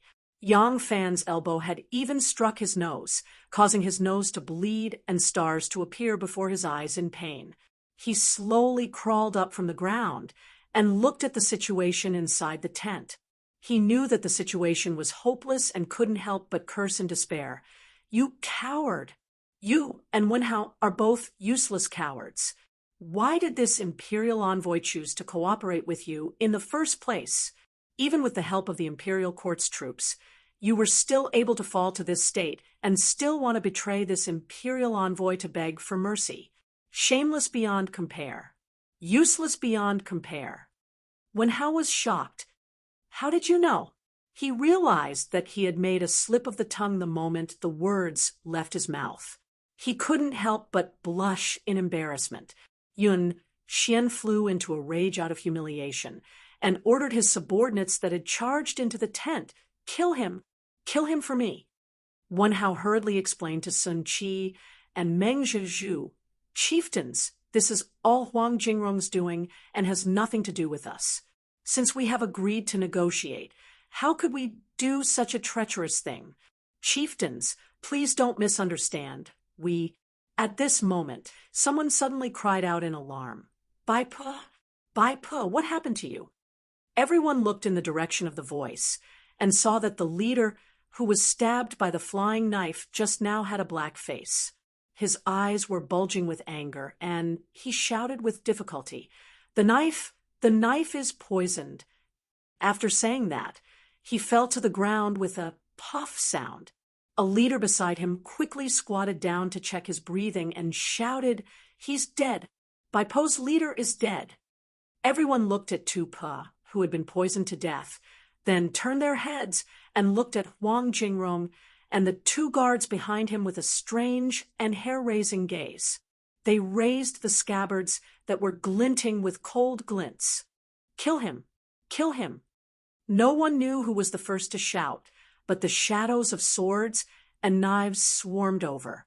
The black and white barbarian leaders, as well as the Wen and Yun tribes' leaders, all rushed forward. Scabbards rose and fell one after another. The clanking sounds of weapons colliding could be heard from the crowd, followed by screams of pain. Finally, there was only the sound of sharp blades piercing into flesh. By the time the bloodied leaders had vented their anger and slowly retreated, the ground was already a mess of flesh and blood. It was impossible to see a complete person. Huang Jingrong and the other two had been chopped into meat paste under the rage of the crowd. When Meng Zhizhu saw that Huang Jingrong had died, the anger in his heart subsided a little. He looked at the poisoned leader again and thought about how the flying dagger had been shot at him. If it wasn't for Yang Fan throwing the wine cup, he would have been the one lying on the ground. He couldn't help but feel fear and gratitude. Yang Fan walked over and lowered his head to look at the shapeless pile of flesh and blood on the ground. His cheek twitched a few times. Yang Fan took a deep breath and slowly turned around. He looked at the two leaders who were still holding the blood-red blades in their hands and said in a deep voice, "Huang Jingrong deliberately instigated a war among the tribes in Yaozhou to satisfy his own selfish desires. His evil plot was exposed, and he was killed by the indignant leaders of the tribes. I wonder if what I saw and heard is true?" Wenhao and Yun Xian looked at each other and nodded repeatedly. What the imperial envoy said is correct. This is what happened. Yang Fan smiled and said, "Since this is the case, tribe leader Wen and tribe leader Yun should report this matter to the Ming dynasty. Otherwise, you will not be able to bear the crime of killing an imperial envoy. However, you do not need to worry. I have seen everything that happened. I can be your witness." Wenhao was like a yellow lotus that had been sucked into his mouth. He grinned and said bitterly, "The imperial envoy is wise. I thank the imperial envoy for upholding justice for us." Yang Fan laughed it off and said, "Then tribe leader Wen, please start writing. While you are writing, we can clean up this place. I believe the peace talks will go smoothly." Chapter 539. Yang Fan and Sun Er walked side by side up the mountain path. The path was narrow, and there were lush shrubs on both sides. Some vines and unknown wild fruits dotted the path. Of course, from time to time, there would be a chubby longworm. Just now, when Yang Fan parted a branch, a 4-foot-long snake hung down from the tree.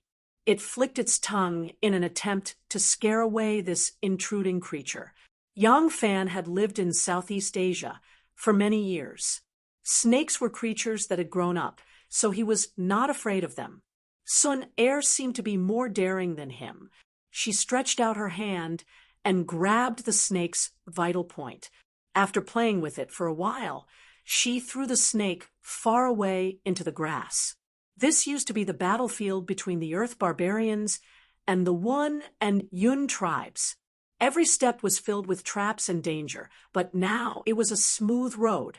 As far as the eye could see, it was full of vitality.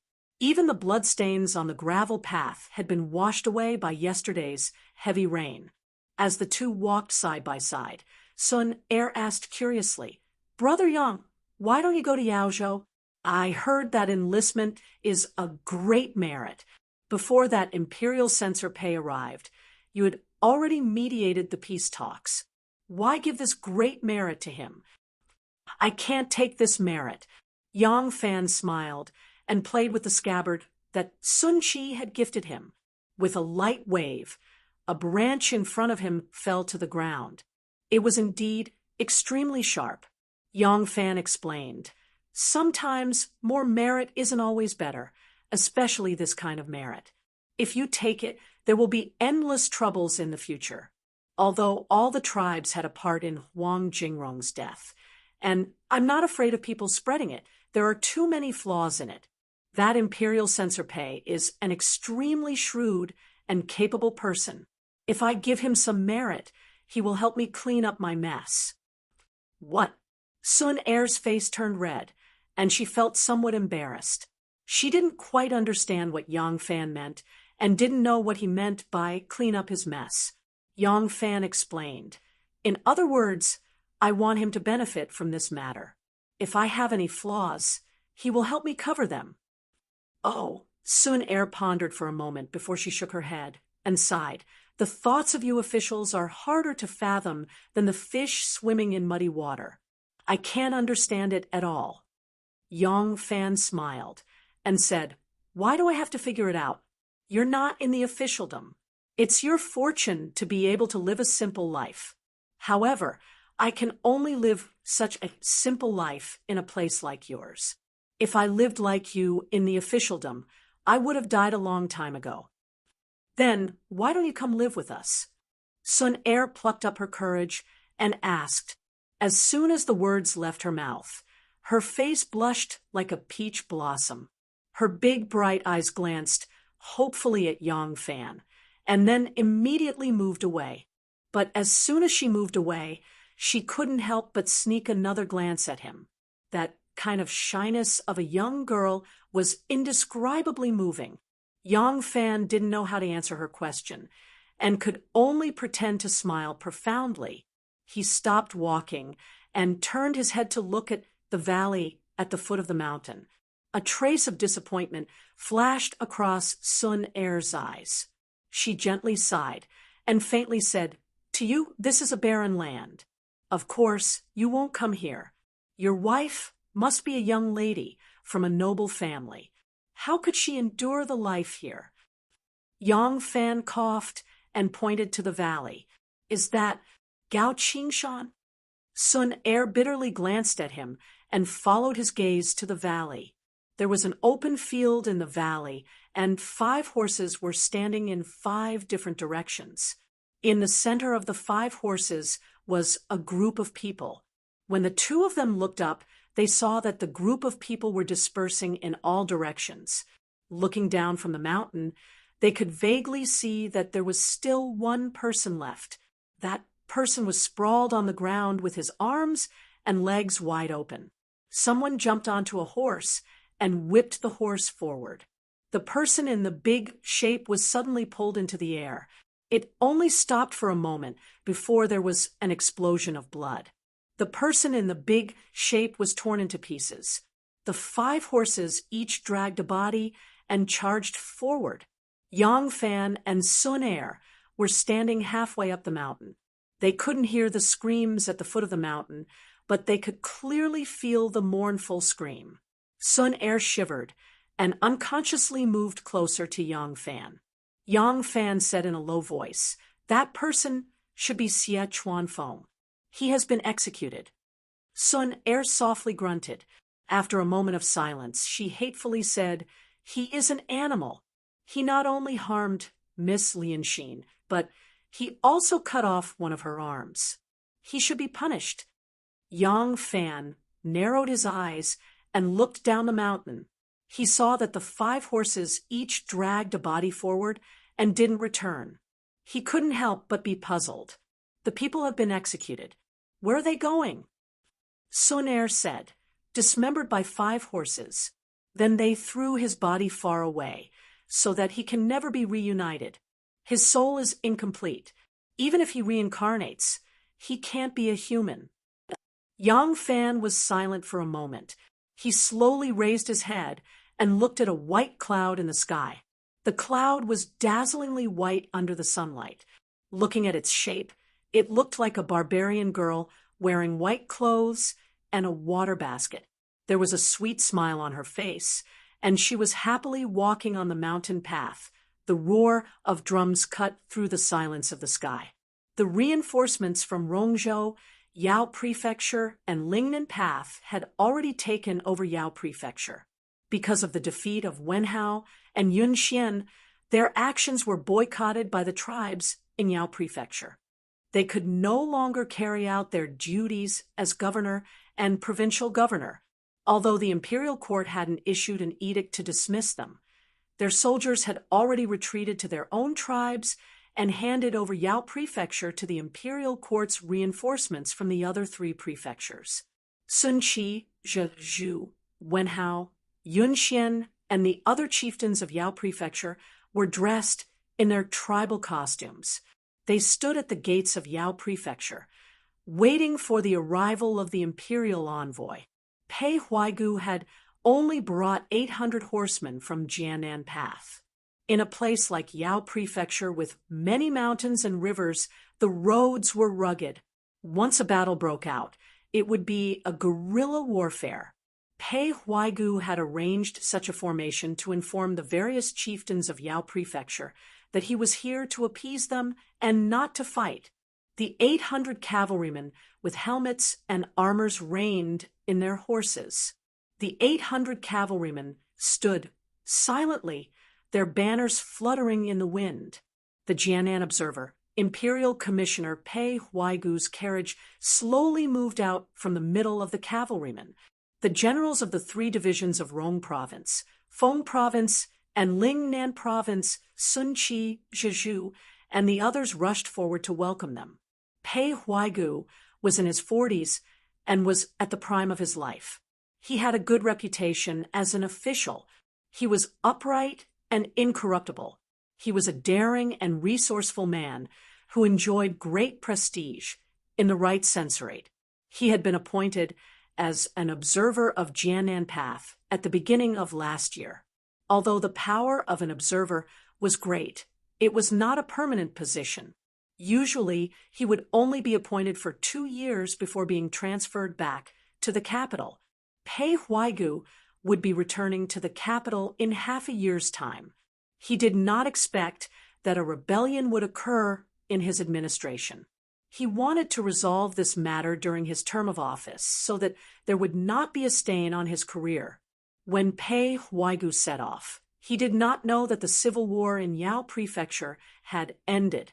Unexpectedly, when he arrived at Yao Prefecture, he found out that the warring barbarians had stopped fighting and swore an oath of blood. Pei Huaigu was naturally happy to hear this. However, this matter was not over yet. The ceasefire was only a ceasefire between the warring tribes. Wenhao and Wenxian were officials of the imperial court. If Sun Qi and Zhezhu fought with them, it would be considered a rebellion. Regardless of whether this matter was pacified or annihilated, there had to be a clear explanation. Only then could this chaotic war end with dignity. Pei Huaigu had some plans in mind. However, he soon received news that the imperial envoy, Huang Jingrong, had died in the chaos. Pei Huaigu felt that this was a thorny problem. He could ignore the reaction of the censorate, but the imperial envoy was an envoy of the emperor. If there was no reasonable explanation that could be accepted by the imperial court, the emperor's reputation would be in tatters. Also, he had already sensed that Huang Jingrong's death seemed to have the shadow of another imperial envoy, Yang Fan, working in the dark. Although he belonged to the right censorate, he had always been patrolling the area. He did not want to interfere with the struggle between the censorate and the left censorate. He did not want to interfere with the struggle between the left censorate and the Ministry of Justice. Yang Fan and Huang Jingrong were both involved with one or even multiple powers. How to handle this was a thorny problem. The carriage had already stopped. Pei Huaigu thought about these thorny problems and sighed softly. He hid away the worry between his brows and bent down to get out of the carriage. The chieftains stood in front of the city gate and saw the curtain of the sedan lift. An official with hair as black as ink, handsome and dignified, walked out from within. Everyone knew that it was Imperial Envoy Pei. The generals and chieftains of Yaozhou all came forward to pay their respects. Pei Huaigu looked at everyone solemnly and slowly got out of the carriage. He first cupped his hands to the crowd and then asked a general beside him, "Where is Imperial Envoy Yang from the Ministry of Justice?" The general cupped his hands and said, "Yang Longjong has duties and is worried about the case of Zhu Deoliu's rebellion. However, the situation in Yao Prefecture is complicated and he could not get away." Later, when he heard that Imperial Censor Pei had come to Yao Prefecture to pacify the situation, he was very happy and said to me, "Imperial Censor Pei is talented and dares to do anything. He is a loyal official of the country. Since His Majesty has appointed Imperial Censor Pei to settle the matter in Yao Prefecture can be farmed and the rivers will be peaceful." After that, he went to Qianzhong Path to patrol the people. Oh, Pei Huaigu was slightly surprised. Pacifying the rebellion in Yao Prefecture was a great merit. This was not only a meritorious service, but also a great virtue, something that could be recorded in the annals of history. Ever since the founding of the Tang dynasty, there had been many imperial censors and many officials of the Ministry of Justice. But which one of them would leave a mark in the history books? As time passed, no matter how glorious they were in the beginning, they would be buried in the long river of history. But the rebellion in Yao Prefecture would definitely be recorded in the history books. The name of the person who pacified the rebellion in Yao Prefecture would also be recorded in the history books. This was a great opportunity to be recorded in history. With such a temptation, Yang Fan actually retreated.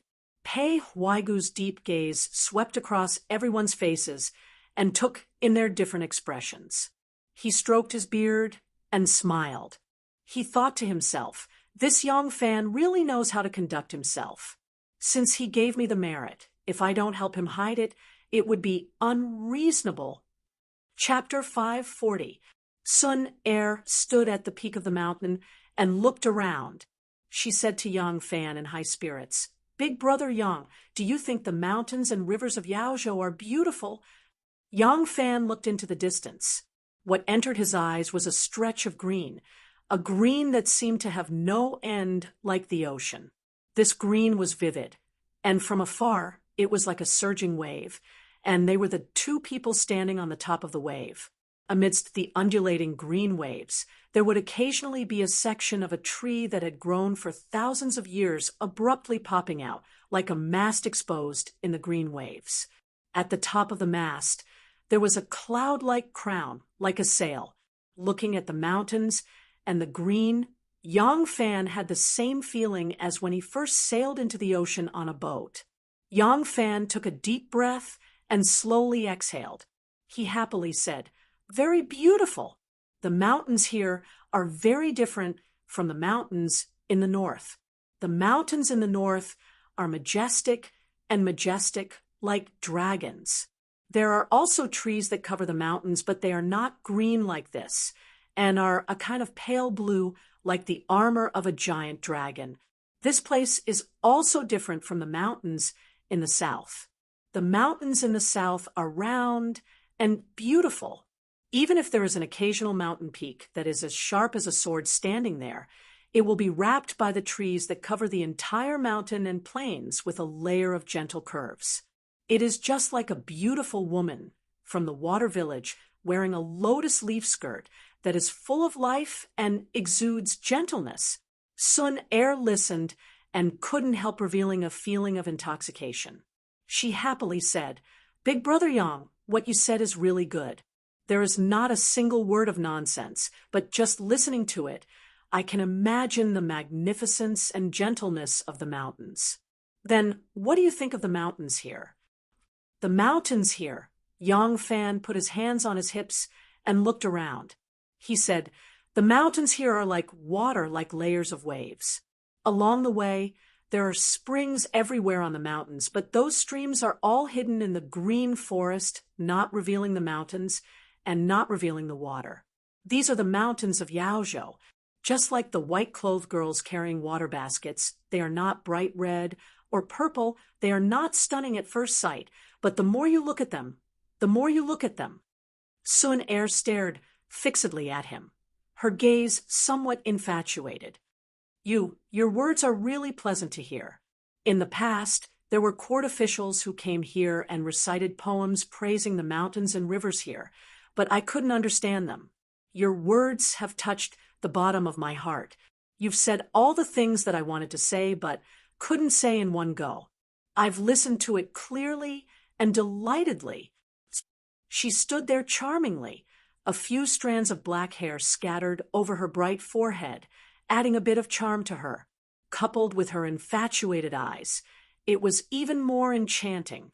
It was a kind of spring scene of a beautiful young girl. How could this natural landscape compare to it? There was a breeze on the mountain, so she squinted her eyes. Her fine black hair swayed in front of her eyes, making her look even more charming. Yang Fan only took a single glance before his heart thumped. Such a young lady, such a flirtatious look. Even he was somewhat unable to endure it. However, he could enjoy the natural scenery to his heart's content, but how could this young lady's flirtatious look be something that he could willfully enjoy? Because that kind of amorous feeling could only belong to a person, and she already had a husband. Sun Qi had betrothed her to Meng Zhizhu. This matter was also known to Yang Fan. He hurriedly turned around and looked at the undulating mountain peaks, muttering to himself, "I wonder when Sun Qi and Zhizhu will return. The Jiannan path has been turned into a mess by Huang Jingrong, and the other paths are probably in a mess as well. Just thinking about it makes one's heart uneasy."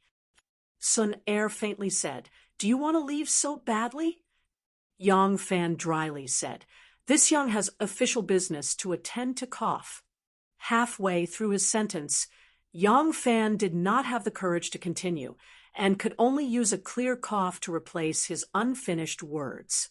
Sun Er looked at his side profile in infatuation. His sideburns were like a knife, his eyebrows were like ink, his nose was like a hanging gourd, and his eyes were clear and limpid like the brightest stars in the night sky. She never knew that a man could be so good-looking. Just looking at him made her eyes and bones soften, unable to control herself. Love was like the tide, like the continuous waves of the mountain range, crashing against her heart in waves, and she was somewhat unable to control herself. The women of the white savage tribe had always been generous and unrestrained when they fell in love with a man. They could stand on the hillside and sing a love song to the man they loved with a loud and clear voice. They didn't care if there were spectators all over the mountain. They could express their love to the man they loved face to face, and the shyness and reserve of a young girl would always give way to the man she loved in her heart. "Miss Sonaire, let's take a walk and go down the mountain." Yang Fan faintly felt a sense of danger, as if there was a ferocious beast spying on him in the dark, ready to pounce at any time and devour him into its stomach. He uneasily turned around, and just as he finished speaking, Sun Er, wrapped in a gust of fragrant wind, threw herself into his arms and hugged him tightly. Yang Fan was stunned. He opened his hands and didn't dare to move. He felt the soft and fragrant body of the young girl pressing against him, and her hair was blown by the mountain wind, and strands of it touched his face. His throat suddenly tightened, and his breathing became rapid. Yang Fan nervously looked around, swallowed his saliva, and said, "Miss Sonaire, what are you doing?" Sun Er gently raised her head and stared at Yang Fan in a daze. Her blushing face was full of sacred expectation and devotion. I want to give myself to you. Brother Yang, you are about to leave. I am afraid that if I don't give myself to you now, I will regret it for the rest of my life." Sun Er's delicate body was trembling, and her voice was also trembling. Even her voice was shaking like the last leaf hanging on a branch in the wind, but after saying this, she miraculously calmed down. "I know. I can't marry you, I know, but I can be your woman," Sun Er said seriously, and the blush on her face became even deeper. Although her eyes were filled with shyness, she did not avoid it. She boldly looked at Yang Fan, her swan-like neck raised up, and her petal-like lips slightly opened, waiting for him to kiss her. It was as passionate as a volcano, and she was willing to be burned to ashes. Yang Fan used force to push Sun Er's shoulder out a little, and made her look directly into his eyes. He said seriously, "Sun Er, you are about to become someone's wife, and become a bumpkin. Have you forgotten?" Sun Er said, "I have not forgotten. So, I will not pester you. After today, you are you, and I am me. When I marry him, I will wholeheartedly become his wife. But right now, I do not belong to him. I only belong to myself. I am willing to give my most precious thing to the man I like. Even God cannot interfere." Yang Fan said, "Of course God will not interfere. Even if the Wu man and White man fall out with each other, and there are endless battles, Wen Hao and Yun Xian, those ambitious people, will have the opportunity to cause trouble again. Even if the Wu man and White man go to war with the imperial court again, until the imperial army comes and crushes the two races. But will you be able to bear the consequences?" "What?" Sun Er blinked, and her eyes became clear. But she still did not understand why there would be such a terrifying consequence as Yang Fan had described. Yang Fan said, "Because I am very selfish.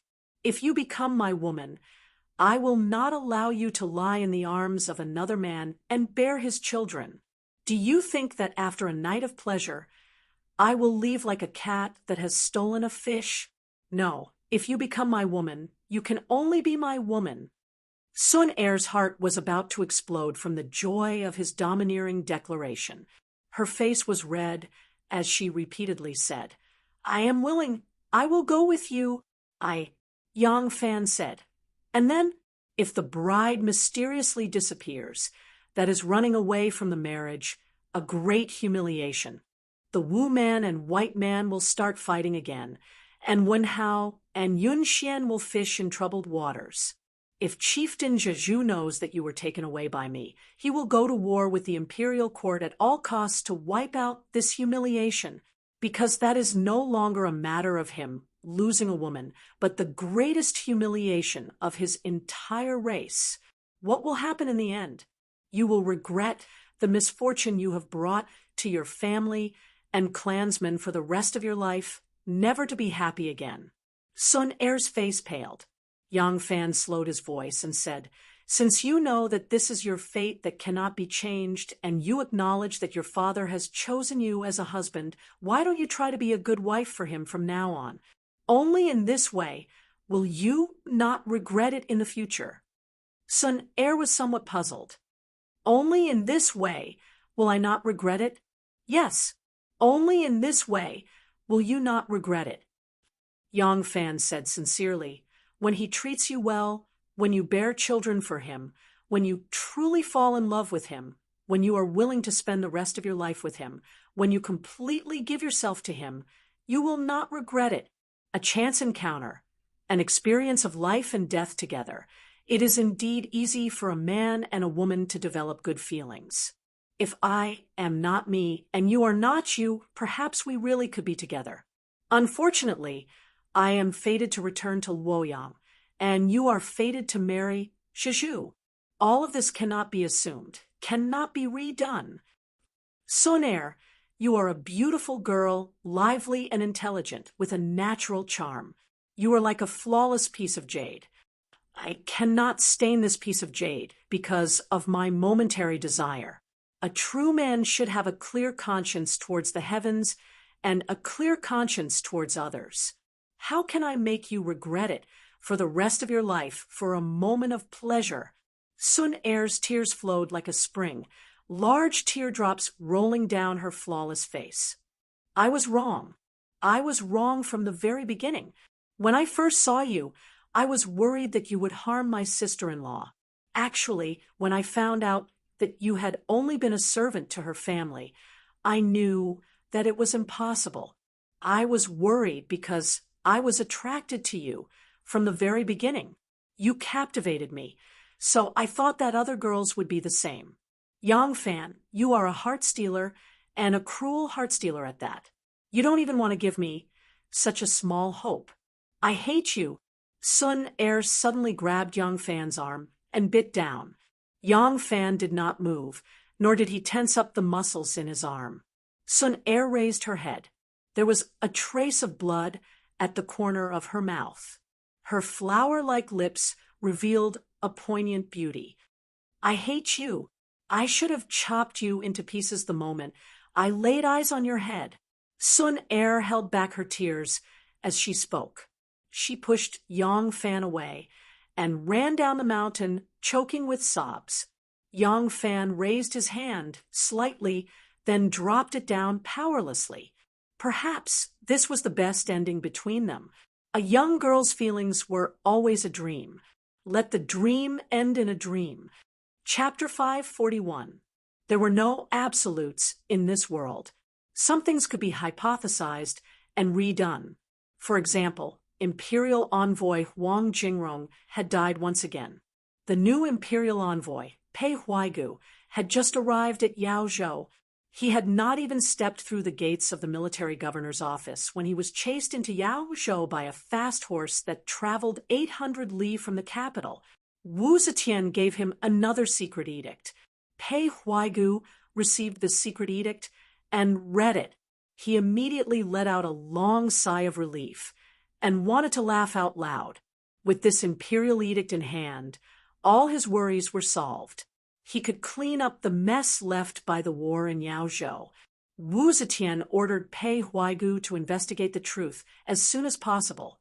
If it was true that Huang Jingrong was extorting bribes and used the rebels to implicate the barbarians, she could be beheaded on the spot to quell the public's anger. She also asked him to calm the situation in Yaozhou as soon as possible. Pei Huaigu put away the imperial edict and immediately dismissed the officials and chieftains who were welcoming the imperial envoy. Only Sun Qi, Zhizhu, Wenhao, and Yun Xian were left behind to discuss important matters. He was originally worried that these barbarian leaders would not understand his hint. He did not expect that even though they were barbarians, the leaders were not ordinary people. The four of them were intelligent and resourceful, especially Zhizhu and Yun Xian. Pei Huaigu had only said half of what he was hinting at, but the two of them had already understood. Thus, the story of Huang Jingrong using the tiger's might to extort money and goods from Yaozhou to force the barbarians to rebel was gradually perfected by the two parties involved. Then, news came out of Yaozhou. The news that Huang Jingrong was dead was actually a rumor.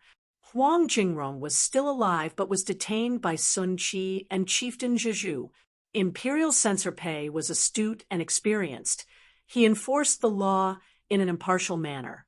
Less than 2 days after he arrived in Yaozhou, he had already investigated Huang Jingrong's bribery and forced the barbarians to rebel against him. He also found out that Huang Jingrong had received more than a dozen loads of all kinds of treasures, as well as several dozen beauties from various races. The people of Yaozhou all saw with their own eyes the baskets of jewels being carried by Imperial Envoy Pei's entourage out of the mansion that Huang Jingrong had originally lived in. There were also the dozens of young girls of various races who had been rushed to the prefectural city by their parents and older brothers to take them back. Cries rang out in front of the military manor. Everyone praised Imperial Envoy Pei's righteous name and cursed Huang Jingrong for being greedy and shameless. Striking while the iron was hot, Imperial censor Pei decided to execute Huang Jingrong in accordance with the law of the land. However, Huang Jingrong had already been chopped into minced meat. Even if he wanted to kill her, he wouldn't be able to. Xuanqi had once ordered people to dig out Huang Jingrong's minced meat from the pit and ordered people to use a knife to cut off Huang Jingrong's head for him to see. Xuanqi pinched his nose and looked at it for a long time. He felt that even if he found the best corpse, it would not be able to disguise the knife and sword marks on Huang Jingrong's head. He could only find another corpse that looked similar to Huang Jingrong's and ordered Imperial censor Pei to execute it. Pei Huaigu pretended to arrange the execution ground and kept the people watching far away. He ordered people to carry the corpse up to the execution platform. The corpse did not move at all. It was said that Imperial censor Pei, out of consideration for his colleague, ordered people to pour strong alcohol on the corpse in advance so that he would not suffer any more fear or pain before his death. This action gave Imperial censor Pei the reputation of being merciful.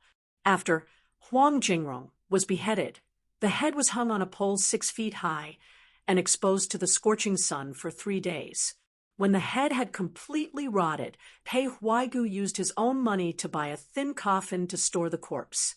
The coffin was placed in a monastery in Yao Prefecture and waited for the Huang family to collect the corpse. He really did not let anything slip. Under Imperial censor Pei's kind advice, the leaders of the barbarian tribes in Yao province were fortunate enough to erect a stone tablet for the empress. They requested Imperial censor Yao to carve an inscription praising the empress's wisdom, benevolence, magnanimity, and magnanimity. Imperial censor Pei naturally wrote all of this into a memorial and ordered it to be sent to the capital on horseback. After Imperial censor Pei arrived at Yao Prefecture, he was fair in rewards and punishments. He helped the people settle down and swiftly executed Huang Jingrong to appease the anger of the barbarian tribes. After a series of hard work, he successfully resolved the chaos in Yao Prefecture. The battle in Yao Prefecture was quelled. The two chiefs of the White Man and Crow Man tribes led more than 200,000 people to return to the imperial court, while Pei Huaigu was enthusiastically helping Yang Fan clean up his mess and gaining political capital for himself. Xuanqi ordered people to rush to the headquarters of Wenhao's tribe and told Yang Fan everything that had happened. This way of dealing with the situation was obviously less loopholes than shifting the blame to Wenhao and Yun Xian. Thus, the memorial that Wenhao had personally written in Yang Fan's sleeve on how to execute Huang Jingrong was naturally useless. Yang Fan casually tore apart Wenhao's personal memorial. When Yang Fan decided to give the credit of quelling the chaos in Yao Prefecture to Pei Huaigu, he knew that Pei Huaigu would do his best to resolve this matter. However, He did not expect that it would be resolved so smoothly. And all of this was because of the imperial edict that Wu Zetian had sent over 800 li on horseback. Why did Wu Zetian's attitude change so much? Why was she so eager to quell the chaos in Yao Prefecture? She had previously used delaying tactics to prevent Yang Fan from interfering with the investigation of the imperial censor. She had a conniving attitude towards the imperial censor, but now she was acting out of character. This change was really thought-provoking. What had happened? Unfortunately, the messenger that Xuanqi sent only knew what Xuanqi had told him. That was Huang Jingrong's death had been resolved, and that Wenhao's memorial should not be reported to the imperial court. He did not know anything else. Yang Fan could not figure out the reason behind this, and could only wait patiently for Xuanqi and Zhezhu to return. The Qianzhong path was west of the Jianan path and south of the Lingnan path. The traffic there was more difficult than the two paths. The barbarian province of Qianzhong was governed by Bajiang County. The imperial court appointed the local Song family as the governor of the barbarian province and the magistrate of Bajiang County, which were hereditary. Every barbarian province governor and Bajiang County magistrate were chosen by the Song clan themselves. After reporting to the imperial court, they would be appointed by the imperial court. Due to the special geographical situation of the South, a change of dynasty would rarely bring about great changes to an aristocratic family. Therefore, these southern aristocratic families were deeply rooted in the local area. They were free and unfettered, and their family power was 100 times more stable than that of an emperor. No matter how glorious those great empires were in the past, having 300 years of luck was already considered a long time for them. However, these local great clans that dominated a region usually had their luck measured in thousands of years. Before the establishment of the Tang dynasty, the Song family of Bajiang had actually ruled this place for many years. Their family lived through the Han, Jin, Southern, and Northern dynasties until the establishment of the Sui dynasty. After the establishment of the Tang dynasty, Qianzhong Road was established, and the Song family of Bajiang was appointed as the hereditary provincial governor and hereditary county magistrate. Since then, the Song family had been ruling this place until the early years of the Qing dynasty. This generation's barbarian province governor was called Song Chumeng, and the Bajiang county magistrate was called Song Wanyu. They were a pair of uncle and nephew. This pair of uncle and nephew had been very distressed recently. Originally, they were free and unfettered in their autonomous area, far away from the emperor, who knew that the imperial court would suddenly send an imperial envoy called Lu Guangye. This imperial envoy Lu was a person of the imperial censorate. After arriving at the barbarian province, he only went out for a casual stroll and said that the exiled people were plotting a rebellion. He asked Song Chumeng to send troops to assist him in suppressing the rebellion. Song Chumeng had no choice but to send troops to assist Lu Guangye in capturing the exiled people. Under Lu Guangye's orders, more than 940 exiled people had been killed. Almost all of the exiled people in the barbarian province had been slaughtered. This matter caused the dissatisfaction of many of the tribal leaders in the barbarian province. Because these exiled people had been exiled to the barbarian province for many years, many of their families had already married with the locals. These southern aristocratic clans had a particularly strong sense of home. Those who were taken in as their own people could not tolerate being bullied and humiliated like this. Now that these exiled people were being hunted down by the imperial court, and the imperial envoy was using the Song clan's troops, they all protested to the Song clan, expressing their strong dissatisfaction. The interests and political relationships between the local aristocratic clans were complicated. Due to thousands of years of intermarriage, the relationship between them was even more difficult to clearly distinguish. Song Chumeng and nephew didn't dare to offend the imperial envoy, but they also had to suffer the strong pressure from the various aristocratic clans under their rule and even from within their own clans. They were caught in the middle and were truly in a dilemma. However, that Lu Guangye seemed to be addicted to killing. He wouldn't stop until he killed every single exiled person in the barbarian province. Song Chumeng had already sent him generous gifts more than once, only hoping to send this god of plagues away. However, Lu Guangye turned a deaf ear to her.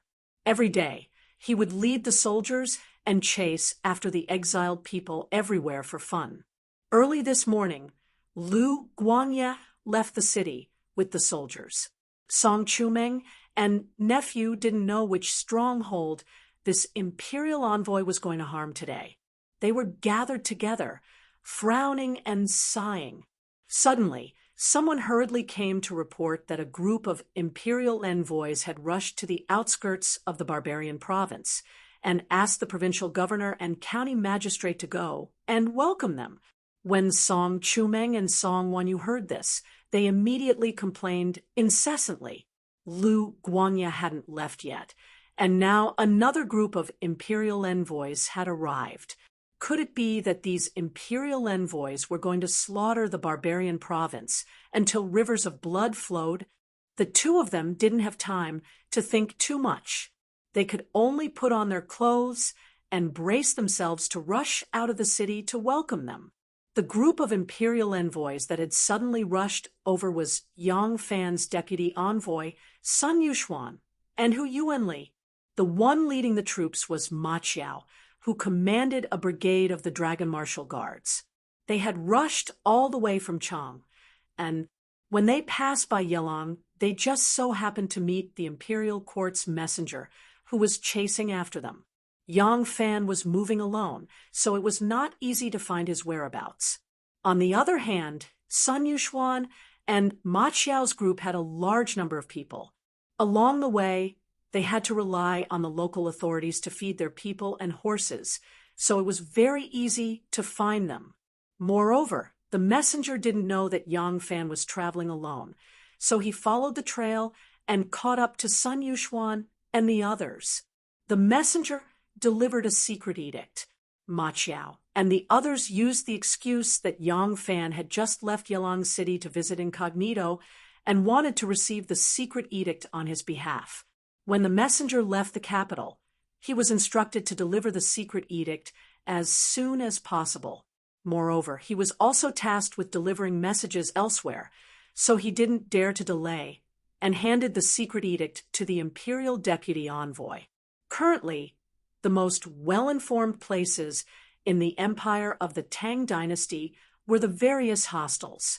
Along the way, Ma Qiao and the others had heard too much news, such as the rebellion of the Sun and Meng clans in Jiannan province, and the rebellion of the Feng clan in Panzhou province in Lingnan province. They knew that such frequent rebellions must have been caused by the ruthless officials of the imperial censorate who were extorting the local people, especially the rebellion of the black and white barbarians in Jiannan province. Yang Fan should be there at this moment. In the midst of the chaos, they didn't know if he was safe or not. The group was deeply worried, but they had already made an agreement with Yang Fan to meet at the barbarian province. If they rushed directly to Yaozhou, they might miss Yang Fan due to the lack of information between them. With no other choice, they could only travel day and night towards the barbarian province. However, the hundreds of them were all cavalrymen. It was fine when they were in Guangzhou, but once they entered Shu, it became difficult for the cavalrymen to move even an inch, especially on the dangerous mountain roads that could save them a lot of time. It was the same even after they entered Qian province. They had to travel through many twists and turns, and more than a dozen horses died of illness before they finally arrived today.